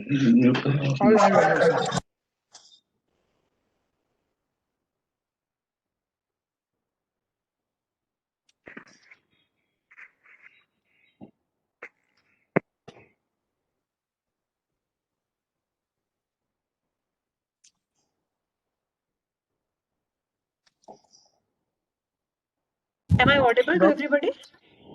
Yes, ma'am. Finally. Yes, ma'am, you are audible. Yeah, Dr. Rakhi, I can't hear you. I can't hear any. Can you hear me now? Yes, yes. Dr. Jyoti. Yeah. I would like to invite Dr. Jyoti Mishra, who is a well-known faculty with the IAGE, and she's been doing a lot amount of work in endoscopy. And she's the founder of Excel Academy of Laparoscopic Training and a Foxy Endoscopic Training trainer. She is, which has been recognized for her work for a very long time. She is the associate director at JP Hospital, Noida. And we've got Dr. Jyoti Mishra to speak today on on ectopic pregnancy, importance of imaging in abnormal ectopic sites before operation. I'm sure she's done a lot amount of work in ectopic pregnancies, which I have been witness to. All the dice to you, Dr. Jyoti. Thank you so much, Dr. Rakhi. And first of all, thanking Dr. Krishna Kumar, Dr. Pandit, Narendra Malhotra sir, everybody for inviting me on this platform. Are my slides visible? Yes, kindly make it as a presentation. Yeah, I'll just do that. Yeah. Let's minimize this. Yeah, thank you. The screen is coming in on my slide. How do I? No. Fine. Anyway, can the screen go away? Can I minimize the screen? Show active speaker video. All right, now it's okay. Yeah. So my talk is mainly from a clinician's point of view. Among so many wonderful speakers who are into ultrasound, I felt I'm a clinician, so my talk will be mainly from a clinician's point of view. See, many of us do ultrasounds in our clinic, and when a patient comes with positive pregnancy test, our first aim of ultrasound is to confirm that it is an intrauterine pregnancy. And on ultrasound, when we find a round or oval intrauterine fluid collection in a woman who has a positive urine pregnancy test, we consider this as an intrauterine gestational sac. The problems begin when we don't see a sac and she has come with a positive test. Then we can think that either it is mistaken dates or too early we have done an ultrasound, or we have to rule out ectopic, or it is a case of abortion or complete abortion. In such cases, at no cost, we should be careful that at no cost we should be damaging an intrauterine pregnancy. For that, we need the help of serial beta HCG levels as well as ultrasounds, maybe more than one. So what, as a general clinician, again, I'm not an expert into ultrasound, so what most of the gynecologists do, I would speak in their language. Normally, we see the uterine cavity, we find an eccentrically located fluid collection of 2 mm surrounded by an echogenic ring, which is we consider as the gestational sac. We are happy if we see a yolk sac. We are still more happy when we see a fetal pole with heartbeat. And then we calculate the weeks of pregnancy. We have a quick look at the adnexa to rule out anything. Many times we find a corpus luteal cyst and we have a look at the POT and we come out. This is how a normal sonologist, most of us, 90% of us would do. What are further confirmatory signs? There's something called intradecidual sac sign, which is a useful feature in identifying a very early intrauterine pregnancy. So this can diagnose a pregnancy even at 25 days of gestation when you have a very little fluid collection. You can see an echogenic line running in the thickest part of the decidua. That is called intradecidual sac sign. The benefit is that it can pick up intrauterine pregnancy very early, but the drawback is that it is seen only in 38% of patients. Then more reliable is double decidual sac sign, which is 2 concentric rings around that anechoic collection. These are the 2 rings. That is again confirmatory of intrauterine pregnancy. But then this appears later than the intradecidual sign. So by the time you have already seen a yolk sac. Now comparing the two, they both look similar, but here the double decidual sac sign is lacking. So this is a pseudogestation sac. So when do we start suspecting ectopic? When we don't see a cavity, when we see an empty uterine cavity with a positive UPT, absence of double decidual sign, even if the fluid collection is seen. The sac is seen, but it is too much up and lateral near the fundus, or it is too much down in the uterine cavity. Sac is in the area of a caesarean scar, and hourglass cervix. That is why we always should look at the cervix, also a bloated cervix, a ballooned cervix. Or we see a suspicious adnexal mass with free fluid and echoes in the fluid. Echoes would suggest hemoperitoneum. As well as when we find probe tenderness, patient is having pain while doing a TVS. So what is diagnostic of ectopic is, ectopic actually means out of place, and blastocyst which should normally implanted in the endometrial cavity, it gets implanted anywhere outside endometrial cavity, that is ectopic. Incidence is 11 in 1000, and it was first described in the 11th century. Many times you have these fibroids by the side, they all can give you suspicious look at the time of ultrasound. So the typical triad, which we say is a period of amenorrhea with pelvic pain and vaginal bleeding. We combine this with serial beta HCG levels and TVS, which give us standard and help us in diagnosis. And if we see an adnexal mass with fetal pole and heartbeat, then we are sure that it is an ectopic. So typical feature would be empty uterine cavity with an adnexal mass and free fluid with internal echoes all around. An adnexal mass that is separate from the ovaries and move independently from the ovaries, the most common finding of a tubal pregnancy. And this is how you diagnose most of them in 90% of cases. And it becomes very clear if it has a yolk sac and pelvic embryo. Few more signs which help us in diagnosing an ectopic are bagel or donut sign.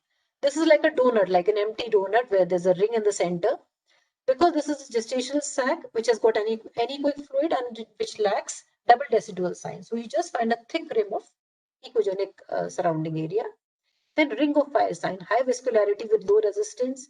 Then a pseudosac. Pseudosac is seen not in all cases, it is only in 20% of ectopics. And presence of free fluid in the POD with echoes. If you find fluid in the POD, one must also look around the kidneys, around the ovaries, and then in the Morrison's pouch in the subdiaphragmatic area.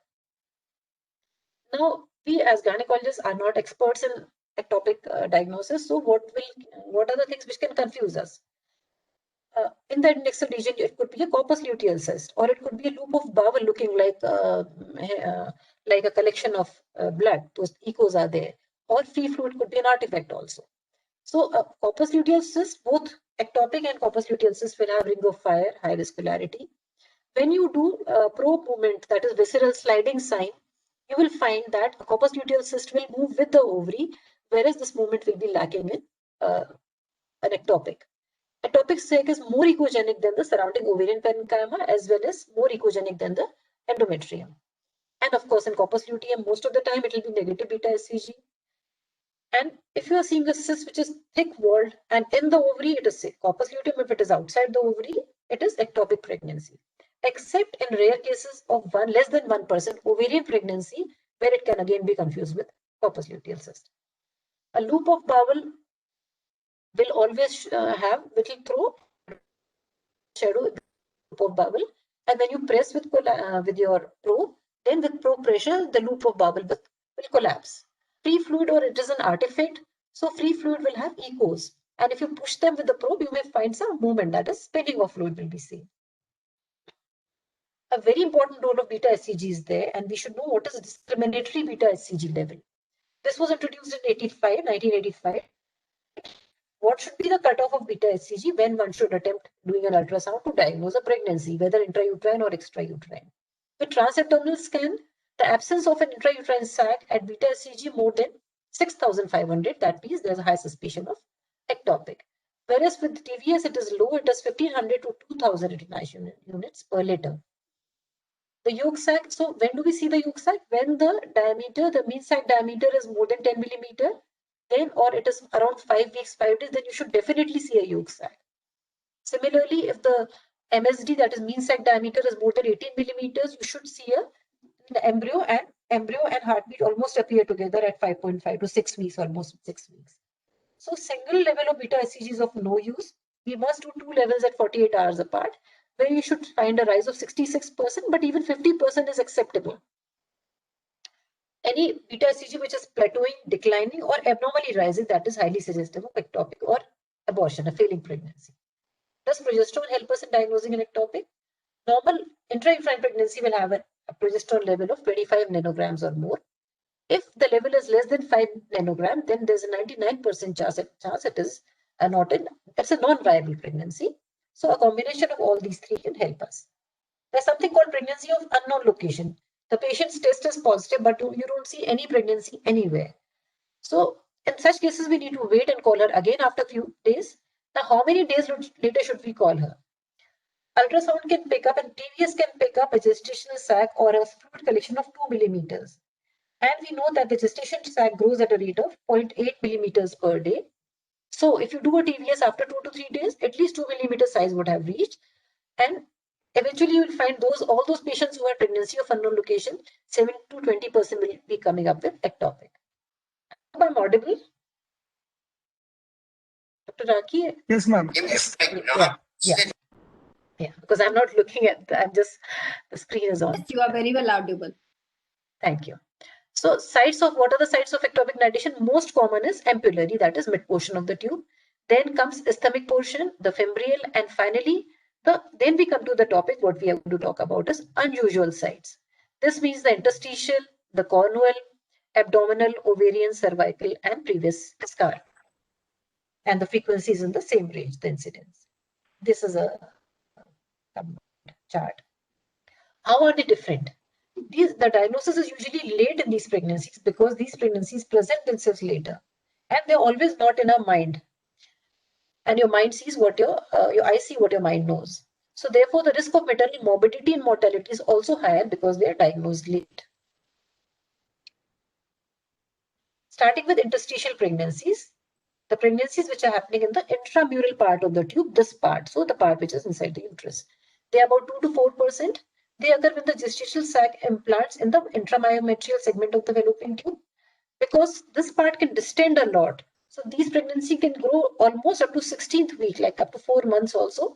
But when they rupture, there's catastrophe, there's life-threatening hemorrhage, because they are very close to the uterus cornu. So this gets supply from uterine vessels as well as from the ovarian vessels. Now, how do we diagnose these on ultrasound? One is for a common gynecologist like me, I'm not an expert.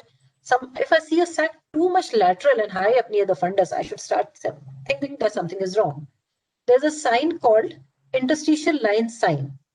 This is an echogenic line which goes from the endometrial cavity and extends into the upper region of the uterine horn and forms a border here. This is the echogenic line sign. This is the endometrial cavity and it is going and it forms a margin, a border of this sac-like structure. This is interstitial line sign is 80% sensitive and 98% specific for an interstitial pregnancy. And in this, you'll also find that the surrounding myometrium is less than 5 millimeter. That is suggestive of obviously.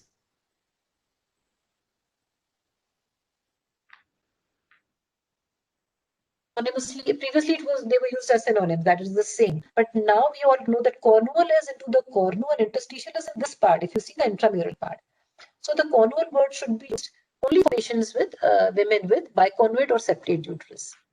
Incidence is less than 1% and it has similar, the result is almost the same as interstitial pregnancy. In ultrasound diagnosis, a cornual pregnancy, patient will have a biconvex or a septate uterus with a less than 5 millimeter rim of myometrium, and sac is in the eccentric position and more than 1 centimeter from the lateral wall of the endometrial cavity. So endometrial cavity, if you go laterally, it will be more than 1 centimeter. Coming to heterotopic pregnancy, previously the incidence we said heterotopic means both intrauterine and extrauterine pregnancy. So previously the incidence was 1 in 30,000, but now with increasing ART rates, we find it more commonly 1 in 7,000. Women who have multiple pregnancy, be it because of ovulation induction, the incidence would be 1 in 900. So when should we start suspecting? Because we are happy seeing an intrauterine baby and we just move the sac probe. So any woman who has undergone ART, we should look for more pregnancies, any form of ovulation induction. Secondly, a patient with intrauterine pregnancy but having persistent pain, pelvic pain, that should not happen in the first few months. And after miscarriage or termination of pregnancy also, if she continues to have high beta HCG levels, then one should think of heterotopic pregnancy. Being a clinician, I've just put very few, hardly 30 seconds, because my topic is not on laparoscopic surgery. My topic is on ultrasound findings. But for clinicians, it is important to know when you're finding heterotopic pregnancies, these patients are also likely to have these multi ovaries. So because of hyperstimulation, whatever they have done. So even in pregnancy, you have to be careful, and we all before and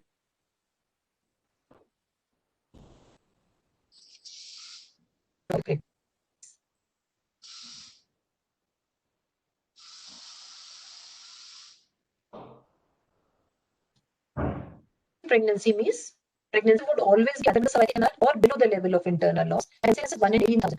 The risk is whenever risk factors are mainly induced abortions, previous cesarean delivery, Asherman's, IVF. Diagnostic criteria are this cavity is empty and below that the cervix is barrel. This is the uterus and cavity is empty, a barrel-shaped cervix with a gestational sac present below the level of internal cervical lobes. And how will you differentiate this from an abortus? It would be abortion happening. That can also be there. So to differentiate that, if you do sliding side, if you push your probe, this is stuck to the cervical wall. So this will not move compared to abortus, which is just a free product which will slide. And blood flow, you'll see good blood flow around, just like an ectopic ring of fire in this also. Ultrasound showing us this I would like to share if you can hear my voice. So the ultrasound when we performed, it was a live fetus lying in the cervical canal. One of the unique features of diagnosing cervical is the level is below the internal os.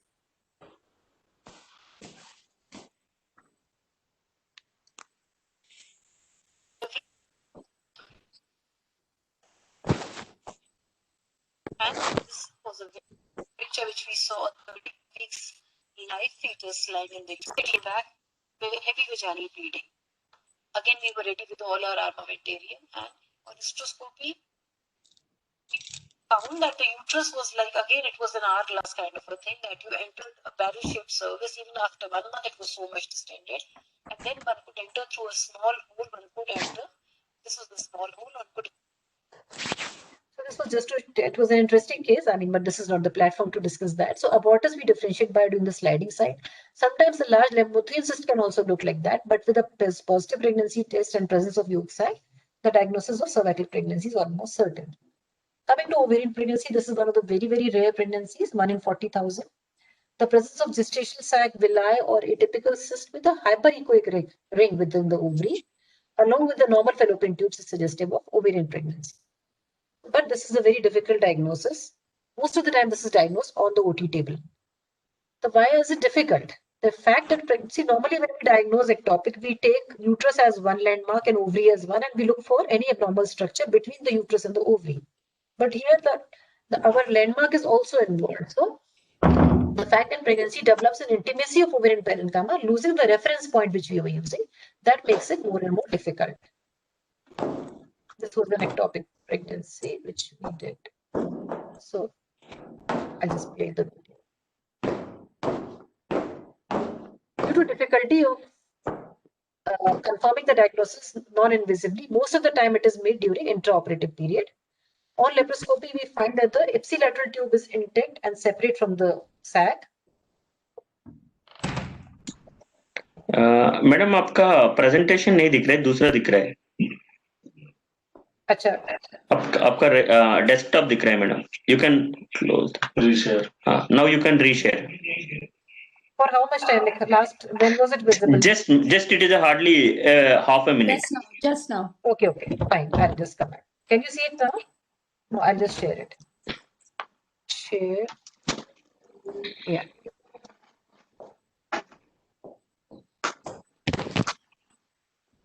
Yeah. Is it visible? Yes, ma'am. You can put it in presentation mode. Okay.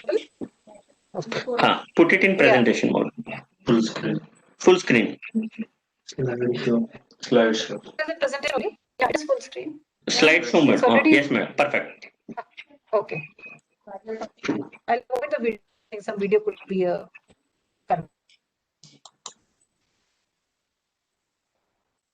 So we were on. I'll avoid putting the video on. On laparoscopy, we find ipsilateral tube is intact and separate from the sac. The sac is in the position of ovary and connected to uterine ligament. But the final diagnosis is by histopathology when you find ovarian tissue on the wall of that trophoblastic specimen. Cesarean CSP is an ectopic pregnancy implant at the site of the cesarean scar. And it is the incidence in all the cesareans we do, out of 500 women, one will have a scar ectopic. So in a scar pregnancy, gestational sac may be visualized. It is mostly in the scar and in the anterior wall of the, because we give the cut anteriorly, so it is in the anterior aspect of the uterus. And secondary to compression by gestational sac, the myometrium becomes very much thin and prone to rupture. Thinning of myometrium may predispose this patient to uterine rupture. This clip I had made from the this cervical pregnancy. Now we are seeing more and more. I think many centers are reporting that they're seeing gestational sac in the cesarean scar. So, landmark, how do you diagnose this? An empty uterine cavity. Gestational sac is below the uterine cavity and above the internal os. So it will be at the location of the previous scar. Thin or absent myometrium between the G-sac and the bladder. Empty endocervical canal. So this part is empty and this part is empty. And prominent circulation. There's something interesting called crossover sign. In this, you draw a line from the fundus of the uterus right up to the internal os. That is a vertical line. So an uterine pregnancy will not high up in the fundus, so no confusion. The problem comes with this.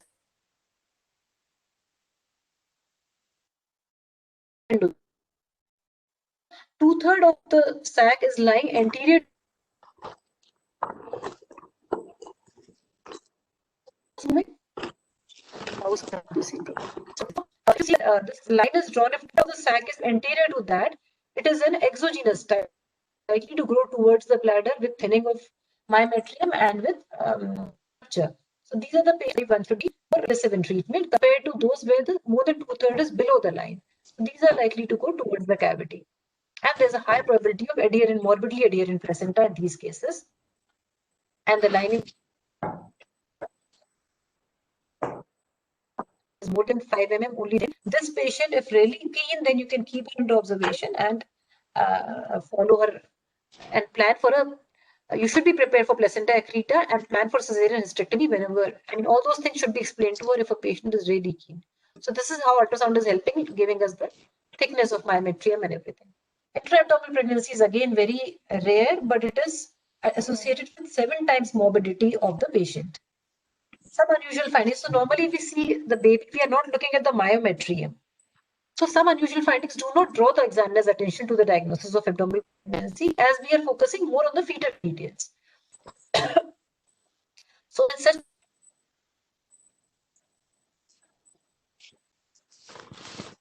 and MRI in these cases, these are primary and secondary if the fertilization happens outside or secondary when it is escape from the uterus. What are the ultrasound criteria for diagnosing an intra-abdominal pregnancy? Uterus seen separately 90%, extrauterine placenta absent or like, of course, or some connection could be seen as like fetal parts are very much superficial, no myometrium between fetus and bladder, placenta and bladder, and anomalous positions, difficulty viewing the placenta, and you see loops of the mother all around the fetus, fetal anomalies, restricted growth, and lack of communication between endocervical canal and gestational sac. Normally, if we are seeing a sac, we'll see the endocervical canal here, it will be absent. Intraligamentary pregnancy is actually a part of secondary abdominal pregnancy, where the pregnancy ruptures into the, escapes into the broad ligament, or a tubal pregnancy may penetrate the 2 leaves of broad ligament, and the management is the same. Rudimentary horn pregnancy. Because of good ultrasound, we are able to pick up so many rare things. Here, the implantation occurs in the rudimentary horn of the unicornuate uterus. This is a non-communicating horn. So, how fertilization has taken place? Ovulation from this side and sperms coming and traveling to this side, causing fertilization and implantation in this non-communicating horn. This pregnancy may go up to 5 months also. So here you find the cervix is continuing with the non-pregnant horn and there's no continuity with the gestational sac which is lying on the other side. Chronic ectopic. Why is it challenging to diagnose a chronic ectopic? Here the patient has, especially in women who have irregular periods. Here you may find very low beta HCG or no, the test may be negative, the pregnancy test may be negative. But on ultrasound you may find a pelvic mass. Duration of some symptoms is again not in correlation with the period of amenorrhea.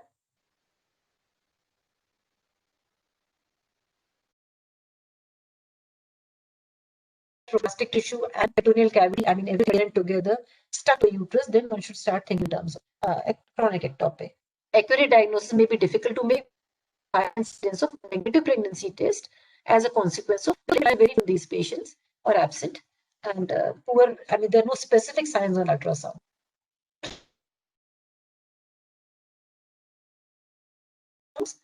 features complex heterogeneous extrauterine mass with low impedance color flow. DD will be, a differential diagnosis would be pelvic inflammatory disease. It could be just hydrocele and pyocele. It could be a leiomyoma, endometrioma, and complex ovarian cyst or ovarian malignancy. The most reliable differentiating features is if you find such things as hematocele, adhesions, uterus involved bowel surrounding organs, that is highly suggestive of CEP.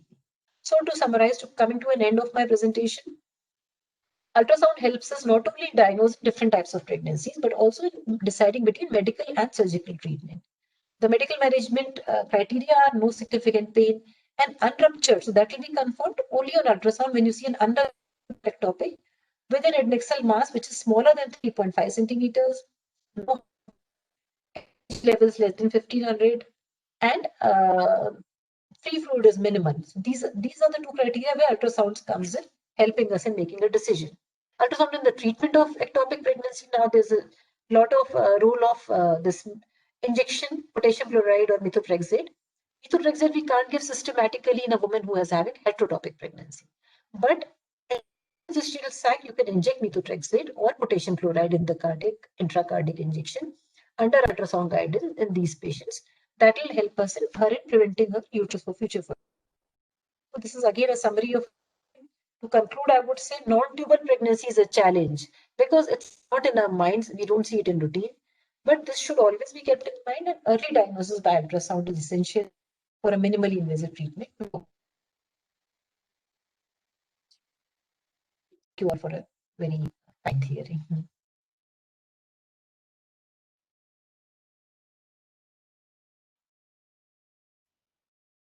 Hello. Hello. Hello. It was very well summarized, clinical talk to the point, ma'am, and bird's eye view of complete ectopic pregnancy, as it is the ectopic pregnancy is too vast to be covered. If there are any questions for Dr. Thank you, Dr. Jyoti. Thank you. Now request Dr. Surita Karim to introduce our next speaker, Dr. Nitin Chaubal, sir.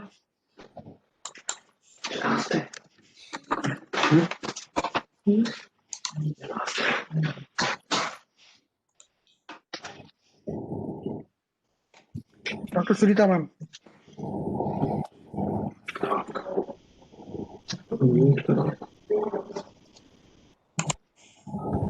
Dr. Nitin Chaubal, who's MD Thane Ultrasound Center in Thane, and he's working in Jaslok Hospital. Yes, ma'am. Yes, ma'am. Please introduce Dr. Hello. Yes, ma'am. You are audible. Yeah, Doctor. Should I? Yes, ma'am. Please introduce him. Shrikant sir CV नहीं दिख रहे. Audio is not very clear. Take the CV. No, sir. You can just stop sharing and then you can connect again, sir. Sharing.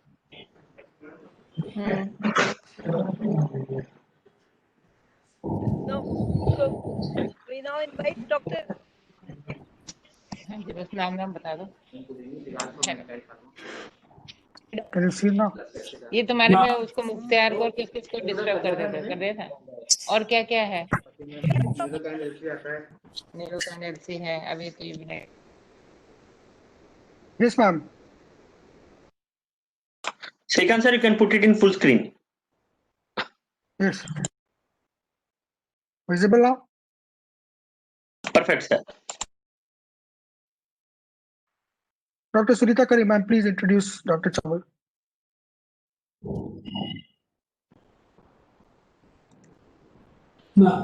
Okay. I will take over then if she's not there. Do I introduce Dr. Nitin Chaubal? Yes, ma'am, please do that.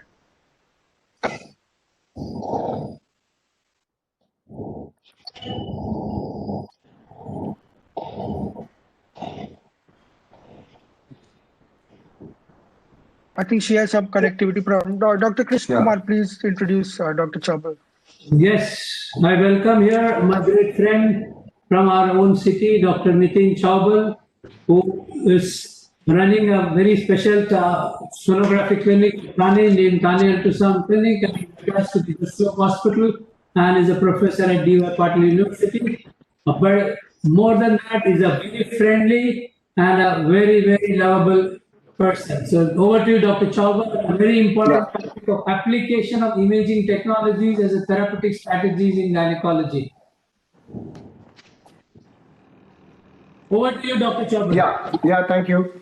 So, can you see my screen? Yeah. Great. So, thank you, Krishna Kumar.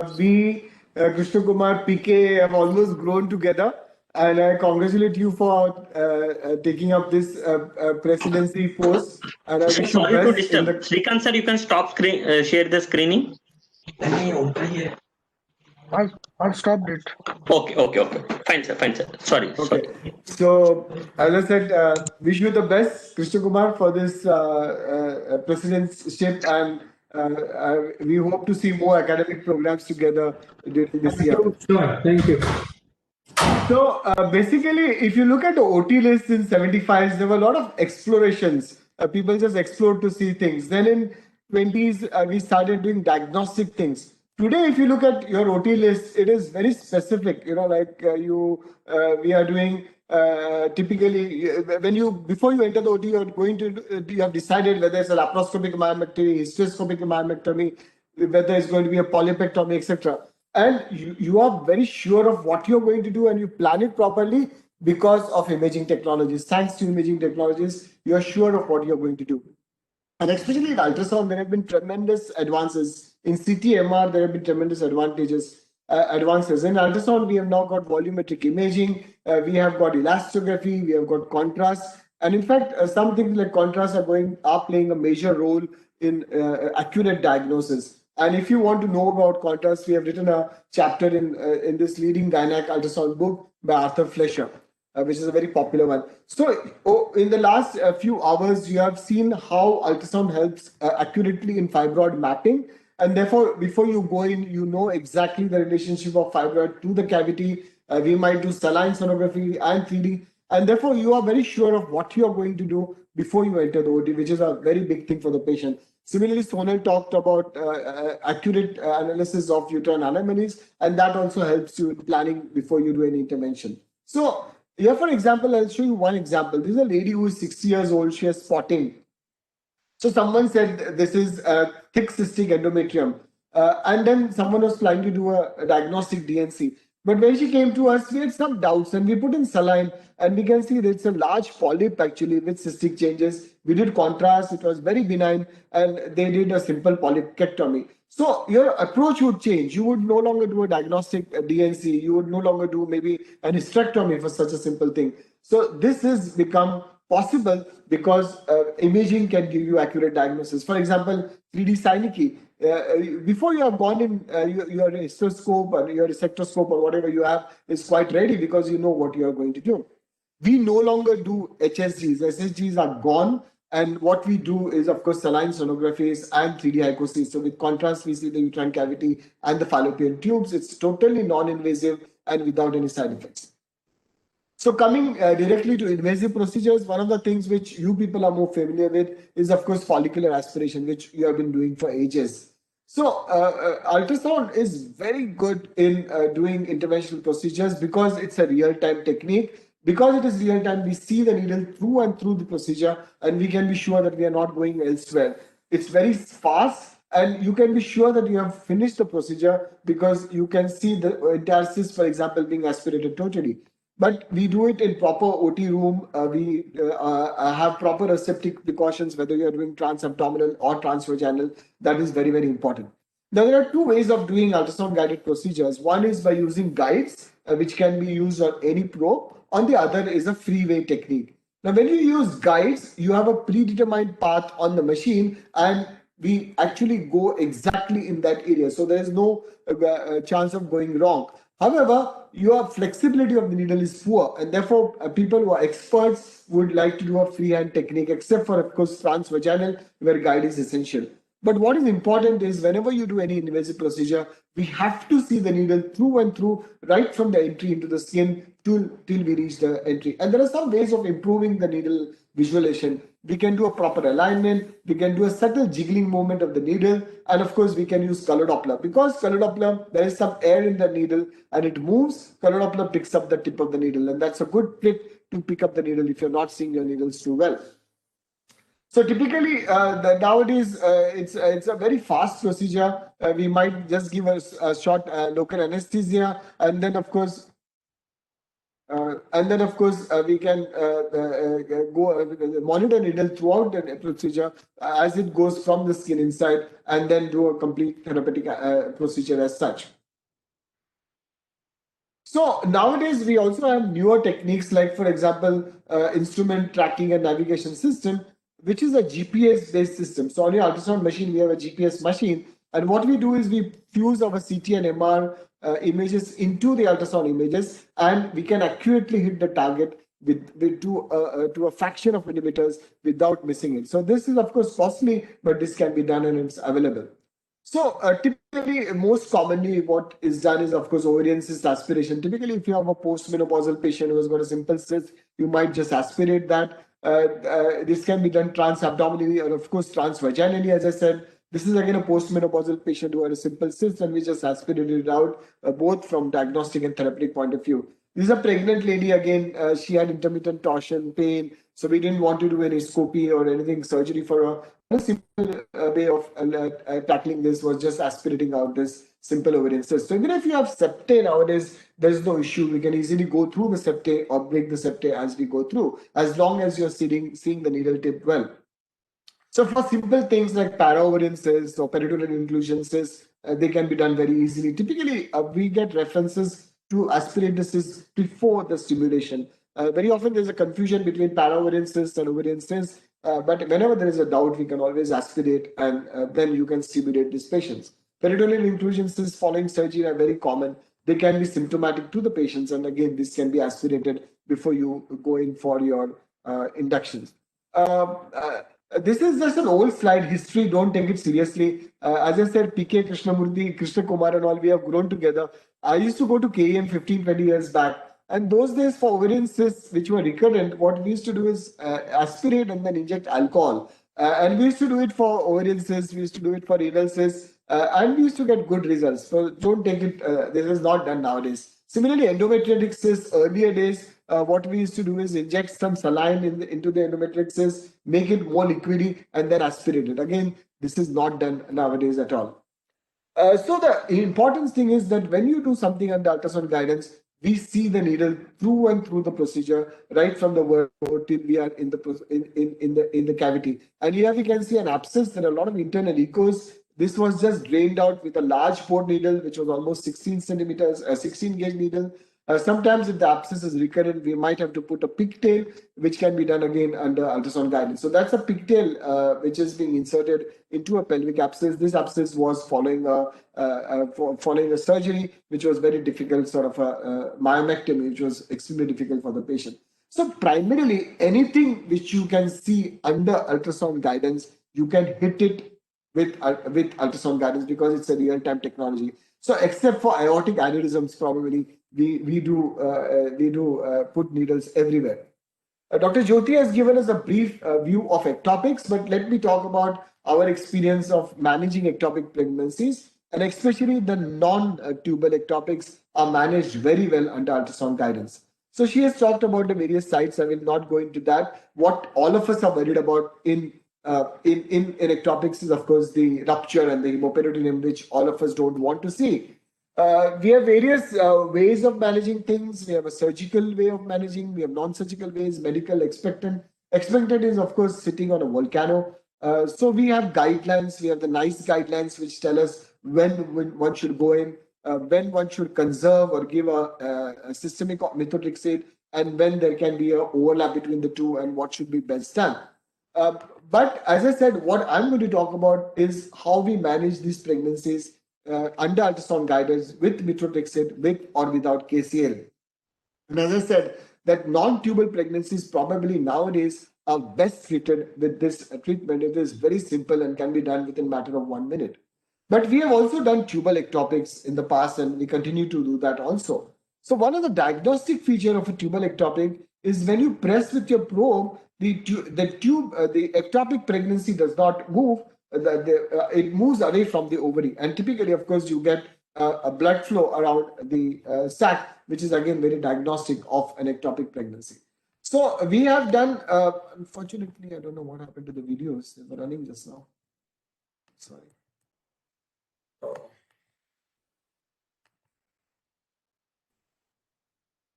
One second. I'll just.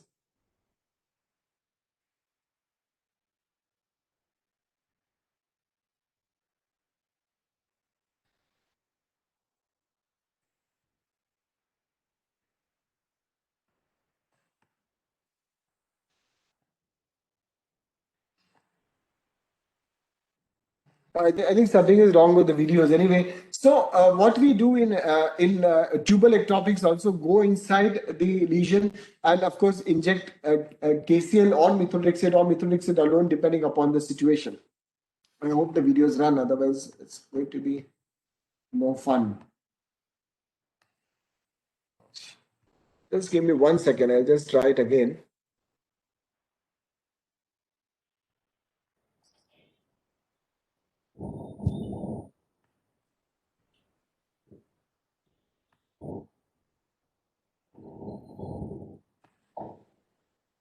Okay, something is wrong with my media files. Anyway, so we typically go inside the sac. This is again a tubal ectopic. And then if there's a fetal pole, what we do is put in a small amount of KCL into the fetal pole, come out of the fetal pole, and then inject methotrexate within the sac. So these are various tubal ectopics which we have treated, and over a period of time. The fun, of course, is in the videos, but I don't know what happened. They were just running before I started.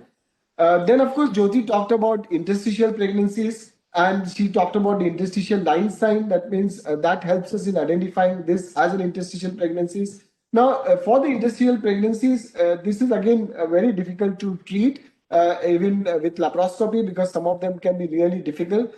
They have to be differentiated from cornual ectopics, which are pregnancies in a rudimentary horn. And here, for example, we had a very rare case of a cornual twins. So we had a normal uterine horn, and then we had twins in a cornual, in a rudimentary horn with two fetal poles there. This has to be differentiated from what are known as angular pregnancies or eccentrically located pregnancies. Here, typically, what you see is we can see the decidua sort of beaking around the gestational sac, and that differentiates it from interstitial pregnancies. So such pregnancies are known as interstitial, are known as angular pregnancies or eccentric pregnancies, and they should be left alone, and we should not interfere. So, as I said, for interstitial pregnancies, laparoscopy treatment can be done, but sometimes these can be very difficult. So, what we do again is ultrasound guided procedures. Now, this particular interstitial pregnancy was deep down on transvaginal probe. We were not able to actually, the approach was very long, if you can see. So, what we did in this case is we did a trans-abdominal approach. So, we put in a needle from the abdominal wall into the pregnancy and then treated it very well. Scar ectopics are becoming very common, and in fact, we see scar ectopics almost about 2 to 3 every month. That is the incidence, and most of our scar pregnancies, in fact, are nowadays treated under ultrasound guidance. So what we typically do is, I'm very sorry about these videos. What we typically do is we put in a needle into the fetal pole, then we inject some KCL so that the fetal heartbeat stops, and then we put the needle into the sac, aspirate the sac so that the sac collapses, and then put methotrexate within the sac. And as we come out, typically we would like to leave some methotrexate in the walls of the sac as well. So that's a follow-up of the same. We can see that there are only blood clots there, and the fetal pole is gone, and the sac is totally collapsed. So that's a needle. At least one video is working, thank God. So here again, we are going and hitting the fetal pole. And as we hit the fetal pole, if there's static activity, we would like to put some KCL, and then we aspirate, and then we inject methotrexate within that, and then you can see that the sac totally collapses and is much smaller on a follow-up. So typically, very often what happens is that the sac totally collapses. We might just send the contents from the syringe for evaluation. Here you can see at the end of the procedure, the sac is totally collapsed and there is no sac seen.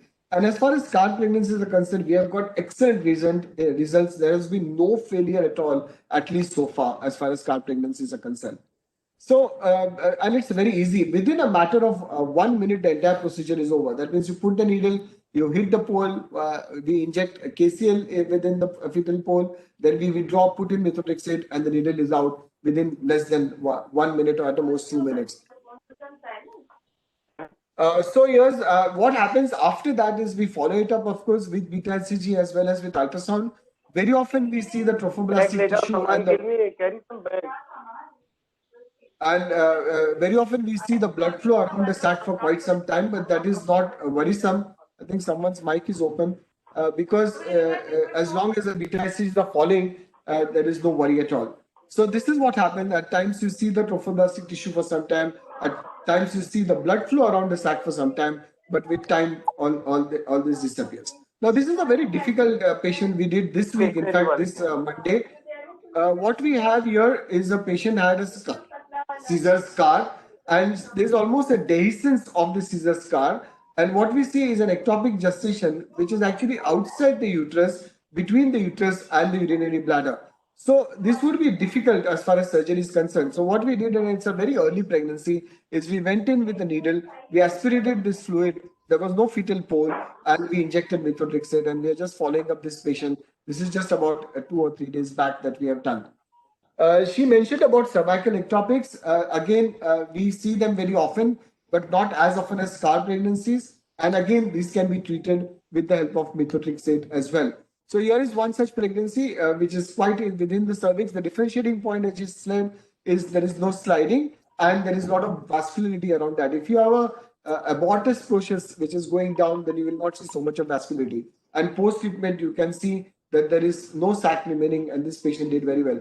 But cervical ectopics can be dangerous. They can bleed, and therefore one has to be very, very careful with the technique and also keep a Foley's catheter SOS if it is required. So this is one patient where we failed, and this is a heterotopic pregnancy, one cervical and one intrauterine pregnancy. Now, because it is heterotopic, we do not inject methotrexate in the sac. So typically, what we did is we injected only KCL. The heartbeat stopped. She was doing well for about 4-5 days, but then she had a bout of bleeding, and very unfortunately, ultimately she lost both the feti. So that can happen, and this has happened only once. Ovarian ectopics, she did mention in ovarian ectopics, we will not do any ultrasound guided intervention for the simple reason that we do not want to inject methotrexate in the ovary, least of course, considering the future. So as far as this treatment is concerned, as I said, at least in our center, and I think a lot of places, for extra tubal ectopics, especially for scar ectopics, it's a very easy procedure, excellent results, but one has to be careful. The diagnosis has to be perfect. Patients have referred to us with diagnosis of scar ectopic or diagnosis of interstitial ectopic, and we have seen that it's actually an intrauterine pregnancy, or it is actually an angular pregnancy, which is centrically located and coming into the uterus. So one has to be very sure about a diagnosis before you inject methotrexate, because there can be harmful effects after methotrexate if you have a live pregnancy inside. The other procedure, of course, which we do after conception is embryo reduction. These are done again very, very routinely in our center.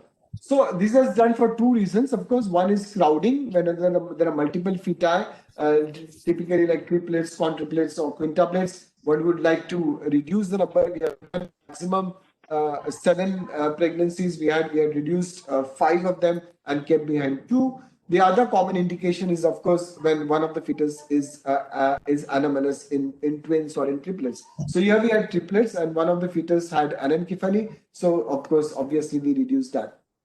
Switching gears, other imaging modalities like MRI and CT scan, as well as angiography, are again very useful to gynecologists.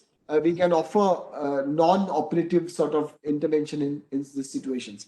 Jaslow Hospital, where I work, was the first hospital in Asia to get magnetic focused ultrasound technology for treatment of not only fibroids, we do it for other gynecological conditions also. And the advantages is that it is very effective with minimal side effects. So the advantages are that there's no incision. It's the rate of complications, as we'll see, is very low. Uterus is preserved. The recovery is very fast. Fertility is preserved. Low recurrence rate, good long-term results, and overall cost-effective as compared to surgery. So typically fibroids which are hypointense on T2 weighted images are the ones which are ideal for such technique. Of course, one would not do it if there is MR incompatibility. Like for example, if the patient is very big, obese, there's a problem in going into gantry, there are metallic implants, pregnancy, of course, no one is going to do it, bleeding disorders, or if there is an IUCD with a metallic element there. So this is what happens. The pattern of the fibroid on T1 image, gated images immediately changes after we do contrast after the treatment.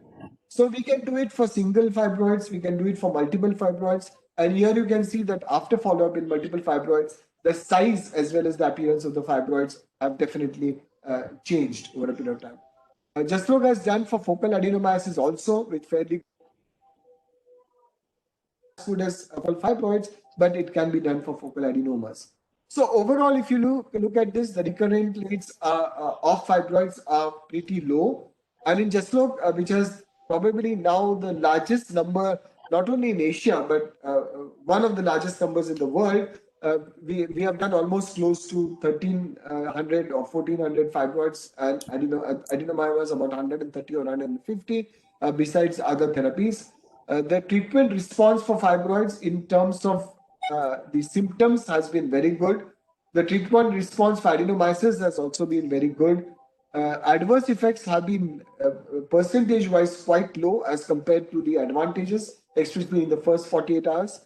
And overall, the recurrence rate of symptoms after 6 months has also been low. So overall, we have done I would say our department has done very well. And thanks to Dr. Srinivas Desai and Dr. Ritu for sharing these slides. The other option which can be done with interventions is, of course, uterine artery embolization for fibroids. And I have to thank Girish Varavdekar for sharing some of his material with us, because I don't do it myself. So we know the various types of fibroids, and typically we know that they can cause a lot of symptoms. So typically we have options of just conservation, moderately aggressive treatment. We have an option of HIFU, as we said, and uterine artery fibroid embolization. So this can be done if it's a patient choice. He doesn't want to undergo surgery. Patient has a heart disease or previous myomectomy has been done. Patient has some bleeding problem. Or you might want us to do embolization prior to a surgery, especially if the fibroid is vascular. So before doing, say, laparoscopic myomectomy, you would like to reduce the vascularity of the fibroid by prior embolization. So typically symptomatic uterine fibroids, post-fertility, premenopausal, a strong desire to GA, as we said, pedunculated subserosal fibroids may not be ideal. So what is changed now is that we have very small microcatheters. We have 2 French and 3 French microcatheters. You can enter not only the uterine artery selectively, but you can selectively go into the feeder of the uterine of the fibroid, and that is why this treatment has got its own advantages. So typically, if you have a fibroid on the left side, we enter from the right femoral artery, go from the aortic bifurcation into the other iliac artery, and then go selectively as much as possible with microcatheters. That's how the microcatheters look like. They're very tiny, and then do an embolization. So this is how fibroids look like. That's a feed. And then there is a blush of the fibroids in the late phase. So what happens to fibroids is, of course, we cut off the blood flow. This is sort of starving the fibroids. They undergo this necrosis. Later on, there is hyaline sclerosis, and ultimately they shrink in size. So that's an angiographic thing for the fibroids, and that's a post-treatment. So this particular patient had fibroids on both sides. So what we're doing here is pre-procedure. You can see the vascularity. Post-procedure, there's hardly any vascularity on the left side, and again on the right side we can see the fibroid vessels as well as the blush, and post-procedure almost there is no vascularity within the fibroid. So as I said, what happens here is cell necrosis. and post-procedure, they can get pain, typically because of necrosis, and therefore typically very large fibroids sometimes may not be very suitable, especially because of necrosis, they could get a lot of pain. But very often they have vomiting, fever, and just minor symptoms. So volume reduction, if you look at literature, is significant. This is one of the largest series by Ravina and all, where the volume reduction was from 112 to almost 1960s. And most important is that people are worried about radiation, people are worried about embolization of vessels, where the ovarian vessels also will get compromised, but there is no such thing. The fertility rates are very good and ovarian vascularity is preserved. So again, we have a lot of literature, but I'll show you Girish's own figures. Girish is a friend who works at multiple places. He has done more than 50 patients with a very high technical success, reduction in bleeding above 90%, reduction in bulge symptom above 90%. So overall, the Bombay, as we know, has an excellent team of interventional radiologists. The other thing which a radiologist can do is fallopian tube recalibration, but I suppose that nowadays with hysteroscopy, we are getting less patients for fallopian tube recalibration, but I'll just touch on this as well. So typically when you have such blocks and you can think of this, this procedure is done between 7th day and 11th day. It's advisable to have an abstinence before that, and a post-procedure, of course, we advise to have relations. We cover the patients with antibiotics, atropine, etc. to sort of. So what happens here is we have a sheath first with a balloon which goes into the uterine cavity. Then we have a catheter which goes up to the corner of the pregnancy, and then through this we pass a guide wire which goes into the fallopian tubes. And once we come out, then we can inject contrast and make sure that the tubes are patent. As you can see here, both the tubes are quite patent. So then, of course, we expect good outcome, especially in the early stages. So we encourage them to try and conceive as much as possible. Complications are, of course, known, like tubal perforation infection. So if the tubes are badly damaged, then this may not be a procedure of choice. So Girish and his team has again done good numbers in Bombay with fairly good success rate. So all in all, what is important is teamwork. And I think we are very fortunate that we have an excellent teamwork, not only amongst radiologists, but between radiologists and clinicians. At least I am very lucky to be associated with people like Krishna Kumar and Pikesha and all of you. We have a good rapport, we call each other. And what is important ultimately is we should do whatever is best for the patient, in the patient's interest. And that is what we all try and achieve. Thank you so much. I'm very sorry that some of my clippings unfortunately did not run. They were running earlier, but this is what happens with technology. Thank you so much. Thank you, Dr. Chaukal. One question. Injecting methotrexate and KCL, both you recommend. If we inject only methotrexate, does the failure rate more in any of these ectopic pregnancies? So typically, what we have seen is that if you have a heartbeat going on, if you have cardiac activity, typically if you have a larger fetus, then it's a good idea to put KCL in the fetal heart and then do a methotrexate. That gives us much better results. People have also done only KCL injections. In fact, Peter Dubulet from Harvard University has done only KCL injection, and that also works very well. But I think in our experience, doing this combination thing does very well.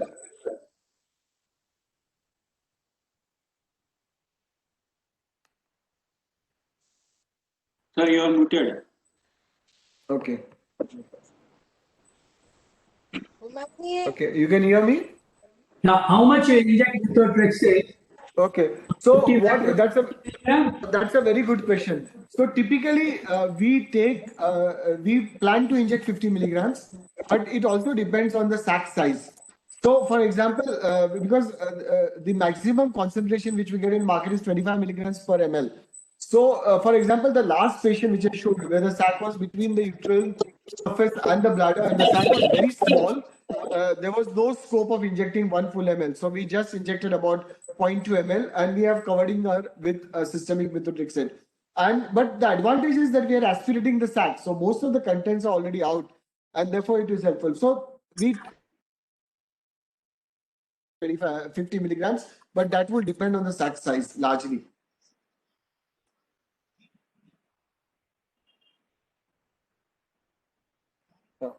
I had a question, Dr. Chaubal. Yeah, sure. What is your experience and in your practice whenever you've managed an ectopic with medical management and ultrasound guided procedures of residual ectopic and continuing to need further Surgery. either systemic or surgery? Yeah, no, we have had occasions where we have done the procedure and we have supplemented with systemic methotrexate, which is very well known in literature. Typically, if you are not very happy with the fall in beta HCG, or typically you feel that the sac is not adequately collapsed, there's still blood flow, you can combine it with systemic, because the local methotrexate does not have much of systemic effects. So there's no problem in combining. Failure-wise, except for the cervical heterotopic pregnancy, we have had no failure as such, I would say. One scar ectopic, the clinician was more anxious than me, and we were asking them to just hold on, because you can see the tissue for quite some time. It doesn't just go away. So at times it may take 1 month or 6 months, for that tissue to go away. So he became anxious and he went and did a scopy, which was of course easy because there was no blood flow by then. But by far and large, I think touch wood, we have had good results, especially in scars, and scars are most common. Hello, question. Yeah. In ectopic, you inject KCL transabdominally or transvaginally? So, as I showed you, we prefer transvaginal because you are more accurate, you have a guide there. But occasionally, in an interstitial pregnancy, typically, if the cornu of the uterus is far away from your transvaginal probe, I'll show you one example, then you have to go through a chunk of myometrium, which we don't want to do. So, in that situation, if you see transabdominally that, okay, you are able to see the sac well transabdominally, you can do it if you can do it transabdominally. We have also done one scar pregnancy transabdominally. This was a larger pregnancy with Purnima Satoskar. Both of us did Jaslo. It was almost 10 weeks, 9 to 10 weeks. We said, okay, we'll do it. But it was seen better transabdominally. So if you see things better, whatever way, and the shortest route without any blood vessels, you can take. And it also depends upon your skill. If transvaginally, with the guide, since most of you are very familiar with OC guide, it's easier. Trans-abdominal, you require skill because most of the times you're going to do it freehand. So unless you have been very familiar with trans-abdominal punctures, you have to be careful about it. Okay. I have one question. Dr. Nitin? Yeah, sure. What is the criteria for medical cesarean scar pregnancy? And your voice is breaking. I want to know your criteria for medical management of cesarean scar pregnancy. And this medical management, would it cause recurrence of CSP because we are not helping in healing of that defect in future? Absolutely. Very good. So, now this, as far as indications are concerned, as of today, there are no definite guidelines. There are a lot of literature articles. People have done, even we have done a 10-week scar pregnancy, live pregnancy. So, criteria for sac size and criteria for the level of beta ICG values really may not hold good for extra-tubal pregnancies. When it comes to tubal pregnancies, you have a sac which is large, you have beta ICG very high, we are not going to touch it, okay? But for non-tubals, especially for scars, there are no definite guidelines. If you look at literature, people have done even for larger pregnancies, even in Argentina and Brazil as well. So that is one. Second, you are right that we are not doing anything to the scar, and therefore there is always going to be a chance of recurrence of ectopic. We have not seen scar pregnancies coming back to us, but we have, like the patient I showed you last, where it was between the uterus and the bladder, she had other ectopics. She had tubal ectopics on right side, left side, and now this was a third ectopic in the scar. So in the scar per se, of course, there's a chance of it coming up. There's a very high chance, but fortunately, at least we haven't seen any of those. Thank you. I think, thank you. We have come to almost the conclusion of all the speakers. But one suggestion or one query which I am asking to radiologists, like whether the Radiological Society, do they have a specialized training for their radiologists on infertility and gynec problems? You know, because it's a peculiar problem which we are facing. Absolutely. So we as gynecologists are not going to buy these high-end machines and learn it. So the advantages of these high-end machines are tremendous. So I feel radiologists have to be tuned to pick I up. agree with you. And agree. So whether are there any courses or attempts from the Radiological Society? Yeah. So in India, I don't think that Radiological Society is doing much as far as gynec is concerned. We are very active in obstetrics now. I mean, we have groups and definitely. So what we do is call people like you. If you remember, we have called you for our Friday meetings. We have Friday meetings, and he comes and he has come twice. So that's what we do. But on an international level, yes, we have AIUM, the American Institute of Ultrasound, which is a mixed body. They have a lot of gynec training programs. And for other things besides infertility, of course, Praveen and all do the teaching. But you are very right, and I think together we can formulate a program where take each other's help and formulate a good structured program. Since you are the president, I think it's a good opportunity that we have a program jointly, and I think it's required. Now, why I'm telling this, because 80% of the time we don't get reports the way you all project. We just say abnormal complex mass or multiple uterine fibroid, and that is it. Even if I specifically ask for mapping with an average radiologist. Yeah, thank you. Thank you so much. Thank you once again, Dr. Chaubal, Dr. Kitisha. I think Srikanth can. Yeah, Dr. Yes. You can take over. Yeah. Moving forward to our last session, which is the panel discussion.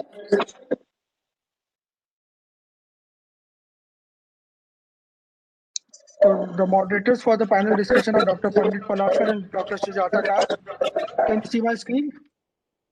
So Dr. Pandit Palaskar is a gynecological endoscopic surgeon and IVF specialist at Inwood Hospital, Aurangabad. He's General Secretary, IAGE, President, Aurangabad Obstetric Gynae Society, and he has been invited as an operating faculty and a guest speaker in many national and international. And his center is Roxy and IAGE for training and endoscopy, infertility and USG, and he has trained more than 800 gynecologists till now. Kar from Bhubaneswar, she is credited with first IVF baby of Eastern Odisha, first laser has baby of Odisha, TOI Best IVF Center in Odisha for last 2 years, and has been awarded the Best IVF Center in Eastern Odisha for Brand Iconic Excellence, and she is Parichya Awardee for Women Achievers of Odisha, and she has published many articles in related to PCOS and male infertility, and has many chapters in books and newsletters, and her special interest is polycystic ovary syndrome and scope of stem cell in gynecology. And Dr. Palaskar and Dr. Sujata Kar will introduce our panelists now. Can we reduce this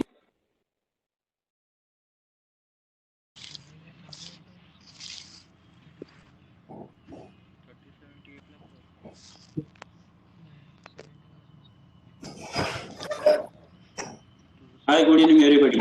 On behalf of IAGE and UP chapter of IAGE, we welcome you all the panelists and delegates for this interesting panel discussion. I have Dr. Sujata Kar with me.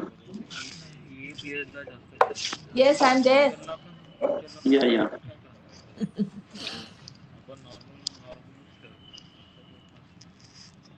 Thank you, Dr. Krishna Kumar, Dr. President of IAGE, Dr. Narendra Malhotra, Chairperson of UP chapter of IAGE, and all the delegates for giving us this opportunity.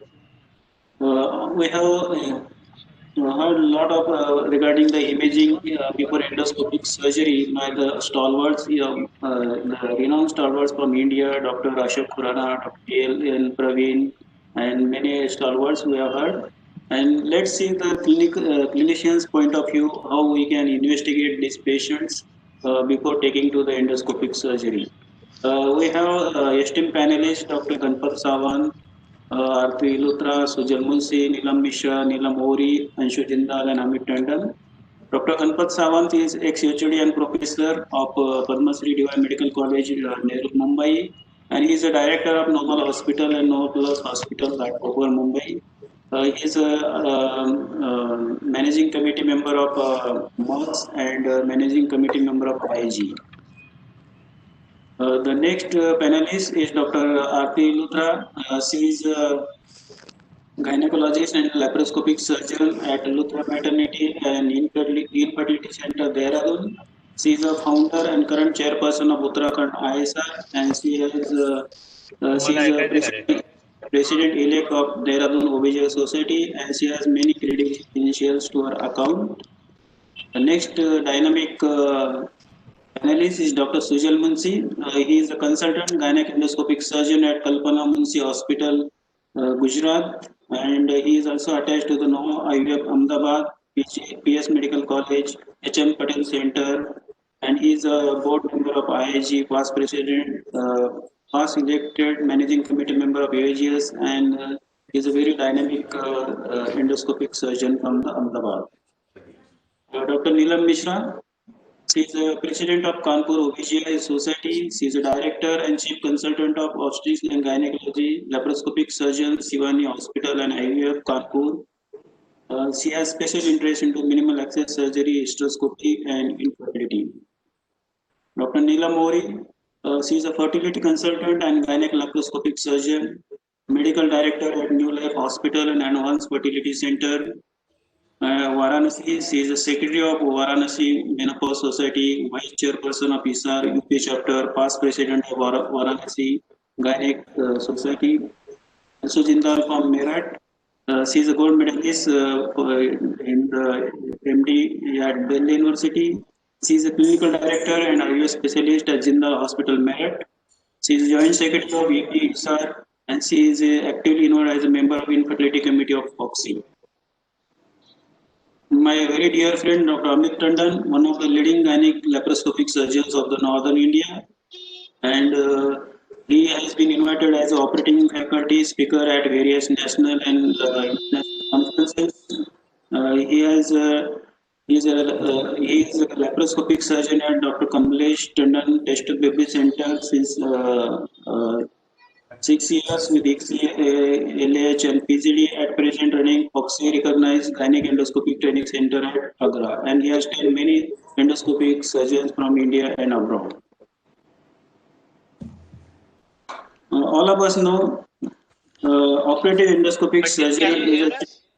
Yeah. You can hear us, no? Yeah. Okay, thank you. So welcome all the panelists for this interesting panel discussion. Everybody know operative endoscopic surgery is a challenging surgery, and to have excellent outcome after any surgery, proper preoperative evaluation and preparation is very important. So before anything else, preparation is the key to success, whether it applies to career or laparoscopic surgery or any medical field.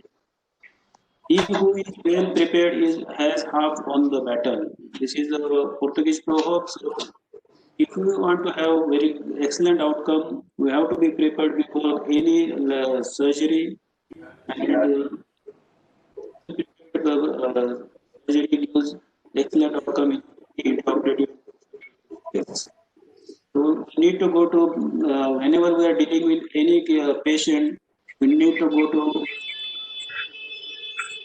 completely evaluate the history of the patient, operating surgeons, so that you know what you are exactly going to do. We need to and take the help of the imaging technology, and at last we need to have the sound surgical anatomy to do the excellent outcome. Imaging is a third of eye of a surgeon. Nowadays we have ultrasound, endoscopy, and it has become as a third eye. So whatever is not seen by our two eyes, we can visualize and confirm our diagnosis. So diagnosis of fibroids, whenever we are dealing with a patient with fibroid uterus, the mapping of fibroids is very important to know the exact number size, location, and in today's era, as we are always feared about the risk of malignancy, we need to take every precaution to rule out the malignancy. My question to the panelists is, how you do the mapping of fibroids in case of patient of fibroid before you post them for myomectomy, whether it is laparoscopic or hysteroscopic? Nobody can answer. We can start with Dr. Ganpat. Yeah, Yeah, Ganpal, I you will can take start question. myself, but in between, if I am not audible, please take it over because I am traveling.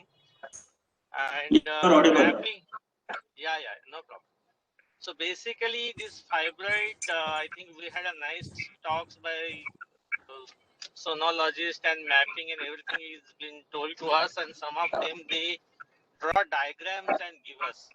But my word of caution to the patient or my colleague will be not necessarily that will be 100% there, because some of the fibroids they might shift their positions once we remove one of the biggest fibroid of the fibroids. So it is always plus and minus. So it will just tell us or guide us in which way which we want to go. And intraoperatively sometimes it is the picture is very confusing.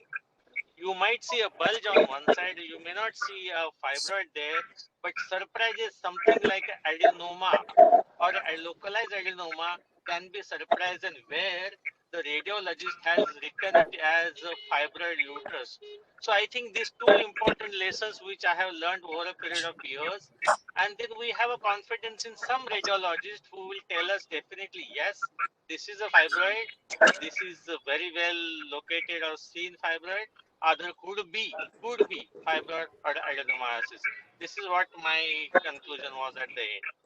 Pandit. Yes, sir. Do you do ultrasound yourself or you always send to radiologist? Yeah, now I think that is a very important topic altogether. Not only for fibroid, but I have my own confidence in my sonography rather Yeah. than someone else, frankly speaking, because then I start correlating myself. And of course, you might have another questions, but there are so many times in the past, sonologist has given there are which is in adolescent girls of some different nature, and we have put in a scope, and in fact, there was nothing found inside. I mean, such blunders also we have seen. So, not to criticize anybody, but we will believe more in our own sonography.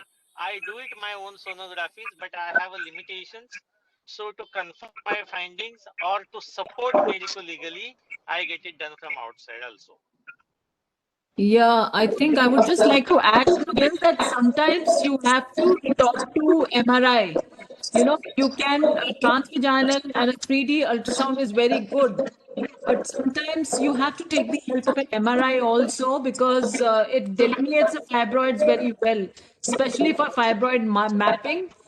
And one important thing you have to tell the patient is then when they are undergoing a myomectomy, it is not necessarily that we are going to remove all the fibroids. The smaller fibroids will not be removed. So that counseling is very important because when a patient thinks that all the fibroid will be removed.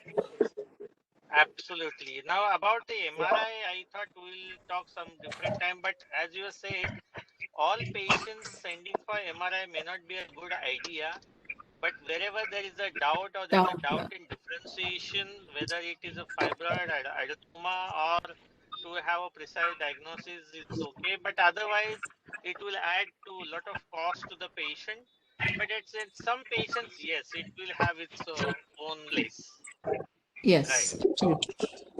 So, Ganpal sir, in which cases you will advise MRI? I think ultrasound is the first line. Only in doubtful cases. What is your opinion? Doubtful in the yes. Doubtful cases, for example, patient who has previously operated, patient who is not fitting a history of fibroid, but clinically, I really find patients are having problem like adenomyosis, which point which I have said. So these are the some of few doubtful cases only. I will go with MRI. Yeah, I would like to say, am I audible? Yeah, ma'am. Yes, I'm Dr. Nilamori.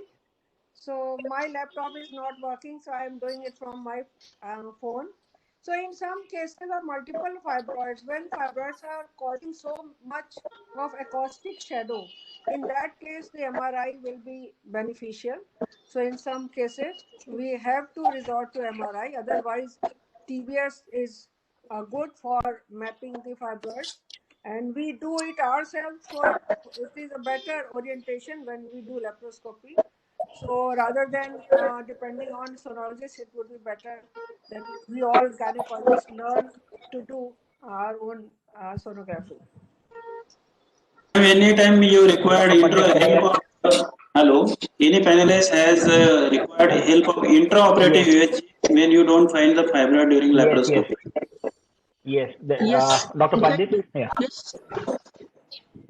Yes, Dr. Pandit, it is all. Yes, it is always necessary to have a sonography machine access in the operation theater because mapping sometimes may go wrong.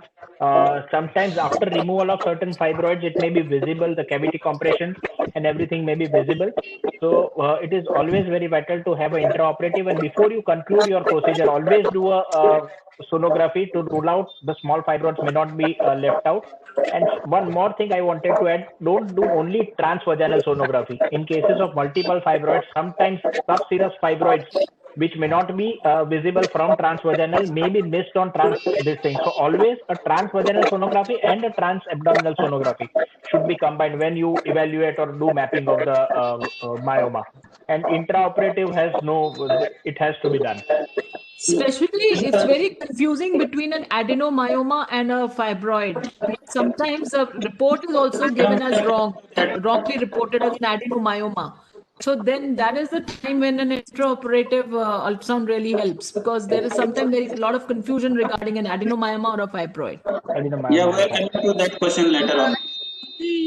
I think, can I speak? MRI can rule out malignancy also very well. And we can do LDH in cases when we are suspecting there is malignancy, serum LDH level. And one more advantage of intraoperative is you can put lot of saline inside and you can create a very good window for the sonography rays to pass. So the vision is much better when you fill the pelvis with saline and do an intraoperative sonography. So even small fibroids can be very clearly visible. Yeah, that's very good point. Sujan, you do intra-abdominal UHG transvaginally or abdominally? Transvaginally. Yes. So we have to take out all CO2 whatever you are doing, otherwise the whole abdomen will look black. Yes. Can I make a comment here? Yes, please.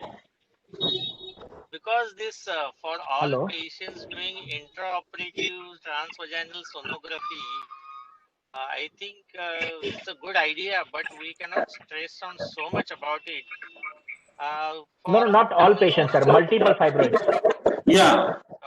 Okay. Only multiple fibroids. Only multiple fibroids, not all patients. Okay. ठीक.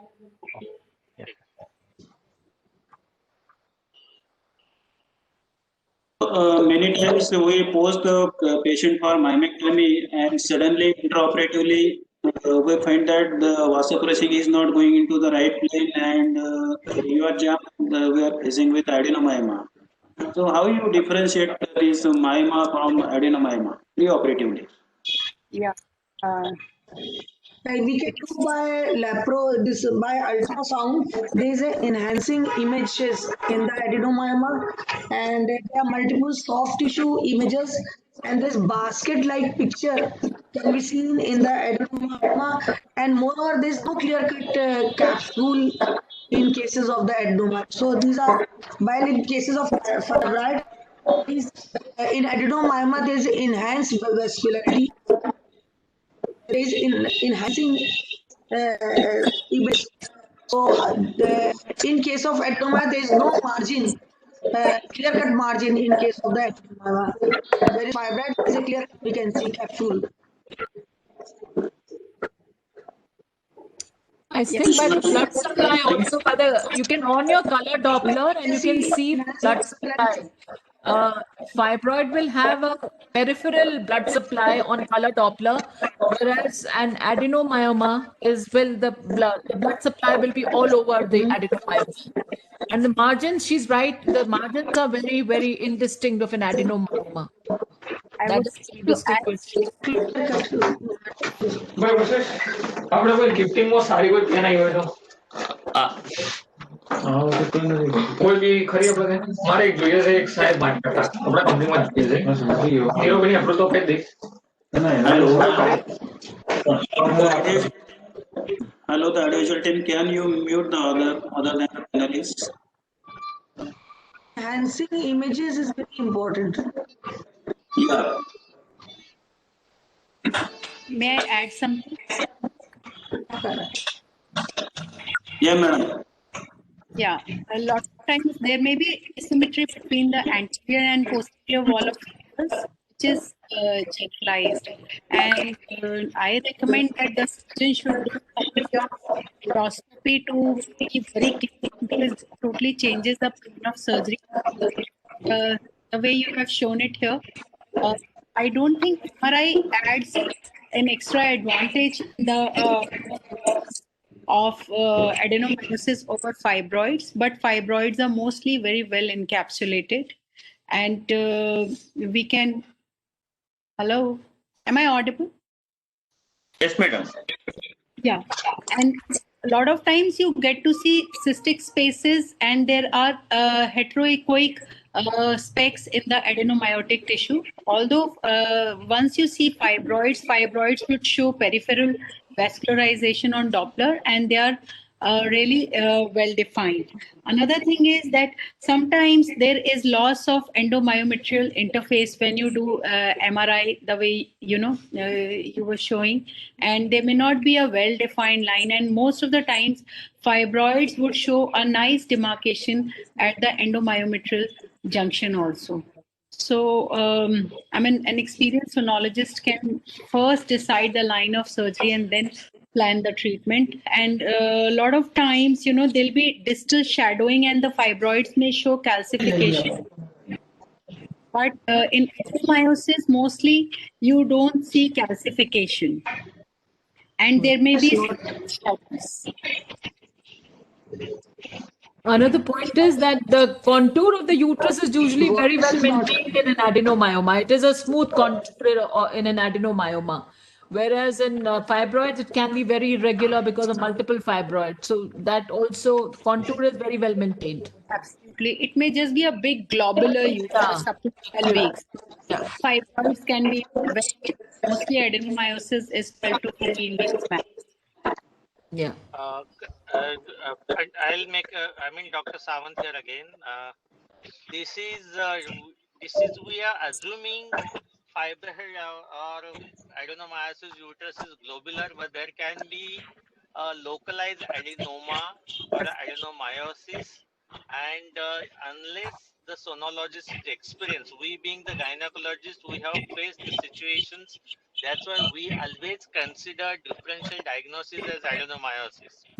But when the patient comes to us with already having a report of fibroid, it's very difficult to convince them. And the problem is when we take them for surgery, patients are waiting to see those balls removed from the uterus. And as Dr. Pandit nicely said, we are trying to inject vasopressin and it's not going. It's very tough. There's no proper plane. And then we land up in trouble. So patients, they start doubting whether what has gone wrong and why doctor is doing like this. That's So true. personally, I feel all patients, those who are posted for myomectomy, we should be telling them, look, these are the fibroids, but there is always possibility of adenomyosis. And when you have a strong doubt of adenomyosis, patient should be subjected to MRI. And I think MRI is very good when we tell them, please look for adenomyosis. And somebody did mention about that junctional zone, and now it has been proved if junctional zone is more than around 12 millimeters, and if you see spaces in one of the uterine walls, different thickening of the myometrium or a localized fibroid-like picture, meaning a bulb in one of the walls, MRI will be able to differentiate. But yes, this differential diagnosis is very, very important. Pandit sir. Yeah, it's very important to differentiate the adenomyoma from the fibroid, and we can distinguish from clinical history. The patient with adenomyosis will have a lot of pain, menorrhagia. The patient of fibroid, unless it is submucous fibroid, patient will not have pain. And these radiological features like invasive lesion with indistinct margins, asymmetrical thickening of the myometrium, post heterogeneous echogenicity, alternate hyper and hypoechoic zones giving rain in forest appearance, destruction of the endomyometrial junction, echogenic spots, myometrial cyst, and affected myometrium will have the increased vascularity. All these features will definitely going to help us to differentiate the adenomyoma from the fibroid. And in difficult cases, you can take help of the MRI, which gives the pictures like this, and you can easily distinguish that this is not fibroid and this is adenomyosis. And of course, we have to rule out the leiomyosarcoma by looking at the rapid growth in size, disruption of the margins, increased vascularity, low resistance, RI will be low, and there will be increased LDH levels. Of course, we cannot 100% rule out, but up to maximum extent you can rule out the leiosarcoma. Now I request Dr. Sujata Karnan to take the further proceedings. Okay, so next I think we have imaging for adnexal diseases, the ovarian and tubo-ovarian diseases. And as we are all aware that there are some 50,000 types of ovarian tumors, and one really needs to have a lot of experience and a lot of knowledge to be able to give a good diagnosis of a ovarian Your voice is cyst. not heard. Voice is volume not- little bit. Is it better now? Yeah. Pandit, you'll have to change because I don't have the share. First, we are talking about endometriosis. It's next, please. Next. Okay. So I think first is to be able to differentiate about endometriosis from other adnexal or ovarian pathologies. Any one of you, maybe Dr. Anshu Jindal, if you can elaborate how to differentiate ovarian endometriosis or endometrioma from another type of, let's say a simple say, ovarian cyst or a serous cyst adenoma. What are the key features of ovarian endometriosis? Right, ma'am. Endometriosis.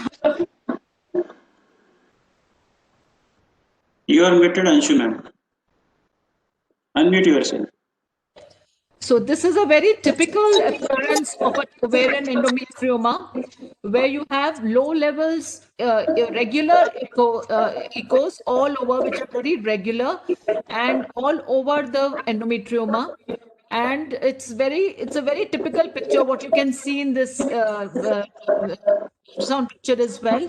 There could be internal, there could be the margins of the endometrioma could be echogenic, there could be echogenic shadows along, and there could be hemorrhagic cyst also inside the ovarian endometrioma. That is normally not very necessary, but sometimes I have seen that there are endometriomas as well as hemorrhagic cysts along with it. So this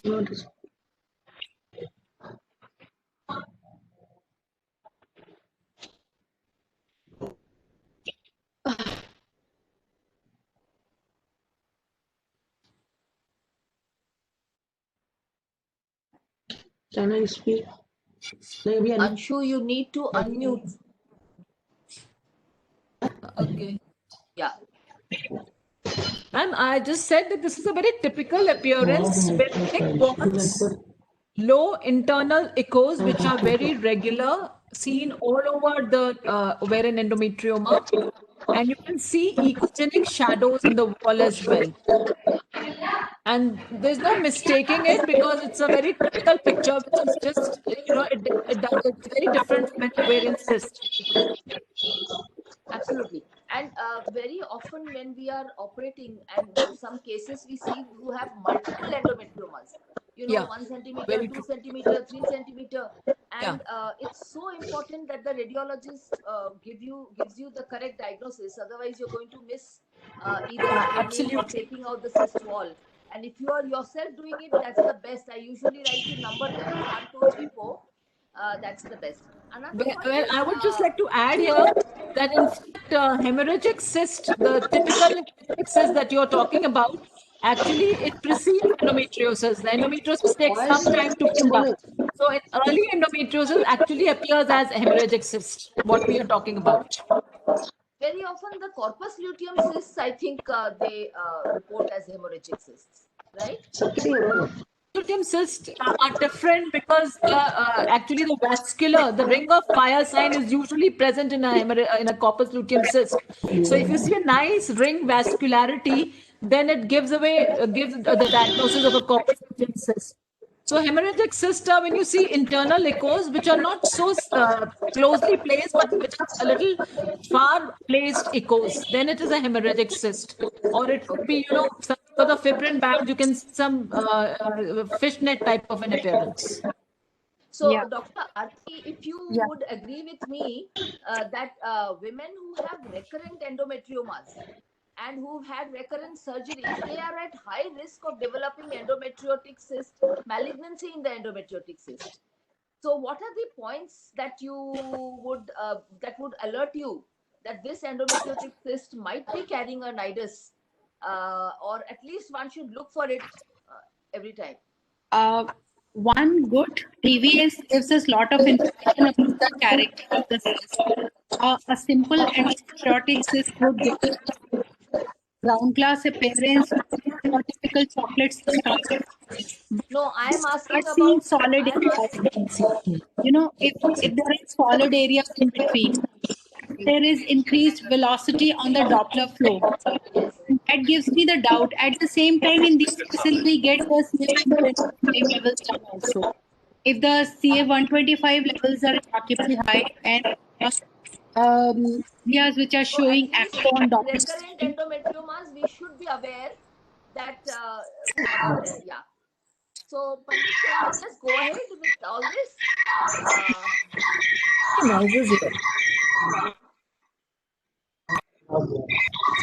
There is too much disturbance. Team, please unmute the.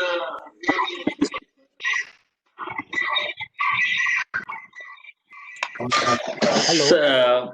Pandit sir, can you advise all delegates to mute themselves? Yeah, all the delegates, please mute yourselves. Too much disturbance. Coordinator. Dr. S.K. Mishra, Madam Dr. S.K. Mishra, please mute yourself, Madam.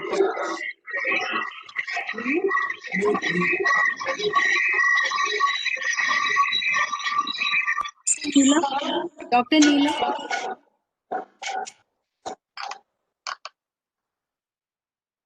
Yes. The I coordinator. think that was the coordinator probably is not there. With the slides.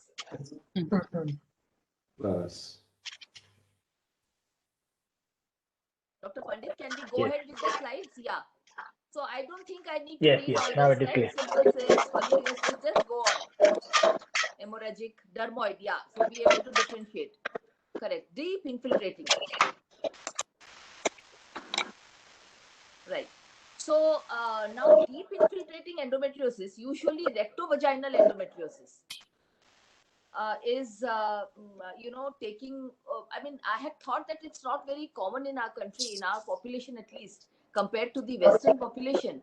But now we have also started seeing quite a bit of deep infiltrating endometriosis. Do you agree? Like rectovaginal endometriosis at least. Yeah. Yes.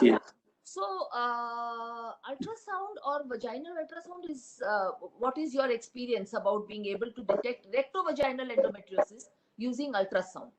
Dr. Neelam, I don't think you have participated.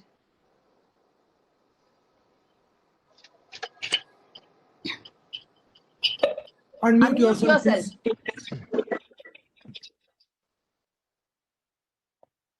Hello.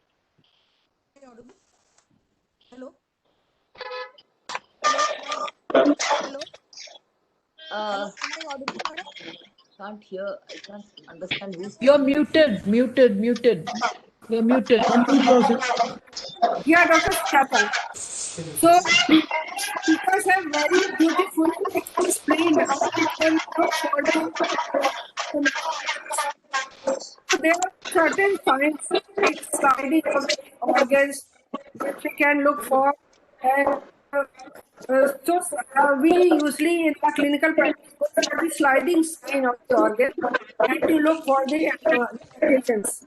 And this can very well give about an idea about bowel endometriosis. There's a lot of disturbance here. So Doctors, there's too much listen. Dr. Sujal, what about you? Which patients do you suspect may be having clinically? You suspect may be having rectovaginal endometriosis, and what is your best technique to detect it? Because it's very essential that you do that basically, before surgery. So DIE is never a sonography or MRI diagnosis. It has to be a comprehensive clinical scenario also. So patient with dyspareunia, dysmenorrhea, progressive dysmenorrhea, and even on putting the transvaginal probe only, you will realize that the mobility is completely restricted. You will start feeling the lesions. Patient will have severe tenderness on examination. And simple per speculum examination also, you'll be able to see puckering and few signs which can predict that deep lesion is inside. So restricted mobility, long-standing history, and progressive history is important. Most of the time, sonography is conclusive. MRI is only required to confirm the lesion and to see how serosa and other things are involved. The specific role of MRI is for periureteric lesion and for rectal involvement. Otherwise, for establishing the diagnosis, clinical as well as transvaginal sonography is sufficient. And when you do transvaginal sonography immediately post-menstrual or during menstruation, when you have fluid in the pouch, it is little more informative compared to any other stage of the menses. So what I personally do is always do a clinical examination transvaginal, if required rectal examination or transrectal sonography, and then only in selected cases MRI. Correct. Also, dyschezia is one of the very common symptoms, right? Yes, very common symptom. Yes. Correct. And with a So Sujal transvaginal has scan, said very, I mean, I second Sujan what he said is, this is more of a diagnosis, the clinician diagnosis. We have to suspect, plus this pain not necessarily will be there only at the time of menses, which most of the endometriosis it worsens, but this pain will be there even any time. And this pain is basically dyschezia, what you said is there, and when we suspect, then we can confirm it on sonography. MRI plays a really important role because when we operate this patient, we are not that confident enough to operate on bowel, bladder, and there when we involve other surgeons, those surgeons will definitely ask or they will rely more on MRI findings. So that's why MRI plays an important role as far as planning the surgery along with other pathies. But otherwise, it's our first diagnosis. about in case of bladder endometriosis, do you think we need to confirm it by a cystoscopy or a MRI is enough? Yes. The cystoscopy and sonography, I think this are Because really sometimes very in important. bladder I have felt the need to do a cystoscopy to confirm. Otherwise, I'm not able to confirm. Yes. And it's a very simple procedure. So Yeah. yes. Sujal, if you think there is involvement of the ureter and there is hydronephrosis, which modality will you use to confirm the diagnosis? CT contrast study of the kidney, ureter, and bladder would give us a very good idea. Contrast CT. MRI will always give us periureteric involvement, but overall structure and diameter of this thing is very well predicted on contrast CT. Do you think there is any role of we can IVP? literally see everything. No, there is IVP, no role of IVP at all. It is a CT urography is very wonderful. You can see the dye Very well. coming. The images are very good Yes. as compared to IVP. IVP is the Some old 5, standard, 10 old years back, time. we used to do Absolutely. so much of IVP. But Yes, IVP, madam. yes, We madam. used But to now do with CT absolutely. but now urography with as CT urography, it is it very has replaced completely. Yeah. it is Yes. very good, very good. It's more advantageous and it's nice. IVP you have to do it, but then you have to do those pressures on the abdomen, block the local compression, and it's cumbersome. May not be that good picture quality. CT urography is wonderful, wonderful. Yes, madam.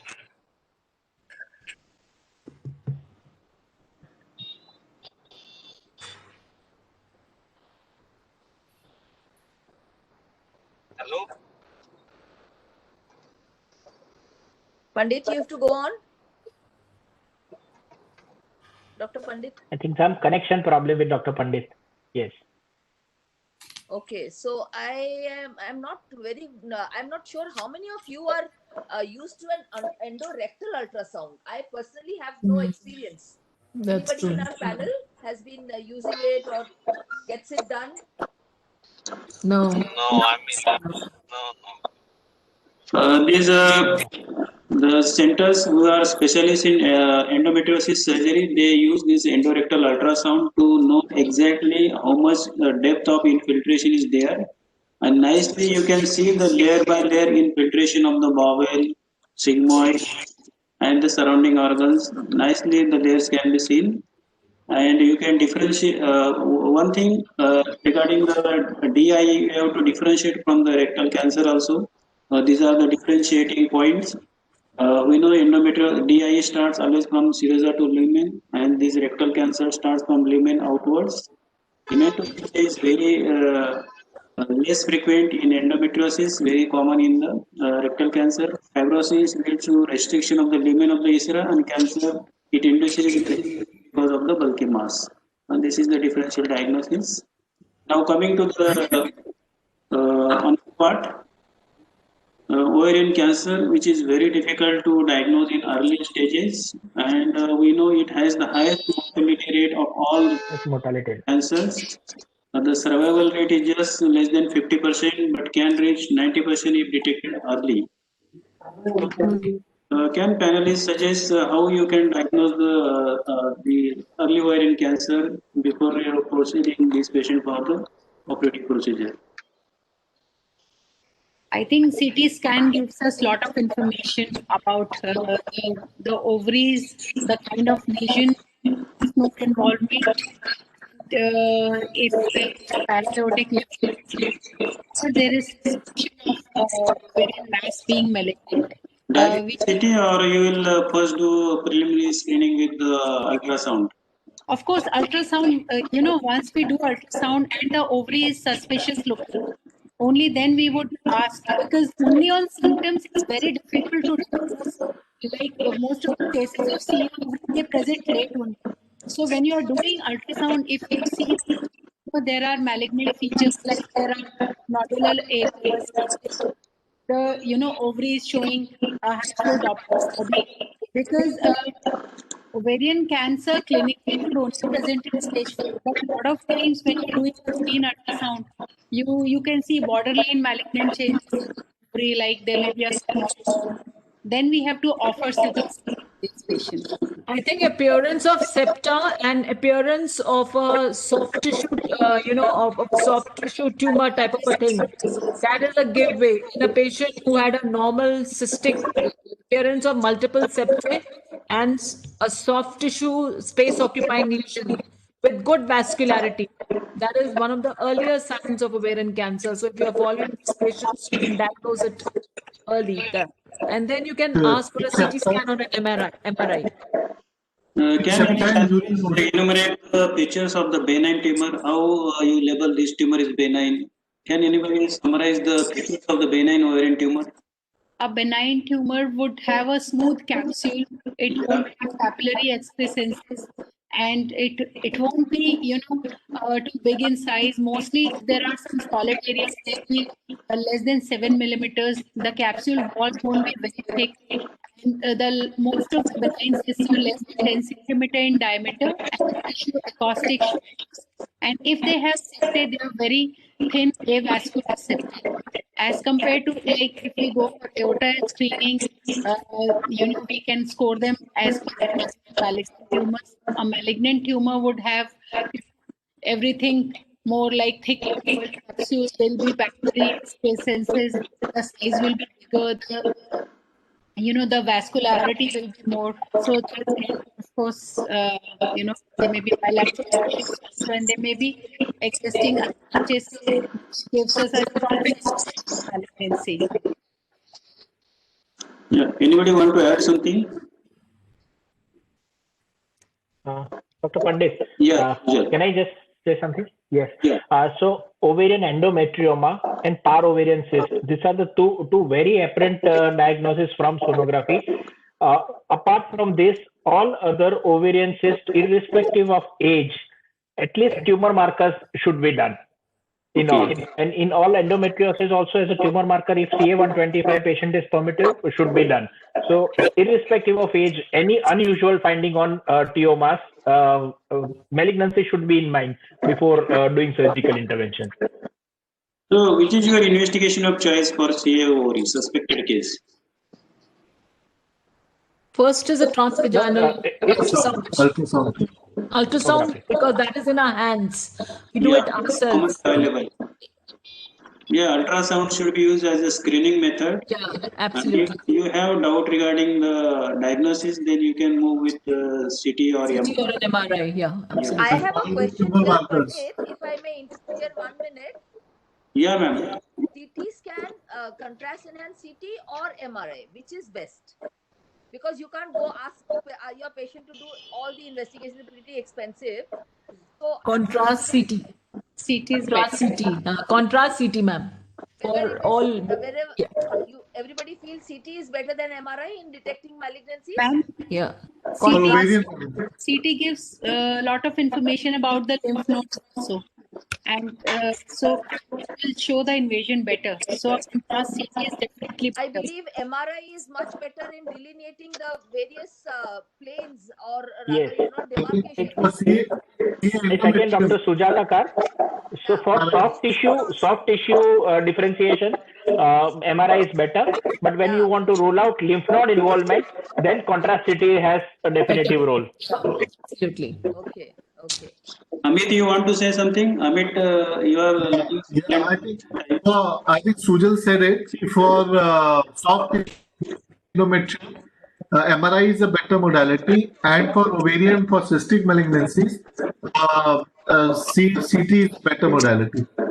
Yeah. So to put in the simpler way, for local staging, MRI is better. For distant staging, CT with contrast is better, right? Yeah. Yes, very true. Very true. Nice. Now for sonography, for expert opinion, we are not good people to opine at all, even if we know theoretically. We have heard this lecture and we have seen so many scoring systems and height by width score of papillary excretions. So it's a totally different ball game altogether, and it should be managed by the experts only. Sonography as well as treatment part of it.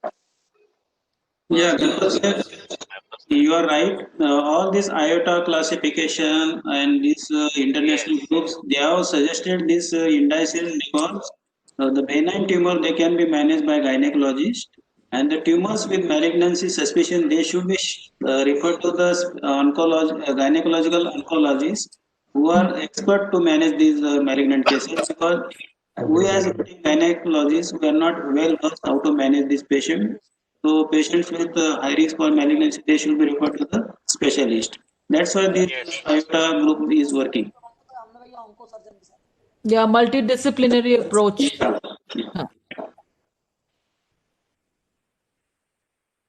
Now we'll move to the last cancer, that is cervical cancer, which is second most common cause of mortality in females. And we'd like to have opinion of our panelists to know the extent, I think cervical cancer is commonly diagnosed by physical examination and doing the per speculum PR examination and doing cervical biopsy. But to know the extent of the involvement, which imaging modality you prefer? Again, CT scan with contrast. Contrast. That is what the oncologists, the oncosurgeons prefer. What Because about as we just discussed, that the lymph node involvement is better delineated on a CT with contrast. I believe for sales, CT as well as MRI. MRI will tell us totally about the spread of the disease, the volume of the lesion, and it's going to be adjacent structure. As discussed, for soft tissue information about the lesion, MRI will give better confirmation after preliminary ultrasound. Yeah, ultrasound, after preliminary examination on ultrasound, you can see the local lesion with increased vascularity at the level of below the isthmus. You can see the vascularity. And then most of the cases they are diagnosed by clinical examination and ultrasound. Only if you have doubt, you can do this CT scan with contrast or MRI to know the distant metastasis. Anybody want to have a different opinion? It should also be done in every case. IVP is also required. IVP. Ma'am, if we are doing MRI, we are getting to know about the status of the ureters and periureteric fibrosis. It gives us a lot of information about the ureters. But Aarti ma'am, by clinical examination, by doing PR, when there is no parametric involvement, I think it rules out the ureteric involvement. True. That's what I'm saying. Yeah.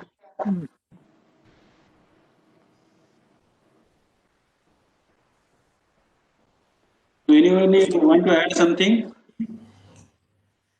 I would like to say we should invest in a very good ultrasound machine for our clinic, because the preliminary diagnosis only a gynecologist makes, as be it an early ovarian cancer, be it an early cervical cancer. So we all must be very good in screening sonography. Of course, as Dr. Ganpat is saying, the final word comes from our trusted sonologist again. Dr. Amit would have his favorite sonologist who would give him the information he needs. This trust is like a husband wife trust between the gynecologist and the sonologist and the machine of the gynecologist. So this triangle would improve our diagnosis and clinical outcome. Yeah, right. We must do every patient per speculum examination to rule out early changes and diagnosis. Yeah, that's a very good tip. Yeah. So I wanted to ask a question. How reliable is markers for leiomyosarcoma? Does it have any validity? LDH for leiomyosarcoma is there? Does it hold? It has a positive predictive value, but it doesn't have a negative predictive value. If it is elevated, it suggests, but if it is not elevated, you can't rule out leiomyosarcoma. Okay, so if it is elevated, you have a strong suspicion. And then you have to correlate with ultrasound findings also, whether there is a rapid growth, loss of planes from the surrounding myometrium, and color Doppler. So it is a together decision. Clinical findings, color Doppler, and enzymes. All these things they have to be taken into consideration. Come to the final conclusion. Okay. And Sujata Kar madam was telling about indicators for malignancy endometrioma. Is there any suspicion of malignancy in endometrioma? Yeah, if there is suspicion, then you have to, if you suspect in ultrasound, then you have to go ahead and investigate it further. That's what I said. Ma'am, are there any markers for suspicion on ultrasound? Pardon me? Actually, your voice is not... How do you suspect on ultrasound in endometrioma? Supposing you find a echogenic focus Yeah. inside the Solid, endometrium. Endometrioma is very irregular, thick-walled, chronic. It's been there for a long time. If the vascular pattern is little different. Okay. Appearance of septa or even solid mass, solid, solid areas with good vascularity. I've had a patient recently. I've had a patient recently who converted from endometriosis, recurrent endometriosis into malignancy, and we detected it early, and that is what we saw on the picture. Appearance of solid areas, good vascularity, and appearance of septa in the endometrium. Okay, so it's a mixed tumor of two. No, it is the malignancy arises in an endometrium. Yeah, endometrioid cancers is called. But that's a very for everyone. So sending an aortic cyst wall for histopathology is very, very important. It just visual findings. It should be mandatory. Yes. Yeah, absolutely.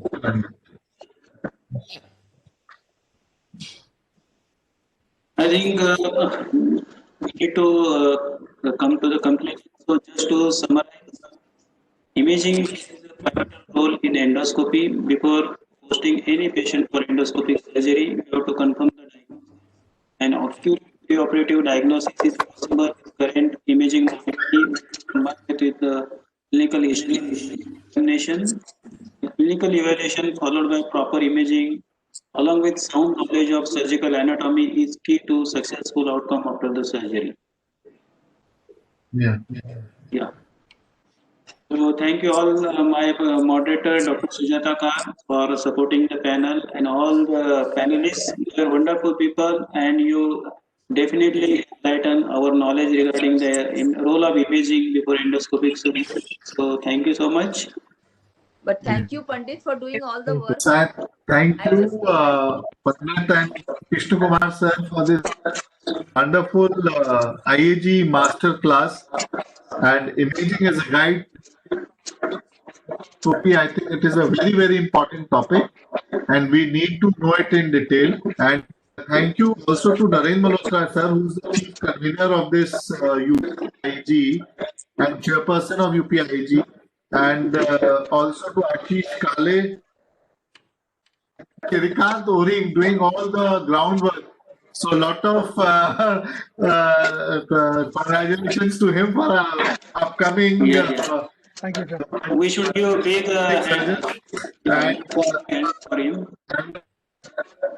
And Chandralula sir, Dr. Sonal Panchal, Ashok Khurana sir, Jyoti Mishra madam, Dr. Nitin Chaubal, and especially to our senior Nisha Sharma ma'am, D.K. Shah sir, Dr. Dinesh Kansal ma'am, Dr. Surita Karim ma'am, and Dr. Rakhi Singh. And to our great panelist, Sujata Khan madam, for conducting the panel, and Pandit to you also for conducting the panel so well, and Dr. Aarti Luthra ma'am, and Dr. Sujal Munshi, Dr. Neelam Mishra ma'am, Dr. Neelam Modi ma'am, and Dr. Anjali Tindal ma'am. Congratulations and thank you all of you for doing this IAG Masterclass. It was a very, very important and a good concept to enlighten all of us for this important topic. Thank you so much. Thank you very much. Thank you. Bye-bye. Thank you, sir. Thank you, sir. Dr. Pandit, we are concluding, but there are few questions in the chat box. People are finding it interesting. I don't know if you want to, so most of them have been answered, but people have been asking questions in the chat box. Yeah. Can somebody tell there is one question in the chat box. What are the USG criteria for the CA endometrium? Any panelist can take. So for CA endometrium, the report which most of the times which we get is a postmenopausal lady with thick hyperplastic endometrium. And there may be positive. And once we do hysteroscopic guided sampling, and most of the times only then you get to know. Until unless it's stage 1B, when you see that the endometrial myometrial interface is gone, and then you can see it spreading. So early C endometrium, you just get to see endometrium in a postmenopausal bleeding, and it is confirmed by borderline C ovary is a good question. Yeah, criteria for borderline C ovary. I think we have answered that. It is histopathological. Yeah, that's it. It is histopathological diagnosis most of the time. Great.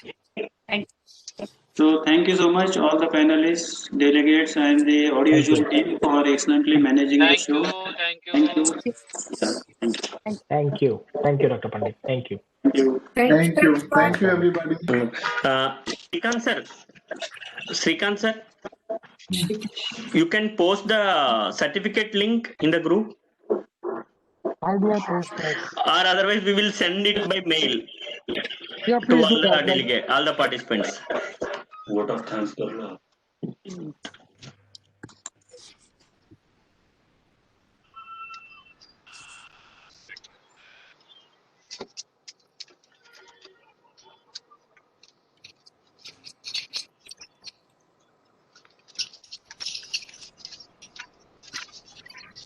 Thank you, Pandit sir. Bye bye.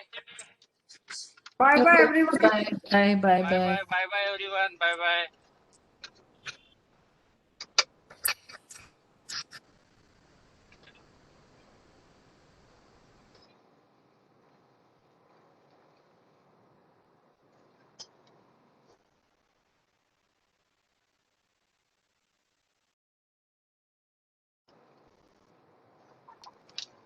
झालं माझं.